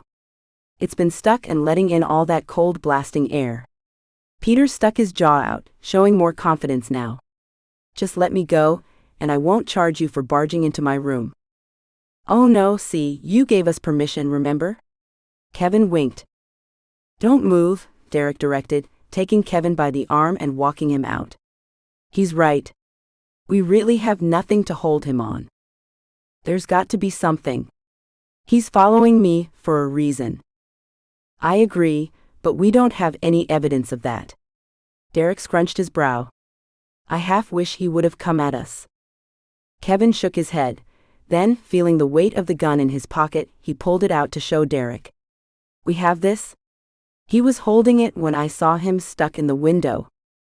Well, let's see if our friend has a permit for that, Derek said with a satisfied smile. He took the gun and produced it for Peters. Want to tell me about this? I got a permit, man, Peters said smugly. Let's see it, Kevin said, folding his arms. It's in my wallet, Peters nodded to his back pocket. Go ahead and get it, but move slowly, Derek said, hand on his own weapon. Peters pulled out his wallet and took out a ratty old piece of paper. Kevin yanked it from his hand, disbelief rolling through his belly. Where'd you get this? Your partner. Peters grinned, showing several missing teeth, wheezing out a laughing cough. Did he threaten you with this? Derek asked Kevin. Kevin shook his head, heat billowing into him as he realized there was nothing they could hold the guy on. He turned toward the weaselly man. Why are you following me? Who says I'm following you, man? You paranoid or something? Kevin glared at the man, the wicked gleam in his eyes making him seem even more crazy than normal. You stay away from me, you hear? Leave and don't step foot in this county again.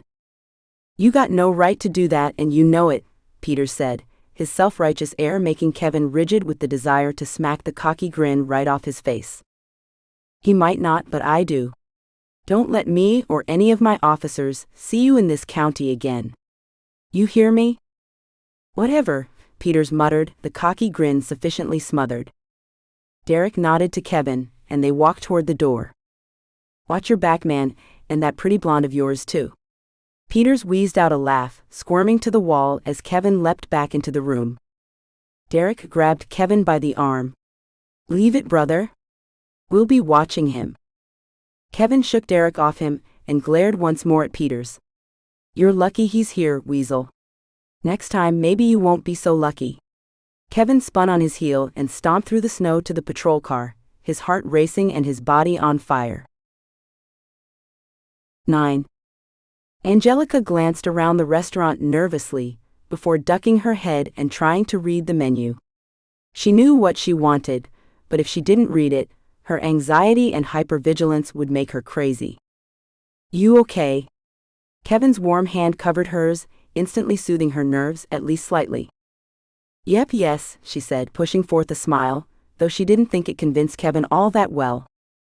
Want to eat it at my place? He searched her eyes. Relief filled her at the suggestion, and it must have shown because Kevin nodded and told the waitress exactly that when she arrived to take their order. Once back in his truck, she relaxed even more. The food was warm on her lap, buffering the chill outside. Kevin started the truck and turned on the heater. The weather's supposed to warm up tomorrow. Won't be the last of the snow we'll see this winter, but it should clear the roads for a while at least. That would be nice. Between you and the ladies, I've been able to get around, but I really don't enjoy relying on people. Really? He said with a note of sarcasm. Ha. There's nothing wrong with being independent. She sat up straighter. Independent is one thing, stubborn is another, he said with a light chuckle. Kevin Armstrong, are you teasing me? She asked. He shrugged. Maybe. What are you going to do about it? The flirtation in his words made Angelica's cheeks burn, and she lowered her gaze, watching him as he smiled at her before pulling out onto the icy roads. I really appreciate you being willing to eat at your house, she said, a shiver overtaking her. Yeah, what was that? Last week when we had lunch there, you didn't seem bothered by it. She lifted one shoulder. Each day is different. There's more, he said, though he didn't push, simply stated the fact. When they stopped in his driveway, he turned toward her. Is it because of what happened with my informant? Doesn't seem like it should be, but maybe, she whispered. I won't let him hurt you, he said, cupping her cheek. She met his eyes.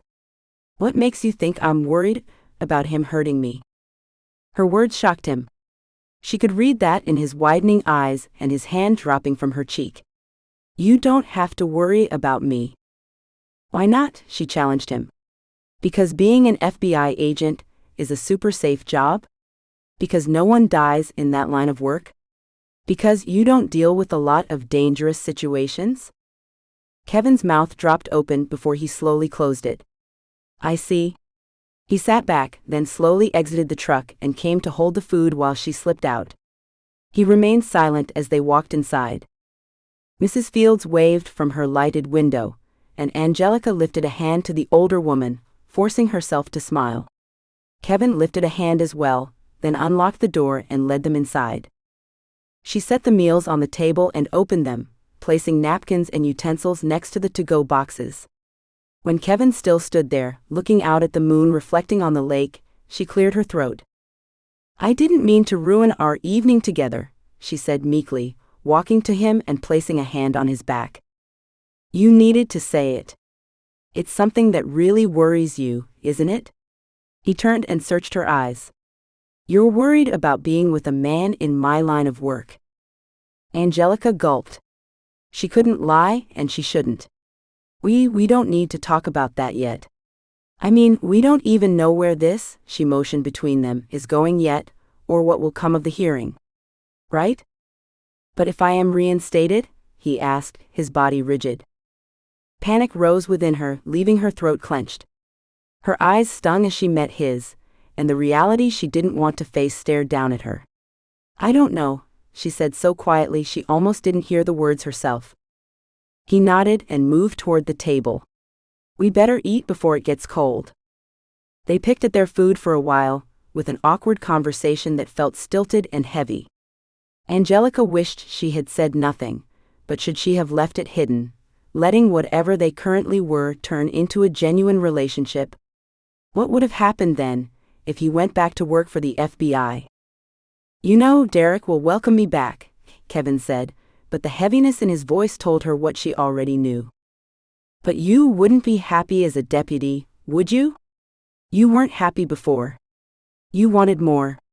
She tried to hold his gaze, to be strong and unselfish, but inwardly she screamed, just stay. I did want more, he said, holding her gaze, searching her eyes. So where does that leave us? Angelica shrugged, and turned her attention back to the food on her plate, shoving a piece of chicken around, before she finally popped it into her mouth as an excuse for a few more moments before answering. She finally finished chewing and looked at him, feeling sorrow well up inside her. How would you feel about keeping things casual until we know, what happens with your career? Casual? He repeated. Does that mean I can't kiss you anymore? Instinctively she bit her lip as heat burned her cheeks. Well. She cleared her throat, but her face still felt on fire. I mean, it would be a shame to stop something that feels so right, wouldn't it? He leaned closer, that half smile that made her toes tingle doing her in. Yeah, she said, her voice hoarse and burning her mouth. Kissing was pretty innocent, right? She told that to herself, though she knew it would only make walking away harder in the end. Hey, let's not jump ahead too far in the future. Why would the big guy bring us together, only to not let us be together? She cocked her head, liking his thinking. Okay, you're right. No jumping into future maybes. Kevin smiled fully now, although there still seemed a lingering sadness in his eyes. She felt lighter for having shared some of her fears, at least. The tension was still there, lingering in the unspoken words, but the evening had relaxed into a more comfortable experience. By the time he took her home, there was only a slight tension, or maybe fear, but it was more of the unknown, not of each other. When he kissed her goodnight, his hand cupping her head and fingers twining in her hair, spoke of his earnest wish that there was nothing holding them back from fully committing to each other. She felt it and wished for it as well, but that unknown still troubled her. She stood in the doorway, waving as he pulled down the street, then continued staring long after his taillights had disappeared. Was it too late for her heart already? Her gaze blurred as she drew in an uneasy breath. The fear of losing someone else she loved ripped her apart. Wait, did she really just think that? Had she fallen in love with Kevin Armstrong? Her stomach flip-flopped, and she didn't know whether to be excited or full of fear. You going to stand out in the freezing cold all night? Aunt Martha said from the doorway. Angelica shook herself out of her pondering and stepped inside to the warmth of the house. Aunt Martha watched her with a curious stare while she took off her jacket and outer gear and hung them on the coat rack. You might as well tell me, dear. I am pretty sure I see it in your face anyway, she said, then motioned for her to follow her to the living room. I made us hot chocolate and cookies. The sweet scent soothed Angelica as she sat and sipped the delicious drink. You know how to prime your victims, she said, teasing her aunt. Aunt Martha laughed. Years of practice, my dear. Then she sat back in her chair, mug in hand, and lifted an eyebrow. So? You going to tell me you're in love with him? Angelica narrowed her eyes, then swallowed, then shrugged. I guess I am, but Auntie, I don't know if I can handle the stress of his career. Aunt Martha set down her mug and sat forward again. You're afraid of losing someone else. Angelica's eyes burned, and she blinked back the tears as she nodded. I am, she said, her lip trembling. Oh, my darling. That's only natural. We all fear that, but once you've tasted loss, it makes you hold on a little tighter to those you have left. Aunt Martha reached out and squeezed her leg before sitting back again. If he was here, in this small town, maybe I could handle the law enforcement, but he deals with really dangerous situations with the FBI. He would hardly be home, and probably be all up in his head about his cases when he was. She blew out a breath and slumped back onto the couch. I should have never let this happen. Aunt Martha chuckled, not a humorous sound, but a sound suggesting that it was silly to think we had any power over that. You don't get to choose who you fall in love with, dear. It's not how the good Lord works. I'd be a mess wondering every day if he would come home, or if I would get a phone call saying he had been hurt, or worse. That's why we have friends and family. They help us shoulder those fears. Angelica paused with that thought, and her mind went to Chastity. Sure, Derek was the sheriff of a small town, but he still dealt with danger, right? After what Chastity had been through, but she hadn't lost someone. She hadn't lost her best friend. You should reach out to them more, Angie. They're good women. Aunt Martha watched her with sympathetic eyes. And you know I'm always here for you too. Thanks, Auntie. You always know what to say. Aunt Martha laughed and ended with a sigh. Well, that's simply experience, dear. So, when do you see the handsome cowboy again? Tomorrow, she said, her cheeks burning.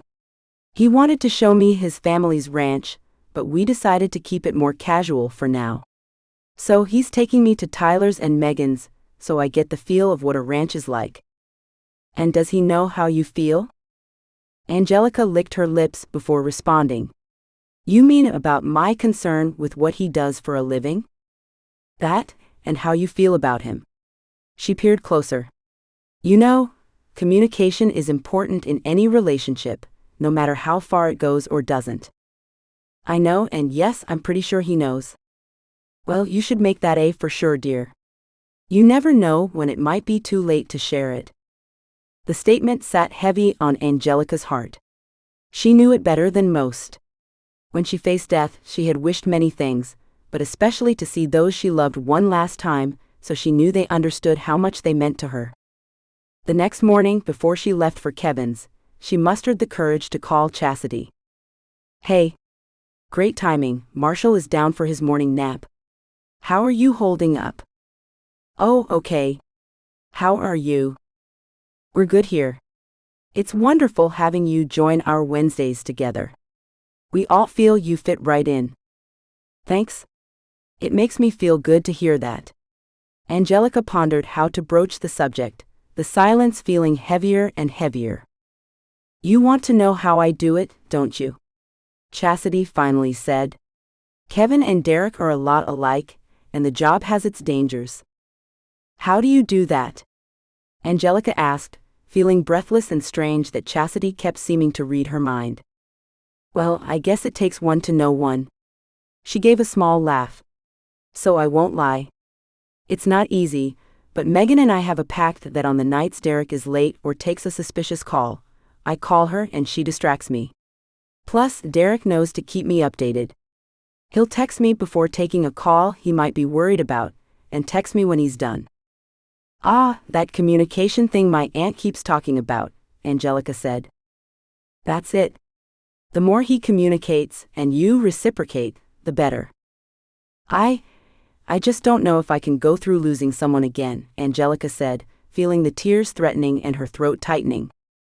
It's scary, I know, but look, you are learning to live again. You're resilient and strong, probably more than you know. Chastity took a breath. And the real question is, can you live with yourself if you didn't take the chance? You mean, can I live without Kevin? Angelica said, though more as a statement as she wondered. Exactly. A faint cry came through the phone. Oh shoot. I'm sorry. Marshall is right at that transition from needing 3 naps going into 2, so the morning nap is hit and miss right now. I've gotta go, but can I call you back once I get him settled? It's okay. Thank you, Chastity. I think you said exactly what I needed to hear. I'll see you Wednesday. Sounds good. Glad I could help. Feel free to call back if you need to talk more. Bye. Angelica slipped the phone into her pocket, feeling an urgency as she hurriedly got ready for her day with Kevin. She kissed her aunt goodbye and drove down the snow-free roads to Kevin's. She was scared to death with what she was about to do, but there was a powerful knowing that she had to do it. Kevin paced the house, glancing repeatedly at the clock, wishing that the time for Angelica to arrive would get here sooner. Downtime was his nemesis. It gave him too much time to think, to worry, to build up anxious stories in his mind, like Angelica not accepting him as he was. He loved his job, but the more time he spent with Angelica, he realized he loved her. All he wanted to do was spend time with her, but his work. Was it worth losing her? His speech to her about letting the future stay in the future, and not worrying about it now sure sounded good as he said it. Following his own advice proved harder than he had thought. He glanced at the clock again. 15 more minutes, until Angelica would arrive. He paced to the front door and unlocked it, then busied himself in the kitchen. He heard the click of the front door shutting, as he put away the last dish. The first thought was surprise because Angelica had never let herself in before, even though he had told her to. He wiped the last residue of dishwater off his hands, but when he turned to leave the kitchen, what he saw froze him. It wasn't Angelica, but the grungy weasel Peters pointing a gun at his chest. You know, I thought long and hard about how I was going to do this. Peters cocked his head, stringy hair hanging down on that one side. What are you doing, Peters? Kevin hissed. You see, you've made my life complicated, man. Ever since you come into it, all crazy broke loose. Now you got me in an ugly position. What position is that? Kevin kept him talking as he edged closer to the counter where the knife block sat. His own gun was holstered, hanging with his jacket, ready to go when Angelica arrived. Angelica. His heart, already racing, sped into a full-speed gallop. He had to get Peters out of here before she showed up. You know what that is, man. You and that partner of yours is up to something. I know it, and now you all got my sister involved. My baby sister, man. That's not cool. The switch of topic shook Kevin enough that he momentarily forgot what he was striving for. He paused and looked at Peters. Your sister? What does she have to do with this? Hands up, man. And away from the knives. Peters shook the gun at him, and he raised his hands, though he spun, hoping to turn Peters away from the front door, towards the back, maybe even get him outside where there was room to counterattack. You know exactly what's going on. Don't play the fool with me. Kevin shook his head as he continued to edge toward the slider that led out to the deck. No, man, I don't. I've been out of the loop. You know that. I mean, you even followed me here. That was you, wasn't it? You are real good, man. Real good. But no, you know what happened, and you know it happened before you left. Kevin racked his memory while continuing toward the door and planning the next steps, feeling like he wasn't doing either of those things very well. I really don't know. Is that why you're here? You think I have something to do with your sister? Ask her. I'm sure she'll tell you. Ask her? Ask her? Peters closed the distance between them, jamming the gun against his chest as he reached the slider. If I could ask her, don't you think I would? I don't understand, man. Easy. You don't want that to go off. Oh, you think I care about splattering you in this nice little place? I don't care about you, man. I care about my sister. Peters's eyes were wild, giving Kevin's heart a start, realizing that he wasn't running on all cylinders right then. Calm down, Peters. Calm down. We can get to the bottom of this, together. You know, Peters eased the pressure of his gun but didn't take it away completely. I thought it would be fair if I took that pretty little thing you've been hanging with. Let you know how it feels to have someone's grimy hands on someone you love, not knowing if they would kill her or not, or whether they'd let her go if you did as they said. What? Someone took your sister? Stop playing the fool, man, Peters yelled, shoving the gun into his chest again. He swiped his greasy hair with his free hand. You take her, keep her away from me, give her to those vile creatures that you make me rat on, and for what, man? For what? Movement caught Kevin's eye, and he glanced up, horror leaving his blood running cold as he saw Angelica coming toward him, something shiny in her hands. He glanced at Peters, seeing the man lost in his head, as he muttered more of the craziness he'd been saying the whole time. Kevin gave Angelica a quick shake of his head, but her eyes only narrowed in what looked like pure determination. You know, man. I should just kill you right now. Peters pinned Kevin against the glass of the slider, and Kevin wished for once he was as paranoid as his partner called him.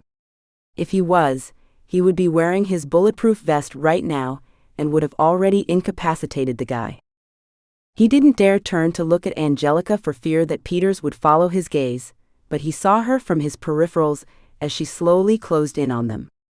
Now close, he could see the taser clearly in her hand. At least it wasn't a gun, though that might have been better for her. I'll help you find her, Kevin said, doing his best to keep Peters's attention on him, but not taking his peripherals off Angelica. If she tasered Peters while the gun was still shoved into his chest, it would cause Peters's hand to squeeze that trigger. He had to play this right, perfect in fact, so that everyone would be safe. Especially Angelica. It took all his willpower to keep from watching her straight on, seeing the bright determination shining from her eyes. You help me? Ha, Peters said in a laugh, caught off guard enough that he released the pressure off Kevin's chest with the muzzle pointed toward the window instead. Peters's eyes narrowed as he looked above Kevin's head, seemingly out the window. It hit Kevin right then what the man saw, not out the window but in the reflection. The realization came at the same moment that Peters understood what he was looking at. Kevin grasped the gun, aiming it up, as Peters went to spin toward Angelica. As he did, Angelica shoved the taser at Peters's neck. Peters convulsed, the gun blared, and Kevin's hands tingled as he yanked the gun from Peters's hands. He shoved the man away to writhe on the floor, immediately putting the safety on the gun. What were you thinking? He asked, pulling Angelica into his arms. Saving you, she whimpered. The gun went off. I didn't know. If it had been pointed at you, I didn't know. Shish, he said, smoothing back her hair, watching as Peters twitched on the floor. You did good. Now we need to truss him up, before he gains his senses again. What can I do? She clenched her trembling hands into fists. In the first drawer in the kitchen are some zip ties. Grab them for me. Kevin squatted, placing a knee on Peters's back, and pulling his arms behind him, as the taser's effects wore off and the grungy man's body eased enough to manipulate. Peters moaned in pain. Angelica returned a moment later with a handful of zip ties, which he quickly cinched around Peters's wrists and then ankles. We need to call Derek, Kevin said, feeling the adrenaline rush ease, leaving him weak as he stared at the wide-eyed woman looking down at him. He's already on his way. Mrs. Fields called right as I pulled up. Kevin stood up on wobbly legs. You came in here knowing what was going on? She jutted her chin out. I wasn't going to let another scumbag take away someone I love. The sirens came at a distance, getting louder as they pulled onto the road, and Kevin continued to stare at her, dumbfounded. You love me? Angelica gave him a brief nod, her eyes never leaving his. I do. Kevin broke out into the silliest grin he had ever felt on his lips. He pulled her to him, holding her against the chest that ached with bruised ribs, but he didn't care. "You are the most stubborn, bravest woman I have ever met, Angelica Payne." He released her, only to let his hands cup her face. "I love you too." His body was strumming too high for him to make the kiss last, so he kissed her briefly and brought her back into his arms. The door slammed open then, Derek coming in leading with his gun. Seeing them, he eased his stance. "It's all clear, boss. Got him trussed up for you." Kevin nodded toward the moaning Peters, who was curling into a fetal position on the floor, but he didn't let go of the angel in his arms. "Nice work, brother," Derek said, holstering his gun and eyeing Angelica. "Everyone safe? No injuries?" "Thanks to my angel here," Kevin said, kissing the top of Angelica's head as it nestled right under his chin. Derek gave him a peculiar look. "I'll look forward to the debriefing," he said. "Tony, take Peters and lock him in a cell." "I ain't did nothing," Peters said, finding his voice. "Where's that little devil that done zapped me?" Tony sliced the zip ties on Peters's ankles and pulled him up, facing him away from Angelica and making sure he kept him that way. As he pushed Peters down the hall, he read him his rights. "Well, we can definitely keep him this time," Derek said, rubbing his chin. "Want me to call Chastity to come pick Angelica up? I'm sure she could use a friend right now." "Not yet. She's not leaving my sight for a while," Kevin said, wrapping an arm around her. "You don't mind coming to the station with me, do you?" I need to give a statement anyway, don't I?" Kevin's lips tugged into a smile.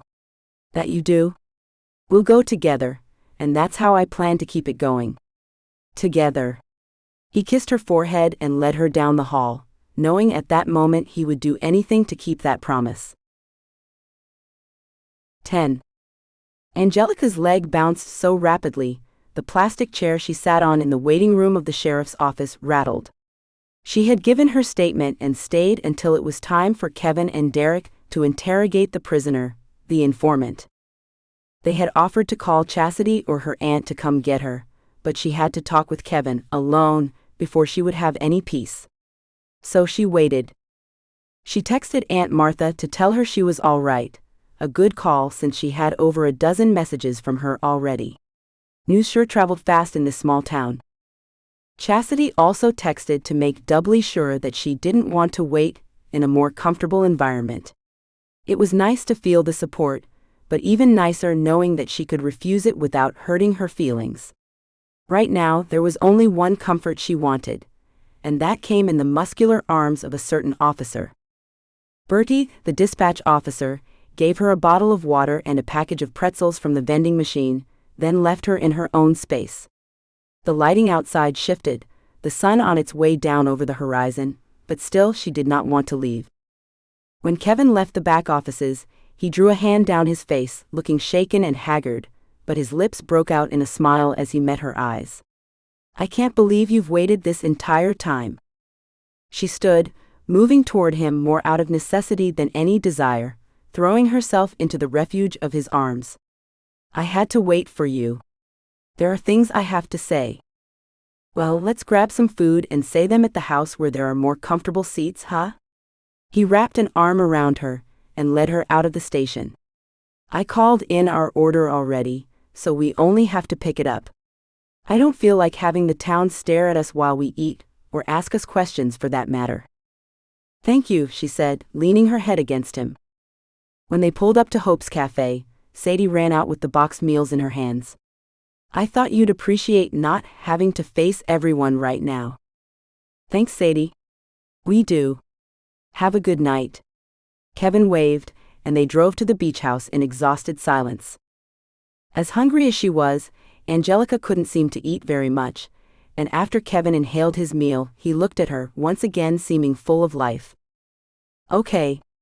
Now that I feel human again, what is it you wanted to tell me?" He glanced at the couch. "Want to do it there or here?" She followed his gaze, and after hours on a plastic chair, the cushions called to her. "There. Most definitely there." They moved over to the couch, and he pulled her against his body. What are the next steps? Well, we found out the guys we've been after kidnapped Peter's sister. That's why he was after me. He was told my partner and I arranged it. I called it in to my supervisor, and now I have to wait for his directions. That's it? For now, unfortunately there's a lot of the hurry up and wait game with the FBI or with any law enforcement, I guess. Kevin shrugged, pulling her closer. But that's not what you wanted to talk about. No, she said, licking her lips and trying to remember the speech she had rehearsed over and over during the hours she waited. I need to tell you what happened to me. Oh. He tightened his hold on her. You sure you're ready? I don't think I'll ever be ready, but after today I know I can't wait. She drew in a shaky breath. He grabbed us after an evening exercise class. She continued with the story, getting lost in the retelling, feeling oddly detached as she went on with how the monster had held something to their mouths that knocked them out. They awoke, trussed up in the dusty, mildewy, hot basement. There was no way to tell how much time had passed, no windows, no light beyond the constant light coming from under the basement door. She shuddered, remembering the moment they heard the creaking of his steps for the first time. He toyed with us at first. His eyes would light up in such an inhuman way when he caused one of us to scream. Kevin soothed her hair, then her back, constantly making contact and murmuring soothing words whenever she paused to take a breath. Then he took Brittany into the other room. She screamed for me, but I couldn't move. I couldn't help her. Tears streamed down her cheeks and her lips trembled, making talking nearly impossible. Shush. There was nothing you could do, Angel. Nothing. It's not your fault. She squeezed her eyes shut, trying to shut out the memory of her best friend's pleas. When he finally left her for the last time, he glared down at me, telling me not to worry, that my turn was coming. Her entire body shook, and Kevin held her, his strength seeping into her. I knew my best friend was dead. I knew he killed her. So when he came for me, I was ready and I fought. She had seen him slice the bindings on her best friend's ankles first, then her wrists. She let her body go limp as he fiddled with her, but the moment her wrists were freed, she'd spun and fought like a wildcat. I'm not big, but I'd been kickboxing for a few years by then, and we took self-defense classes before. I don't know if he was tired or wasn't used to the women he captured fighting back, but I caught him off guard, and he landed hard. I didn't stay to find out how hard he hit. I fled, running up the stairs and right into a task force team. They found you then? Kevin sat up, searching her eyes. Yes, if only they had gotten there before Brittany, but yes, they found us. And the perp? That monster won't be hurting anyone else. She felt her stare harden, a certain grisly satisfaction burning in her gut. Kevin reached out and gently pulled up her sleeves as he watched her closely, she assumed to make sure she didn't mind. The scars weren't as blatantly noticeable, but they still shone pink in the lamplight. He traced each scar gently with his fingertip, then brought them up to kiss the healing flesh. I feel awful you went through what you did, but I appreciate you sharing that experience with me. I know it wasn't easy to talk about. She only nodded. What else could she say? He drew her into his arms and held her until finally, she felt herself relax. Was it odd that she finally found her refuge in a man's arms?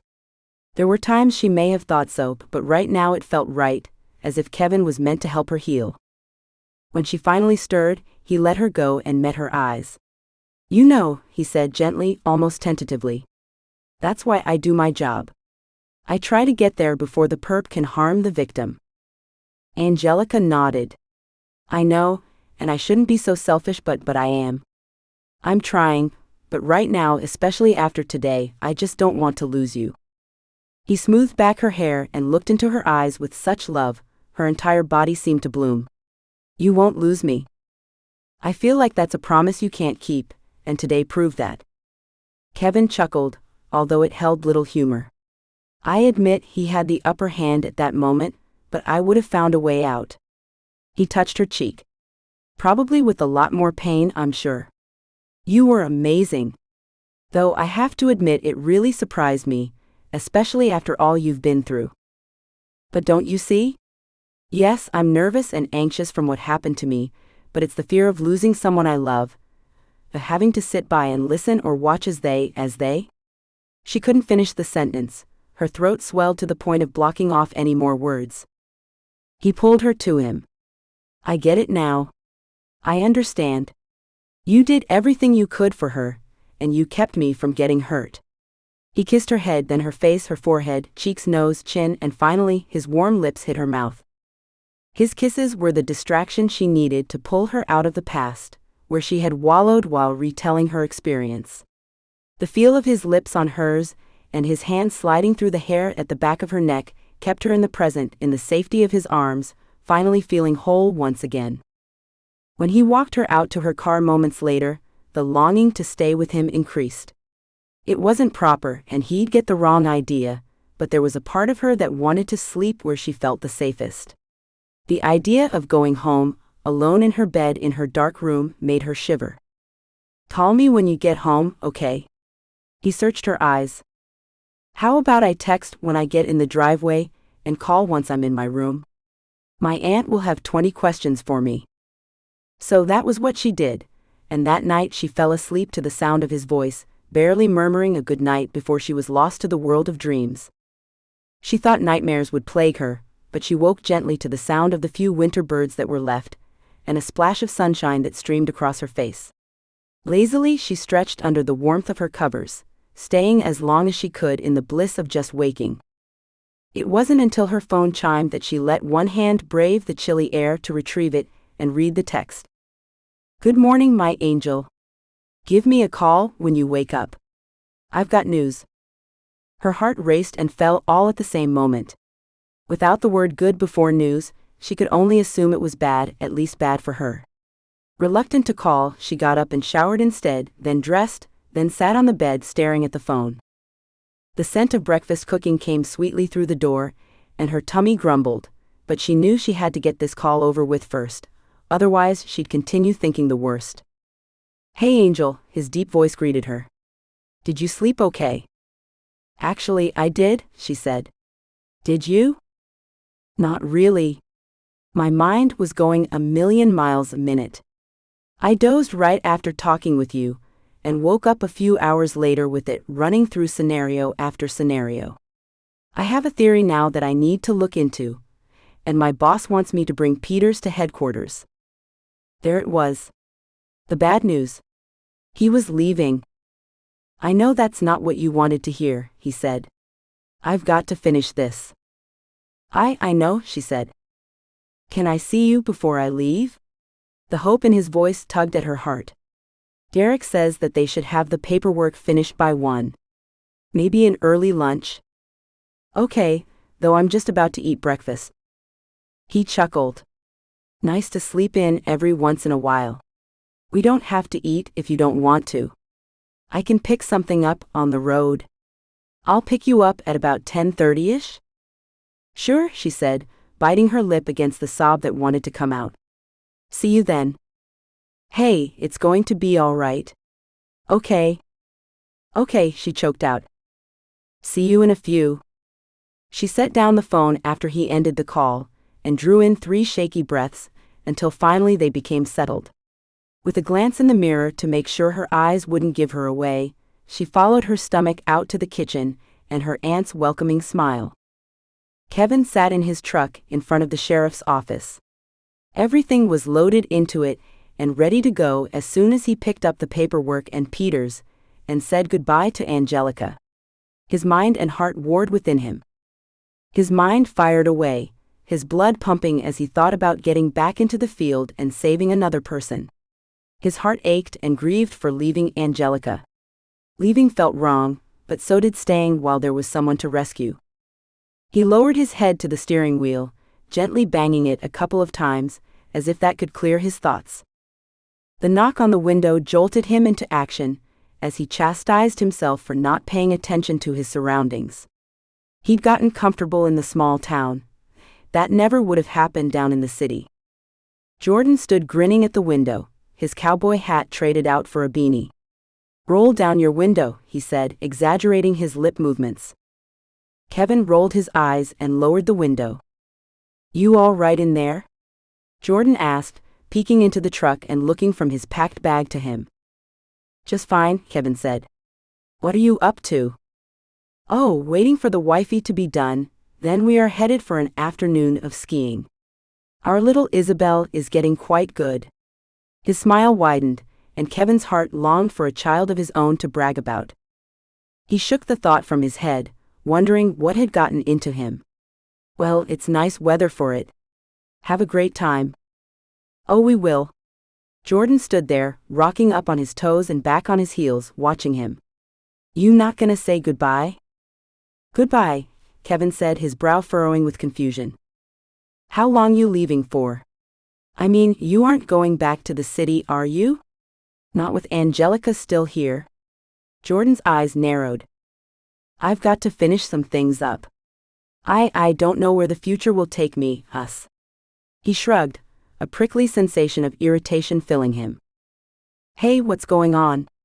Shane approached them, shoving his hands in his cattleman's jacket as he joined the group. Oh, our friend Kevin is taking off without saying goodbye and leaving his little lady alone, Jordan said, winking at Kevin. Oh man, don't do that, Shane muttered and shook his head. Kevin looked from one to the other. I gotta go, guys. Suit yourself, Jordan said, stepping back. Shane stepped forward and cleared his throat. I don't know you that well, man, but I know that gal of yours is in love with you. We all see it and see it in you, too. Kevin sighed, but the guy had always been so reserved that him taking the gumption to say something now made Kevin lean forward with the intent of hearing him out. I played my deck all wrong. Now look at me. Shane shook his head and kicked his boot. And look at her. He sighed and met his eyes. Don't make my mistake, man. Make her yours. Shane gave the window frame a solid thunk, then stepped away with Jordan. Thanks for the pep talk, guys. I'll see you when I get back into town, he said, giving them a wave and pulling down the road. Man, this small town living had its drawbacks. Everyone knew everyone else's business. Yet his chest warmed as he thought of what Shane said. That gal of yours is in love with you. We all see it. Was he making the wrong decision? He gripped the steering wheel and thought, as he turned onto Angelica's street. There was no choice but to go back to the city, today. He had to take Peters in, and had to share his intel about Peters' sister. This job, at least, had to get done. Once at Angelica's, he couldn't seem to unglue himself from the seat of his truck. He didn't want to say goodbye, and feared what she would say when he did. What would he say if she said that was the end? What if this was his only chance, like Shane counseled? The sound of the front door closing drew him out of his pondering. Angelica glided toward him. There was no other way to put it. It's like she moved effortlessly, with a grace that went beyond any walk he had ever seen. Her platinum blonde hair flowed out behind her. A deep blue scarf made her eyes look like the azure waters you see around an island paradise, and her soft smile with ruby red lips. He shivered. Goodbye would be impossible. She climbed into the truck, and his face reddened with shame for not getting out, opening the door for her, or even getting out of the truck at all. There was only one thought on his mind. He leaned forward, cupping her cheek even before she closed the door. After a lingering kiss, he rested his forehead on hers. This is not goodbye. Okay, she whispered. Hello then? He pulled back and chuckled, the spell somewhat broken. I'm sorry I took so long to get out that you had to come to the truck yourself. Well, I figured you have a lot on your mind. She handed him a container that she had been holding. A care package from my aunt. She really does want to fatten me up, he said, his chest warming. So, where do you want to go? How about a drive? She asked, biting her lip, and he wondered if she didn't want to sit with him someplace for a reason, temptation or emotion. How about I take you on a drive by the ranch? I don't want to stop. He met her eyes. I don't want to share you today, but I want to show you where I come from. I'd like that, she said, settling back into her seat and pulling on her belt. So tell me about what will happen when you get back to your, what did you call them, headquarters? Yeah, headquarters. Well, a lot will depend on what my supervisor thinks about my theory, and on Peter's. If he is forthright, and if my partner is forthright, then I'm hoping we can figure out who has Peter's sister and where. So then you'll go off on another rescue mission? Her voice sounded hoarse but void of emotion, as if she had to shut down to talk about this. If I'm allowed to, yes. He stopped at the stop sign and turned toward her, the empty small town streets giving him the ability to face her. I don't want what happened to Brittany to happen to anyone under my watch. If I can prevent that, how could I not do this? She nodded. I understand, and I appreciate you doing things like that. Without those men who found me. She swallowed, twisting her hands together. He laid a hand on hers, holding them and wishing his strength could seep into her. Exactly. I'm good at my job, my angel. I can find people when others have no idea where to look.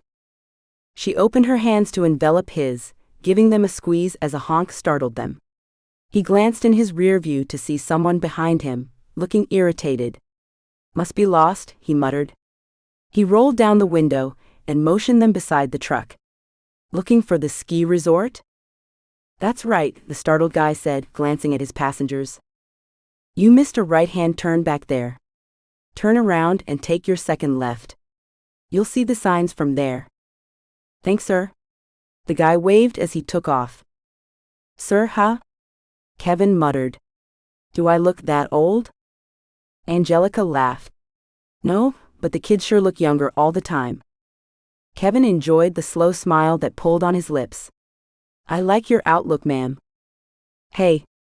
She playfully smacked his arm. I'll have you know they still card me when I buy Auntie's cooking sherry. Mr. Montgomery cards everyone, probably even your auntie. He joined her in laughter that ended in pleasant sighs. I'm going to miss this time with you, until I can get back, that is. I will too. It will be lonely without you, she said. You have the girls and little Brody. You'll stay busy. Derek promised to look after you while I'm away. That's sweet of you. She touched his arm tenderly, letting her fingers slip off. I'll be okay. It's not me I'm worried about. Who will have your back? Well, I'm hoping my partner will after we clear the air, he said. So you don't feel he's in on this? She shifted toward him, like she really was interested in what was going on in his work life. He shook his head. No. I mean, the guy is a stick in the mud, doesn't smile, but he doesn't go outside the lines. He's a strictly by-the-book kind of guy. I can't see him doing anything like this. Then why go against you with your supervisors? That's the thing.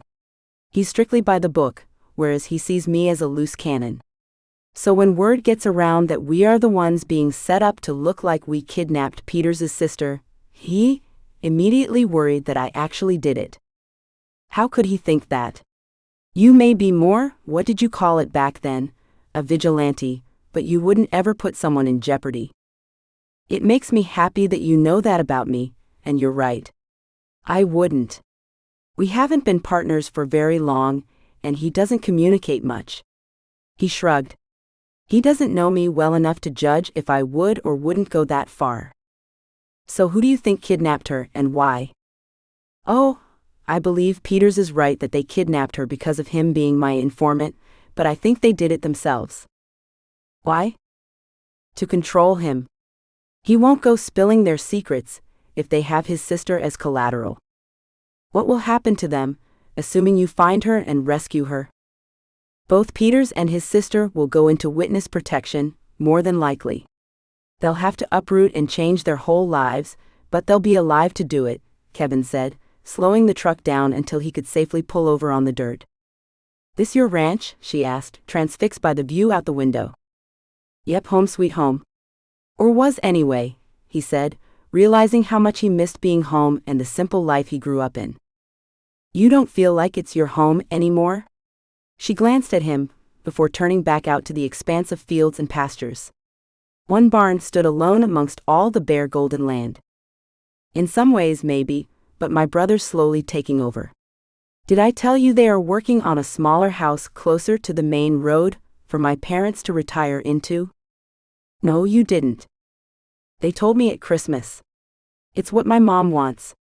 Less house to take care of, and to know her grandchildren will be raised in the farmhouse.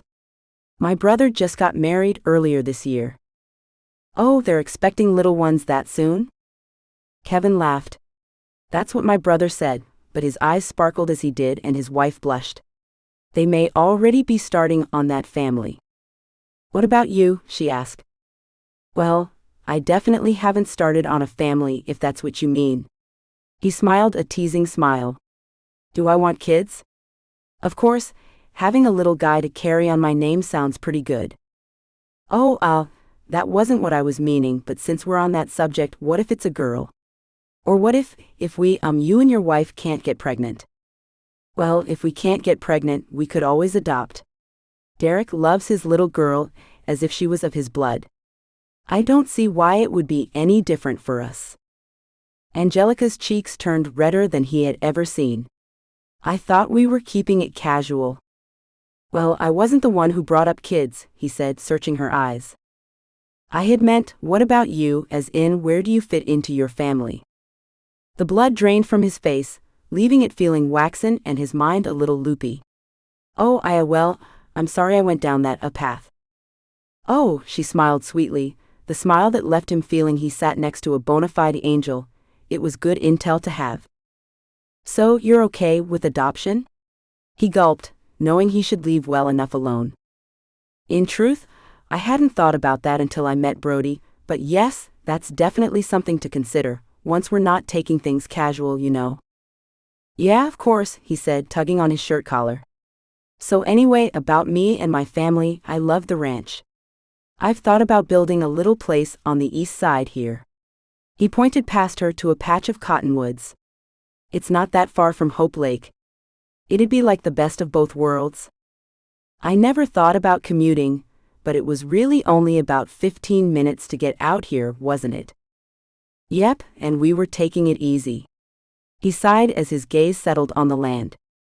It feels like we're way out in the boondocks, though. Do you not like being in the boondocks? He met her eyes, searching them. Oh, I actually do, it's very peaceful. Would you have a dog too? He smiled at her. Would you want a dog? Oh, I always thought about living on a ranch with a trusty dog as a sidekick, she said. Really? Her cheeks pinked as she shrugged. Girls have dreams, you know. And was there a cowboy in this dream? He leaned forward. She met his eyes with such innocence, he was almost afraid to touch her.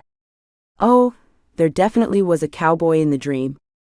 He closed the distance between them, letting his lips take hers, starting them on a journey where time stopped, and for that moment, he forgot what lay ahead of him. 11. Angelica didn't want to get out of bed the next morning. She lay under the covers, letting herself replay the day before, specifically avoiding the goodbye at the end. As she realized she was avoiding it, the scenes came back full force, and her throat choked with emotion. He had said it wasn't a goodbye, but if he was reinstated, if he continued his risky work with the FBI, she pushed the covers down and welcomed the chill of the air against her skin. Anything to distract her from going down the horrific what-ifs. She would have to figure it out before he returned, but not right now, not today, when emotions were so fresh from the farewell yesterday. Her alarm blared to life, and she quickly silenced it. Right now there was a little boy who needed her, and he needed her fully present, not lost in her head about possible futures. Yet she couldn't help replaying what Kevin had said about adoption, and wondering if everything worked out, if that little boy who had worked his way into her heart. She jumped out of bed and strode straight to the shower. Going down that road could lead to a lot more broken hearts than only hers. She couldn't afford to do that, not now, not yet. By the time she made it to Camp Hope, she had wrangled her thoughts into submission. Josie met her at her car. Morning, Angelica. Pleasure to see you as always, she said, but there was a gleam to her eye, one that Angelica had started to become aware meant she had some idea up her sleeve. Morning, Josie. How's everything going? Oh good, great in fact. How's it going with Brody? He sure seems a lot happier and more interactive with his peers these days. I think you're doing him loads of good. I'm happy to hear that. He's a sweet boy. Angelica waited, knowing something was coming. It's too bad his foster family decided they aren't taking him back after winter camp. Josie read her face. What? Angelica's heart dropped, feeling like it shattered into pieces. How can they do that? I mean, poor Brody.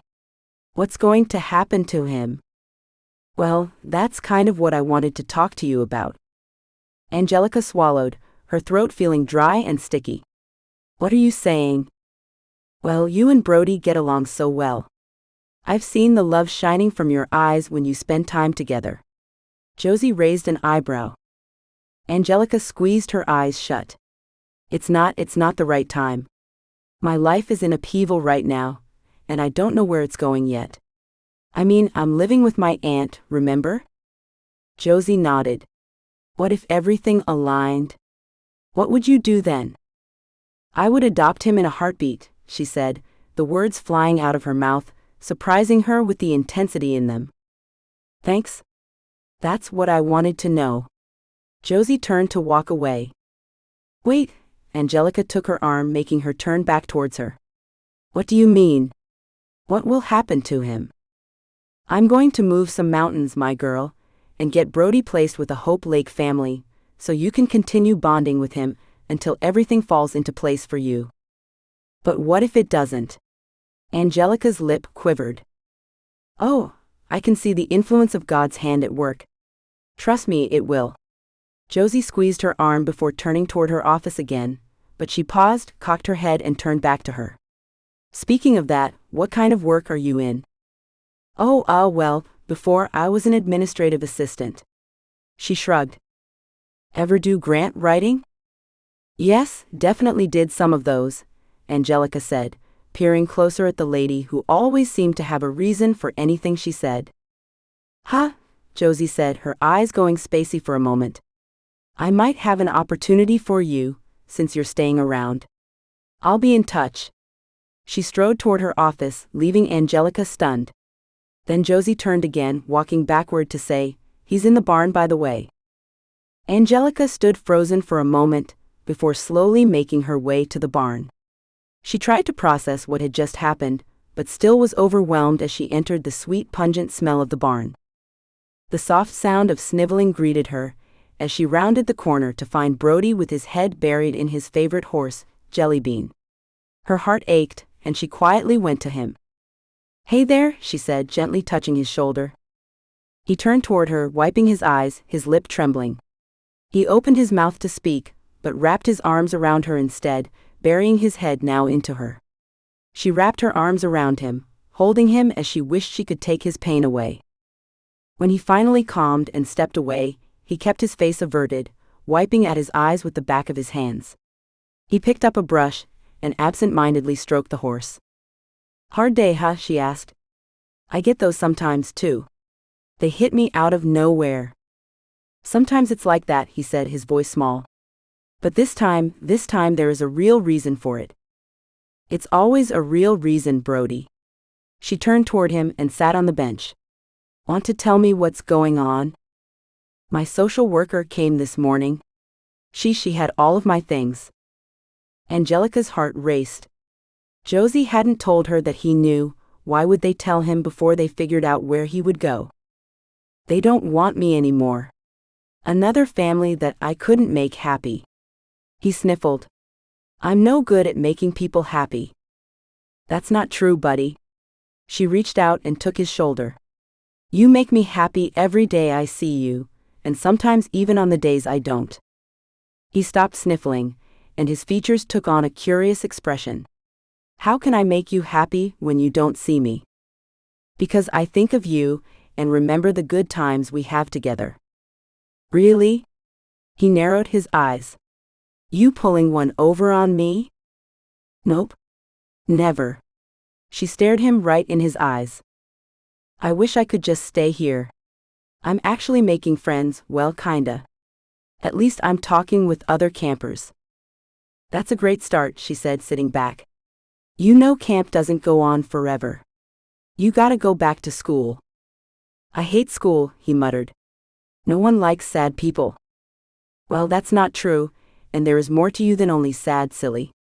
She lifted his head with a finger. You're the coolest kid I know. You are intelligent, you know all the best trails, you're an excellent horseman, you're super cute, I mean handsome, and you have a smile that others can't help but return. You really believe that? The words were not a question, more like an amazed statement. I do. She stood up and took the brush from his hand, wishing she could tell him that Josie was right now working on a miracle for him. Well, maybe I'll go to a new school, and people there might see me differently. Would you like that? To be in a different town, at a new school? Yeah, maybe this new family will like me better, now that I'm not always sad. Then he grabbed her arm with a strength she didn't realize he had. But what if they live far away, and I won't see you again? I will do everything in my power to not let that happen, she said, squatting down to eye level with him. I didn't want to like you. I didn't want to, you know. I thought every day that you would stop showing up, that you would get tired of me, not think I was good enough. But you kept coming back, and I thought just maybe it might be okay to hope again. A single tear rolled down his face. She took him in her arms again. It's always okay to hope. As she said it, she realized how much she needed to hear that. She shoved down the fear that had been plaguing her, and instead allowed herself to hope again. She pulled back to look at him. You know, when you lose someone you love, it's hard to allow yourself to love someone again. He nodded as if he completely understood. But I think we are both strong enough to do it. Should we try again? He nodded, sucking in his trembling lip. But what if that new person you love dies too? Angelica squeezed her eyes shut, feeling the fear like ice in her veins. She blew out a breath.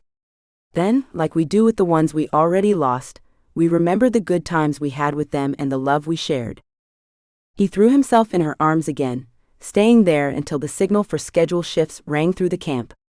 It's art time. You coming? He asked, swiping his arm across his face. I wouldn't miss it for the world, she said, and he slipped his hand in hers as they walked to the auditorium for art. Time passed and the snow melted as the winds warmed, bringing rainstorms rather than snow. Green shoots started popping up around the lake, and her aunt's daffodils grew tall, sporting promising buds that would bloom any day now. Each evening, as promised, Kevin sent her a short text letting her know he had made it through another day, but not much more than that. She missed the sound of his voice, the feeling of safety in his arms, and that sexy half-smile on his lips. Ever since talking with Brody, she knew what she would decide, even though it terrified her to the core. She couldn't walk away from that love. She had to trust that everything would align. It had aligned so far with Brody. Josie, true to her word, got him placed in a foster home with the Wilsons, the same family that housed Cammie, Chastity, and Derek's daughter, while they waited for their lives to align. Brody liked it there. Almost every day after school she would pick him up for some sort of adventure, whether they walked along the beach, hiked on some nearby trails, or just went to the park. The important thing was, they were together. Today, she was taking him to Megan and Tyler's for horseback riding lessons from Krista. He fidgeted in his seat, glancing at her, then out the window. I can't believe you are taking me to horseback riding lessons, he said, his excitement showing in his wide eyes. How far is it? We're almost there now. Your teacher's name is Krista. She's a high schooler, but she knows a lot about horses. I think you'll like her. She's Miss Megan's niece. Oh yes. She helped at Camp Hope before. She has pretty green eyes. I mean, I like yours better, but they're cool. Angelica glanced at him with a smile as she turned down the driveway. I think yours are pretty cool too. So how's school? Everything still going well? Yep. I like being friends with everyone, but I think Benji might be my best friend. He calls me his best friend.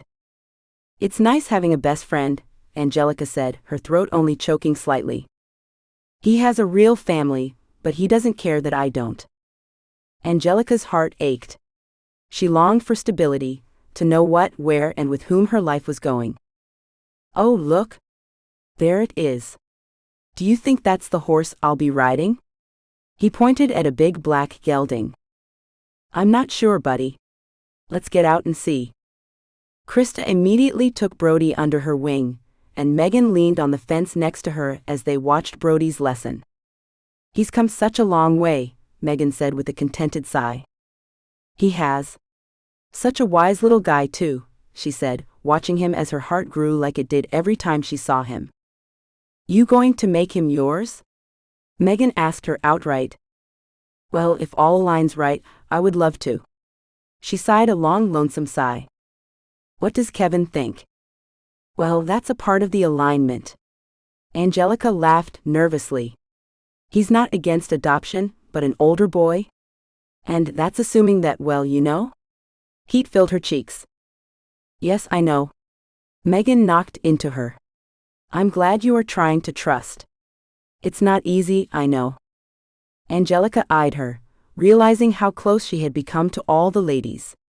She couldn't call them her best friends, but she surely appreciated the friendship they gave her. I gather you would. You're waiting for him, right? I have no choice. He holds my heart, she said. Speaking those words made her feel free. I'll follow him wherever he goes, no matter how scary that is. Megan wrapped an arm around her and gave her a little squeeze before letting go. Trust. You never know when something you have never thought of happening might be the best thing for you. Thanks, Angelica said, thinking of those words. She hadn't thought of falling in love with two people, one a young boy who worked his way into her heart, filling a hole she never knew she had, and the other a man who held her heart and the key to her future. Kevin flattened himself against the wall. Instead of it reassuring him, he felt it was a flimsy, false screen of protection as bullets flew around him. The weight of his bulletproof vest brought little comfort as he squeezed his eyes shut, waiting for the volley to stop. Please let me make it back to Angelica. As quickly as the thought entered, it fled again, leaving him focused on the shouting voices from inside the building. Within those walls, Peter's sister was held captive, and innocent in this disaster. He felt the responsibility for her situation heavy on his soul, and knew he had to see her safe before he could even think about his future. Distant sirens sounded as soothing as jazz music in elevators. The cavalry was on the way. Once again, he had jumped the gun, had disobeyed orders, and gone in without waiting for backup. His partner still sat behind the cover of their car, waiting like he was supposed to. Kevin knew men like the ones in the room behind him too well to let fate decide if they chose to keep their victim alive or not leave witnesses as they fled. Losing this gal wasn't something he could live with. The guns had ceased momentarily, the click-click of reloading cueing him to move. That, and the muffled scream from a female. With a deep breath and a prayer for protection, he dropped low and spun to rush through the open doorway. Utter chaos reigned inside the room, with most men fleeing out back doors and windows as the sirens increased their wails. Two men were standing behind a table, reloading, and another pulled at a woman who was bound and gagged and crossed the room. 3 shots from Kevin's gun left them incapacitated, at least long enough for him to run in and grab the lady before they fled back out the door.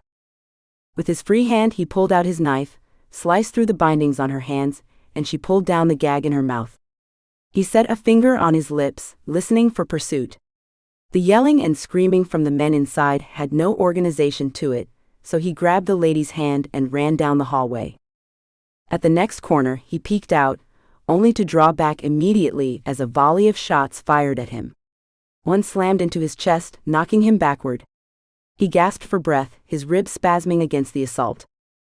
Though the sound was now dim, he heard more shots as he pushed through the pain, moving his body behind the protective wall. The hallway darkened as spots hovered in his vision, but soon the air came rushing back, and with it the searing pain of what he knew were broken ribs. He was alive, his vest did its job. The woman didn't make a sound, though she panted, throwing herself against the wall as if it were her refuge. Jill, right? Kevin panted, his chest searing in pain and hands shaking with shock as he loaded another clip into his gun. She nodded, her eyes wide and her pulse frantic in her neck. We're going to get you out of here. Just hang tight and do what I say, okay? She nodded again, eyes dry, but the trace of tears down her grungy face told that she had cried recently. Kevin dropped into a squat, then sent off a few shots down the hall, leaving one man groaning before another volley came at them. He peered down the opposite direction to where the stairs would lead them to freedom. "Where are you, Mendez?" he muttered. The gunshots eased off as footsteps of their enemy approached. They were coming. He had one chance of making a run for it, but didn't like the odds. He grabbed the lady's hand, turning toward her to prompt her to run once he started shooting, when, out of the corner of his eye, a reflection off a black helmet caught his attention. "The cavalry," he whispered, letting a smile crease his lips. A moment later, and the eyes under the helmet came high enough up the stairs to catch his. The officer nodded in acknowledgement, then turned to motion to the men following him. It only took a minute, probably less, from the time they started shooting until they stopped and surrounded them in a shield of safety. "Agent Armstrong, I presume?" The lead officer eyed him, then glanced at Jill. At a nod from Kevin, the agent grinned. "You have a lot to explain, sir. Glad that's not my job." He turned and motioned his people to take Jill down to the safety of their vehicles. Kevin followed them, leaving the officer in charge to go after any more perps. He had done what he came to do, and the adrenaline eased off within him the moment he came out of the building into the awaiting safety of his fellow agents. His partner sauntered toward him. "Well, you did it again, Armstrong." "Yeah, and I saved the girl again too." Armstrong shrugged, yanking off the bulletproof vest, wincing as he did, tenderly touching his broken ribs and feeling grateful there was no blood. He turned the vest, seeing the bullet wedged in its armor. "Saved me again." "I know I did," Mendez said down his nose. "I was talking about my vest," Kevin muttered. "Would have been nice to have backup in there." "You're reckless, Armstrong, but man, do you get things done." He held out his hand and gave Kevin's a firm squeeze. "I doubt Gunther will let you come back after pulling this stunt again. And I can't say I won't be relieved to have a less reckless partner, but it was an inspiration watching you work." Kevin gave him a nod and limped toward his car, waiting for the butt-chewing he would get from his supervisor when he showed up. Gunther waited until Kevin was debriefed and released from the medic with a diagnosis of bruised and broken ribs and cleaned up. Then Gunther called him into his office. Kevin felt an unnatural sense of calm as he walked in. "Armstrong," his superior started in. "Once again you have pulled a vigilante stunt that put you, the victim, and your fellow agents and officers at risk." "That's one way of looking at it, sir." Armstrong held his hands behind him, looking straight ahead. "Another way is that I successfully rescued another victim who was sure to be shot in mere moments if I hadn't jumped in when I did. That's the problem with you. You assume your actions are the only way. There are protocols that keep you and everyone else safe." Kevin knew there was no convincing Gunther, so he continued to stand there and take the berating lecture that lasted for the next 5 minutes. His superior dropped his head into his hands. "The problem is, you keep finding them. You're one of the best profilers we've ever had at this office. It's the field work you keep screwing up." He held up his hand as Kevin opened his mouth to argue. "I know the way you see it."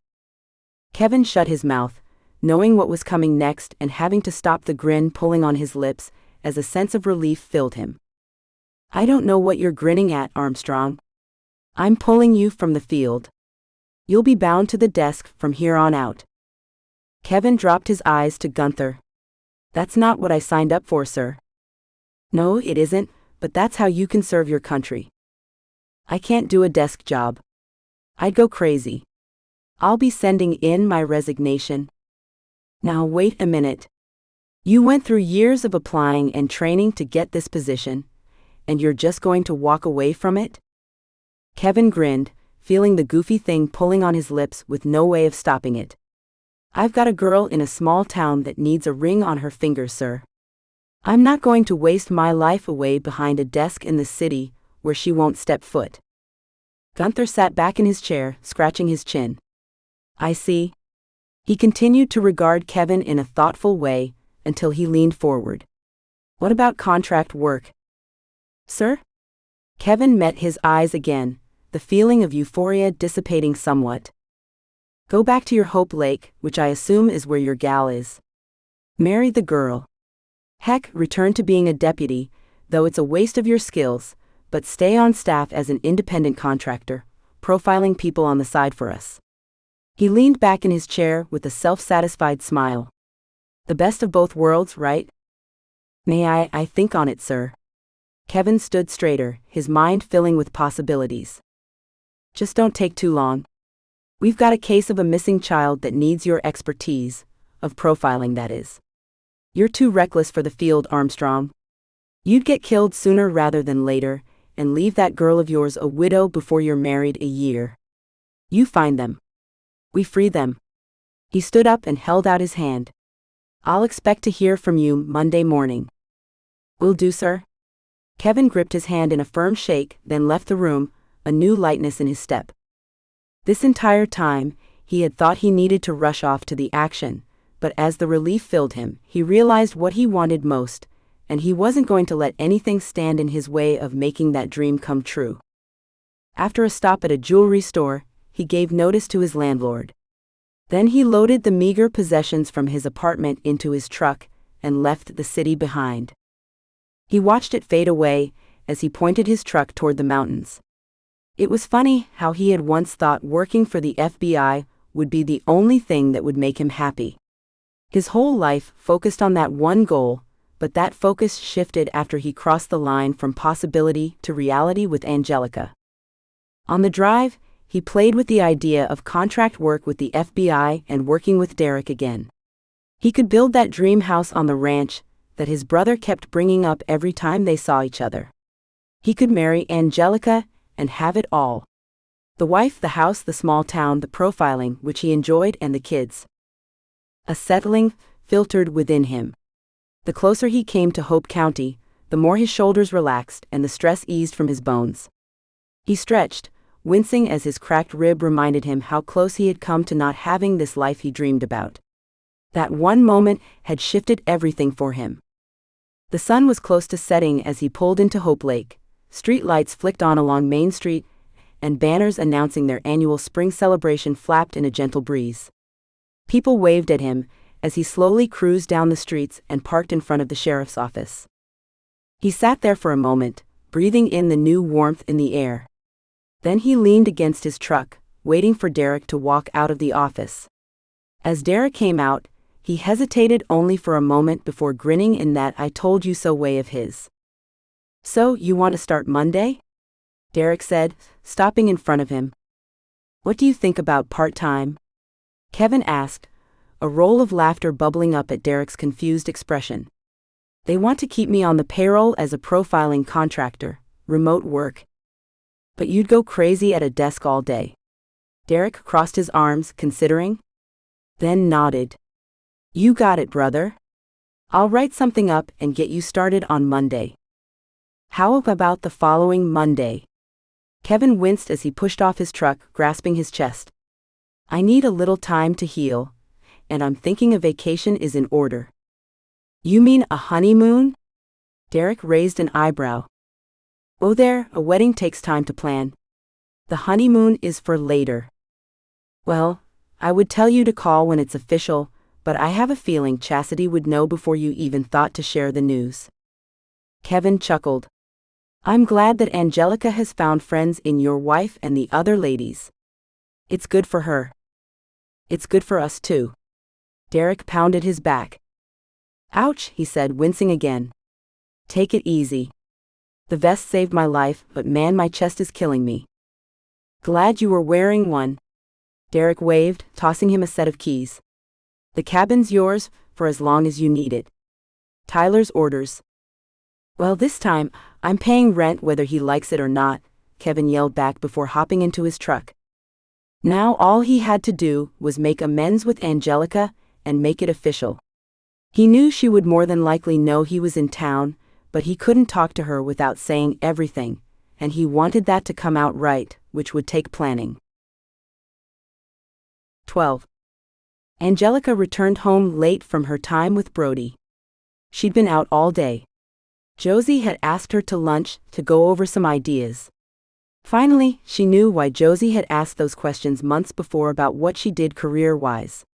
The job wouldn't start for a couple of weeks, but she was looking forward to working again. Of course she hadn't worked since the time before she lost Brittany. Angelica sighed, feeling a little lighter around that memory now that she had told Kevin. Meeting with the ladies every Wednesday morning helped too. They actually seemed to understand, at least to some extent. She entered the house to find Aunt Martha busily cleaning an already clean kitchen. "Well, you sure seem all healed up now, Auntie." She kissed her aunt's cheek and leaned against the counter, inhaling the rich scent of lasagna. "Guess what?" "Okay, you tell me yours first, but then I have news too." Aunt Martha's eyes sparkled with her secret. She always had some tidbit of gossip to share, but today her sparkle seemed a little brighter. Maybe that was because Angelica felt so happy that it fed off into her perceptions. "I got a job," she said, feeling a grin pull across her face. "Josie asked me to be her administrative assistant, write grants, and do some other paperwork type things. The pay isn't near what I earned in corporate, but I don't need that much to live on here. Plus the stress will be less." "So you're staying for good?" Aunt Martha wrung her hands together. "Well, I can't say where life will lead me, Auntie. A lot depends on, well, when Kevin returns, if he does."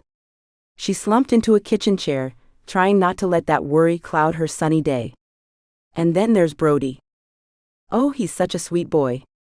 When are you bringing him over again?" "Funny. He asked me that today too." Angelica smiled, remembering the excitement he shared for her when she told him about working at Camp Hope. She felt happy enough that she actually wanted to call her parents and tell them the good news. They didn't understand why she wasn't applying herself and wouldn't return to the city and her career. Her dad always pushed his business associates on her, wanting her to get back to work, and her mom kept asking about her love life. At least she had good news for them on one account, the other, well, time would tell. "When do you start work?" Aunt Martha practically bounced as she squeezed her hands tightly together. "As soon as I want, but there isn't a rush for another couple of weeks." "Okay, Auntie. Tell me. You look like you're about to explode." Aunt Martha grinned wide and reached for her hand. "He's back. I don't know too much, but he was talking to the sheriff and is staying in that beach house again." "What?" At first, Angelica's heart soared with the thought of seeing Kevin, but her face fell right along with her heart. "He didn't tell me." She had received a text last night, like she had for the past couple of months, but he didn't mention anything about coming back. Had he changed his mind about her? Or was he going back to the FBI and worried she would end whatever it was they had started? "Maybe he wanted to surprise you." Aunt Martha's face fell too, and she reached out to her with sympathy lining her voice. "Maybe." The clouds had fully covered the sun in her mind as she leaned back in the chair. Was it wrong to wish she had been the first one he came to? "I'm sure he's exhausted," Aunt Martha lamented until the oven timer beeped. "Well, a good home-cooked meal will ease your worry." She busied herself with getting together the last few things for dinner. Angelica knew she should get up and help her aunt, but she couldn't muster the energy. He's back, and he hadn't even told her. She only picked at her meal, not even tasting what she knew to be the best lasagna she had ever had. Her favorite meal, her auntie made, didn't pull her out of her misery. Aunt Martha glanced at her sorrowfully. She had tried pulling her out of the glum by telling her all the other tidbits she found out during the day, and asking more about the job at Camp Hope and Brody, but she couldn't stop thinking about what it meant that he hadn't even called to tell her he was here. She apologized to her aunt as she helped clean up after dinner and went to her room for the night. As always, at about 8 o'clock the text came. "Still kicking. How about you?" She sighed, so confused at what he was doing, but she replied, "I'm alive." "That sounds ominous. What have you been up to today?" "I hung out with Brody, of course, and I got a job." Her lips quirked a little at the thought. Though, did she want to stay here if Kevin wasn't? Really? Where? At Camp Hope with Josie. Admin assistant stuff. That's great. Congratulations. She didn't know how to reply, so she sent a happy face. Should she keep playing the game, or let him know she knew he was there and ask him why he wasn't telling her? What are you doing tomorrow? She read his question several times, wondering if it had been so long that he felt awkward. Or he really was going back to the FBI, and he didn't know how to break it to her. She finally drew in a breath and typed, taking Brody to his horseback riding lesson at Megan and Tyler's. You? There, she asked something, giving him the opening to tell her the truth. It's so cool you are doing that for him. What time? Angelica pursed her lips, wishing he would just come out and say it. 10. She waited a moment, then typed again. What about you? The response seemed to take forever, but finally it came through. Oh, I'm not sure yet, but something fun, I hope. Fun? That's unusual for you. She smiled as she texted it. Haha. I do fun. Not since you've left, that I know of at least. She hesitated on hitting send, hoping it didn't sound like she was jealous. Time for that to change. She growled at the phone, frustration over his vagueness getting to her. When? Soon. How soon? She glared at the phone. Very soon. Lol, get some sleep, my angel. That was it. The extent of their conversation. She turned off her phone with an angry press of the button and plugged it in. Throwing herself on the bed, she worried her lip trying to figure the man out. Yet, their conversation was longer than any they had had in a while. The next morning, she still worried about Kevin. In fact, it took all of her willpower not to drive over there and confront him. He should know that news would spread of his homecoming. That's how it always worked. She dragged her feet in, getting ready to pick Brody up, making it take longer than usual, so she didn't have extra time to lose her resolve and drive to Kevin's. Still nothing? Aunt Martha asked, looking up from her crossword puzzle book. Nope. Angelica grabbed her purse and her lightweight jacket. The days were warming up, but the mornings especially were still a bit on the chilly side. Maybe he's changed his mind. About you. Aunt Martha set her book aside, took her reading glasses off and shook her head. Silly girl. Is that what you're thinking? Or he's going back to the FBI, and he doesn't know how to tell me. She blew out a breath. And if he does? Aunt Martha watched her closely. Angelica shrugged. I don't know, Auntie, but I have to go or we'll be late. You know what Brody goes through when I'm late. The poor kid had so many abandonment issues, and though he was getting better, there were some things that still sent him into anxiety. She leaned down to give her aunt a kiss. Well, don't get stuck in your head until you know what's really going on, dear. It's a waste of energy. She patted her cheek. Thanks, Auntie. I'm taking Brody out for ice cream afterward for acing his last test. I'll text you if I'll be longer than that. Thank you, considerate girl. Angelica waved as she went out the door, and kept her focus on Brody. As normal, his face was pressed to the glass in the front room, watching for her. Mrs. Wilson opened the door to let him run out, staying there and waving.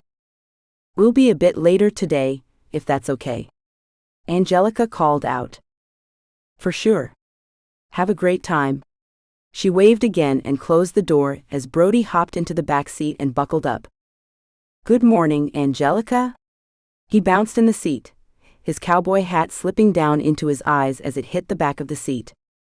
Morning, sweet boy. How are things? Great. Krista says I can try cantering today. I can't wait. You sure have a knack for horseback riding. She smiled at him through the rearview mirror before pulling out onto the highway toward Megan's house. During the drive, he told her all about the horse he wanted when he grew up and had his own ranch. He was so detailed that she realized he had spent quite a bit of time planning it all out. Do they have ranch college? You know, a school where they teach you to be a cowboy? he asked as they pulled into the driveway. Angelica tried not to laugh. I don't think so, but you never know. I guess you could get a degree in agriculture or even business, so you know how to run that side of a ranch. He said, but as soon as the car stopped, he raced out, slowing himself to a fast walk when he approached the horses. Smart kid, Megan said, greeting her with a glass of lemonade. I think so. Thank you, she said, taking the drink. After a couple of minutes of silently watching Brody's lesson, she turned to Megan. Did you know Kevin's back? Megan choked on her lemonade, then cleared her throat. I heard something along those lines. Angelica scowled. He hasn't had the decency to tell me. Men are strange. Megan turned back to the lesson, but then asked without looking at her. Why do you think he hasn't told you? Angelica blew out a breath. I can only think of 2 reasons. 1, he changed his mind about me, though his text would be confusing if that was the case.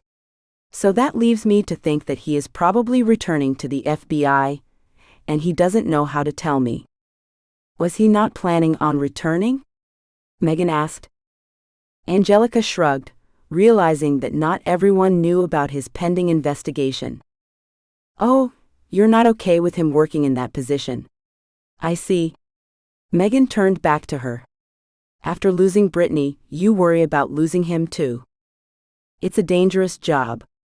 He gets shot at, I just... She blinked rapidly and turned away. Hey, it's understandable. Megan squeezed her hand, then after a moment continued, we don't choose who we fall in love with. All we can do is ask ourselves if the chance of losing them is worth not having the time we are given with them. That's kind of what Brody said, Angelica whispered. You told Brody about Kevin? Megan's eyes widened. Oh goodness, no. Not about that at least. No? She watched Brody as he concentrated on his lesson. I think he was talking about me. Oh, Megan said as if that fully made sense to her. Kids can give the best advice at times. Seems like it, she said, but her thoughts were on that advice now, as she wondered if giving Kevin up was something she was willing to do because of a chance. I think you guys are right. I can't not experience life because of the fear of losing someone I love. No, Megan said softly. At least it's no way to live a happy life. We all lose people we love, parents, friends, spouses, some even lose children. She wrapped her hands protectively around her growing stomach.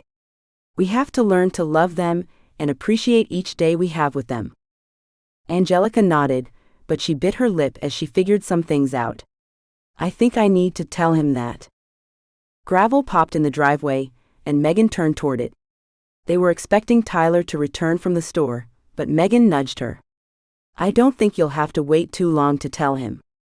Angelica spun around, her mouth dropping open as she saw Kevin's truck parking in front of the house.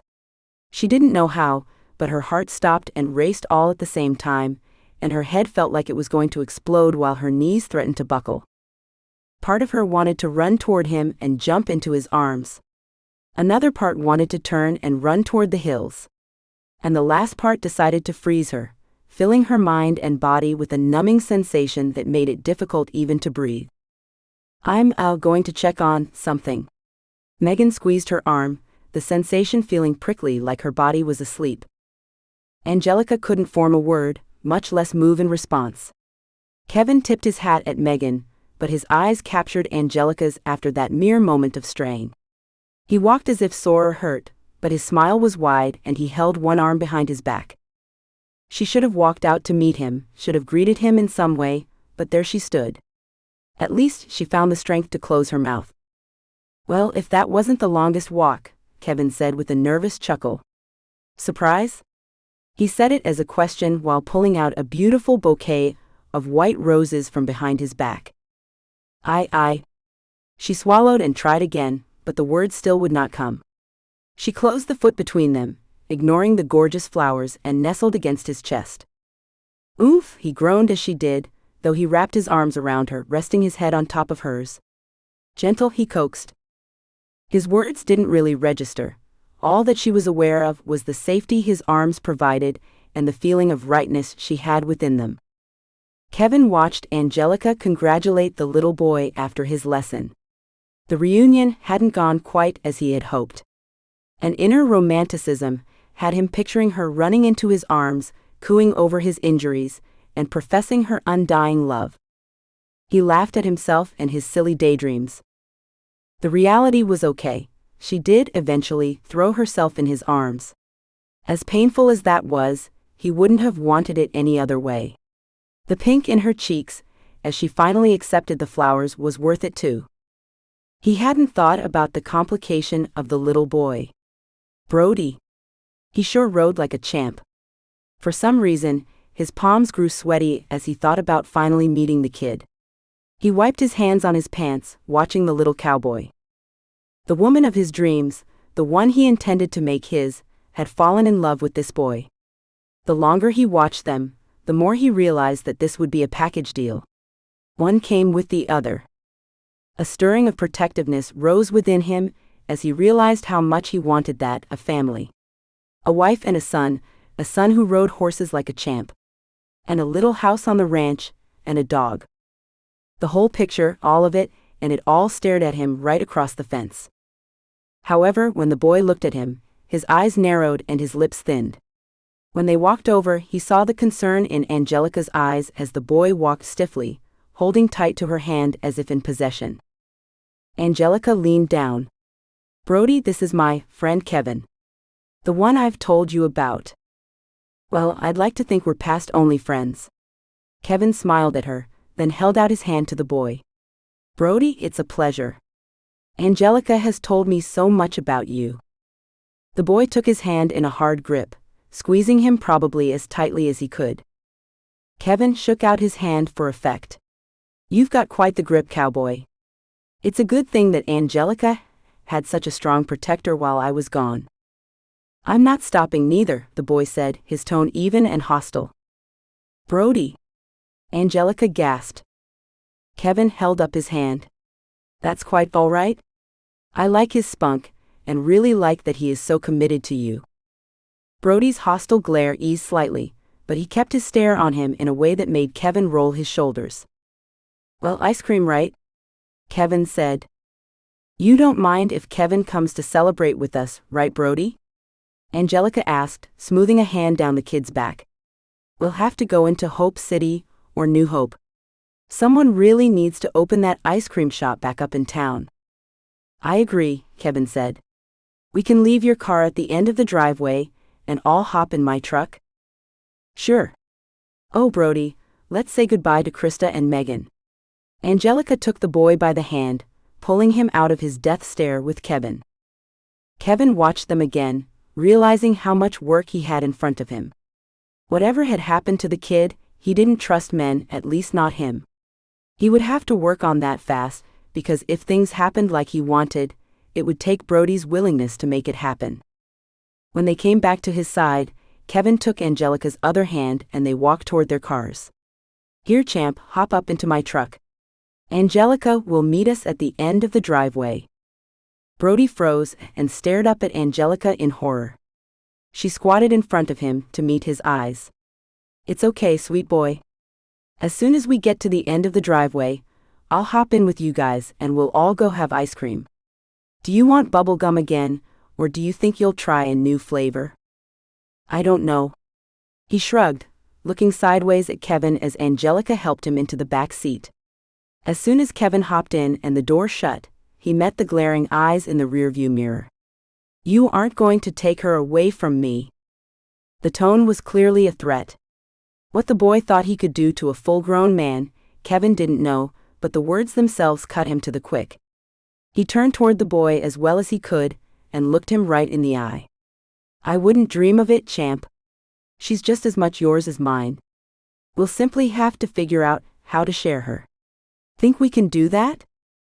Brody crossed his arms and stared at him but gave a little nod. "You know, I could use a cowboy like you."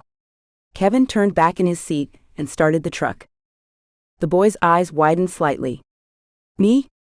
For what?" "Well, you see, I'm thinking of building a house on my family's ranch." "A ranch like with horses?"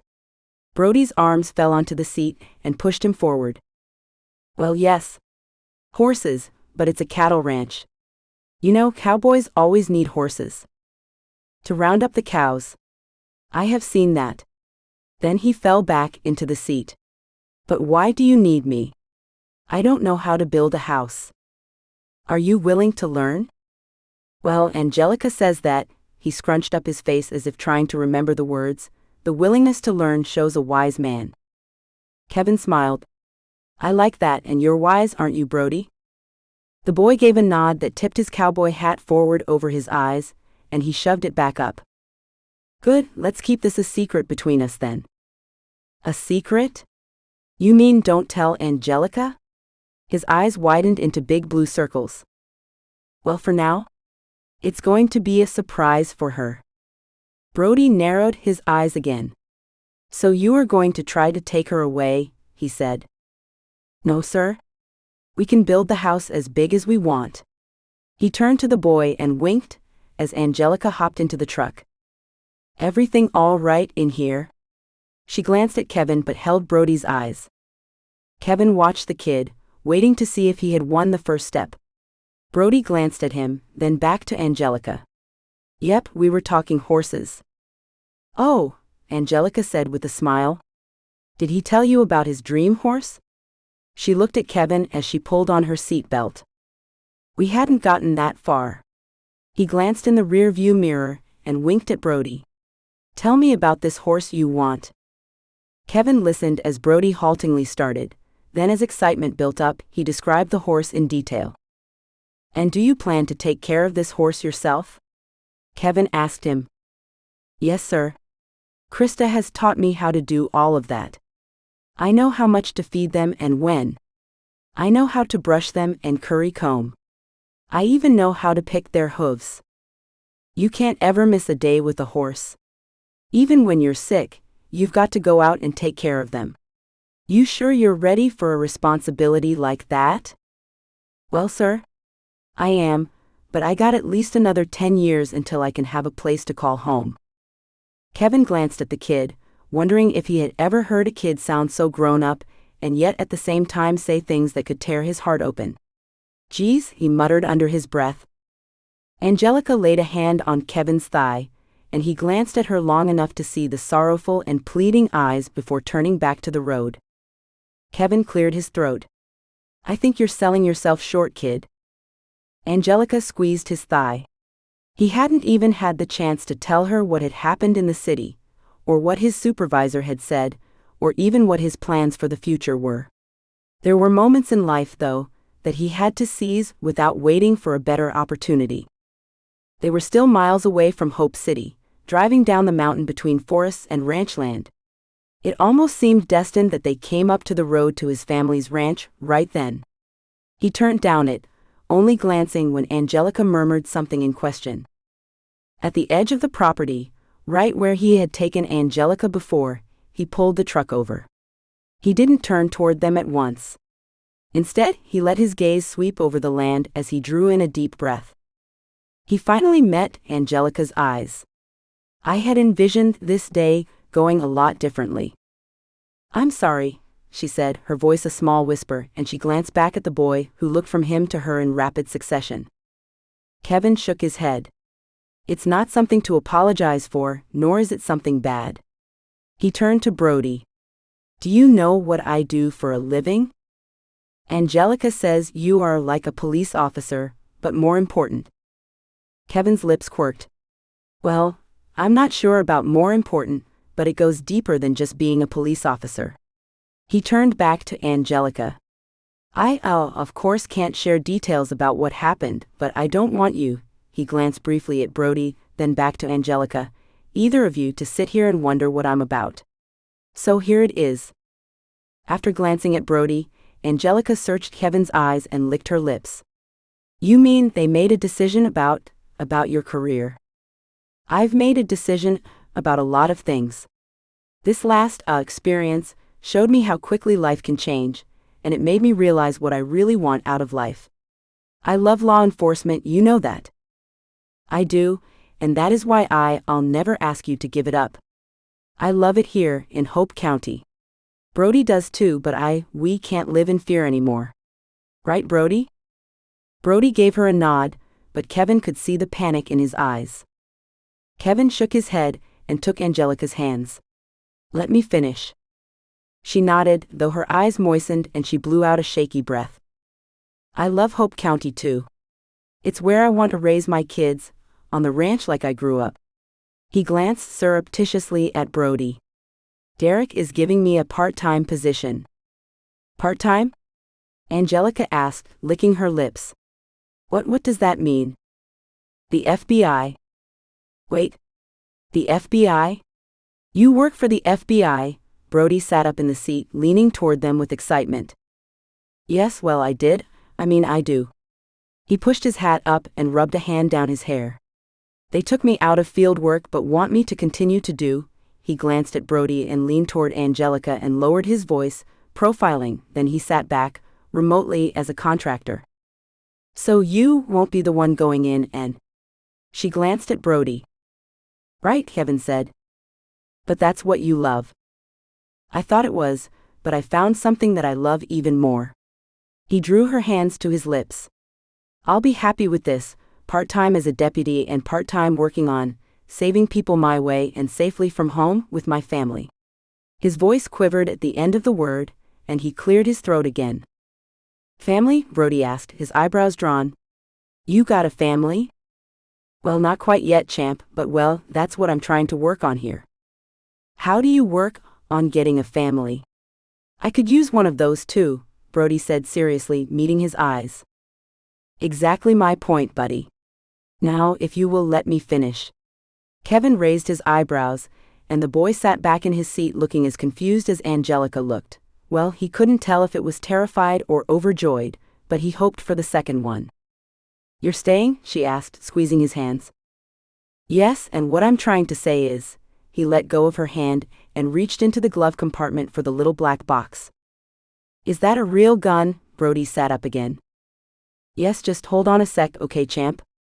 I'm not so good at this stuff. Kevin drew a flustered hand down his face.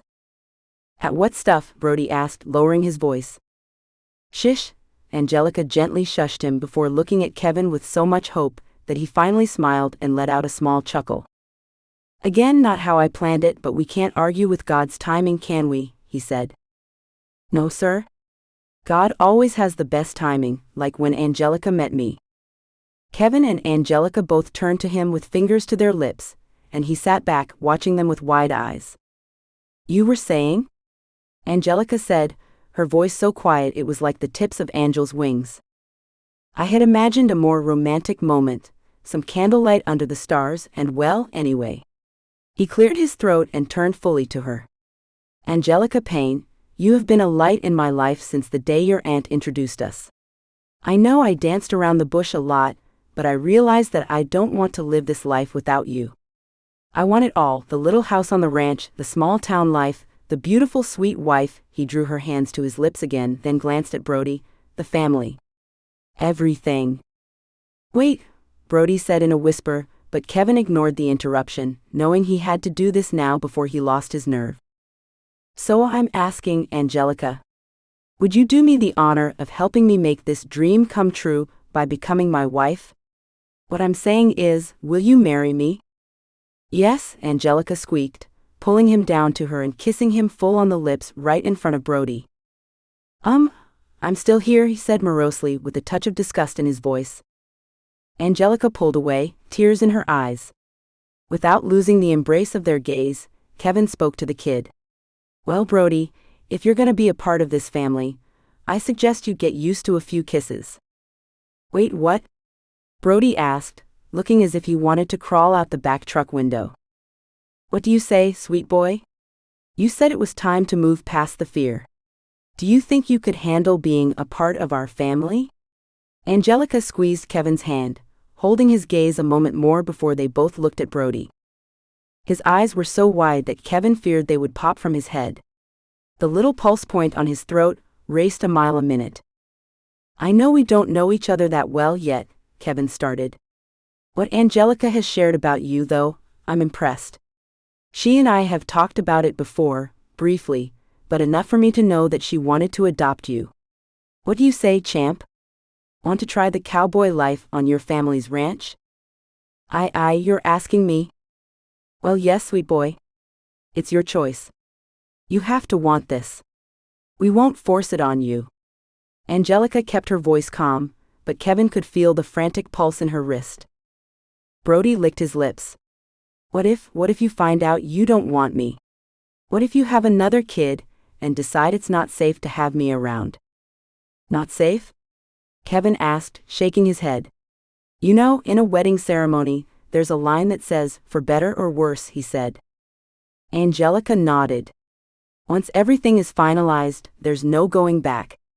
Whatever happens, we handle it together as a family. No matter what? Brody asked in a small voice. No matter what. Kevin met his eyes. Brody nodded and gulped. Okay, if you're sure. Kevin tousled the kid's hair and pulled Angelica in for a quick kiss. Well then, Brody. Take a gander at our ranch.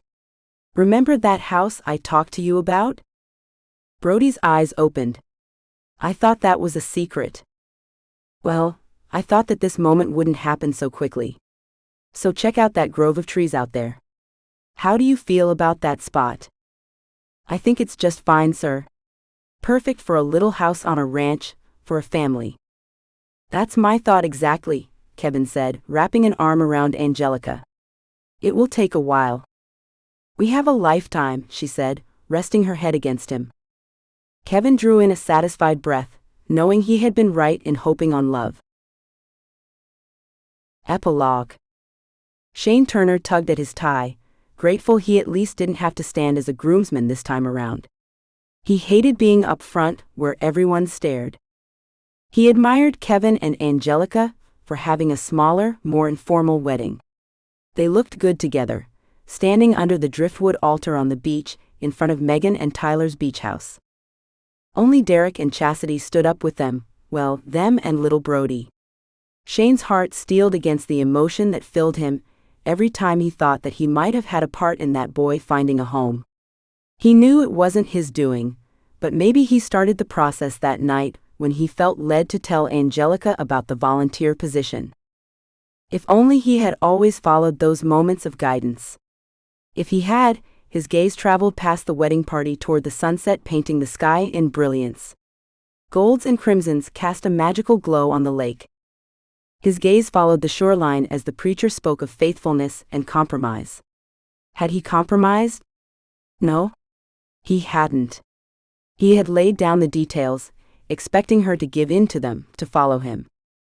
He drew in a deep breath, focusing his eyes once again, and realizing that the dark blob he had been absently staring at was a person. A woman. A woman with a baseball hat on and curvy hips. His woman. His body tensed, and he dug his heels into the sand to keep himself from running after her. She had been clear when he ran into her last time, he was to keep his distance. His fists balled tightly, and he didn't take his gaze off her until the wedding ended with an abrupt uprising of applause. He pulled his eyes back to the bride and groom, clapping his hands and whistling.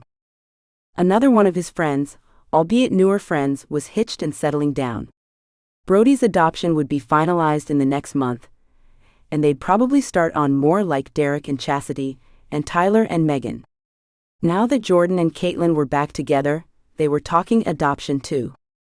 He thought about all the kids he saw at Camp Hope, all hoping for forever homes. Then his mind went to one kid in particular. The cutest little girl he'd ever seen, all curls and freckles, just like Addie. It wouldn't be proper for him to adopt a little girl on his own, otherwise, he would have already. Watching his friends all settle down and have their families, kids that looked up to them and filled their houses with joy, only strengthened his yearning. He sighed, even as he plastered a smile to his face, and congratulated the newlyweds. No one could ever replace Addie in his heart. He couldn't see himself with anyone else, not since junior high. It wouldn't change now. He didn't care that she had gone off to the city. It didn't even matter to him that she married that suit. If she returned because that was over, he'd take her back into his arms in a heartbeat. Hoping to catch another sight of her, he returned his glance out to the deserted beach. Only her footprints were left on the sand, just like on his heart. He glanced up at the night sky where the stars appeared one by one, and searched the heavens for the answers, for guidance. Tell me how to get her back. The answer came into his mind: never give up hope. He held the words to him, narrowing his eyes at the beach where she had disappeared. Knowing that she ran from something or someone only intensified his ardent plan. Tomorrow, he would start hoping on tomorrow. Thank you for listening to Hoping on Love. I hope you enjoy Kevin and Angelica's story. Stay tuned for the next Hope Lake cowboy, Shane. He stars in his own book, Hoping on Tomorrow, another second-chance clean cowboy romance where you will revisit your favorite characters from Hope Lake, glimpsing into how their happily ever afters are playing out.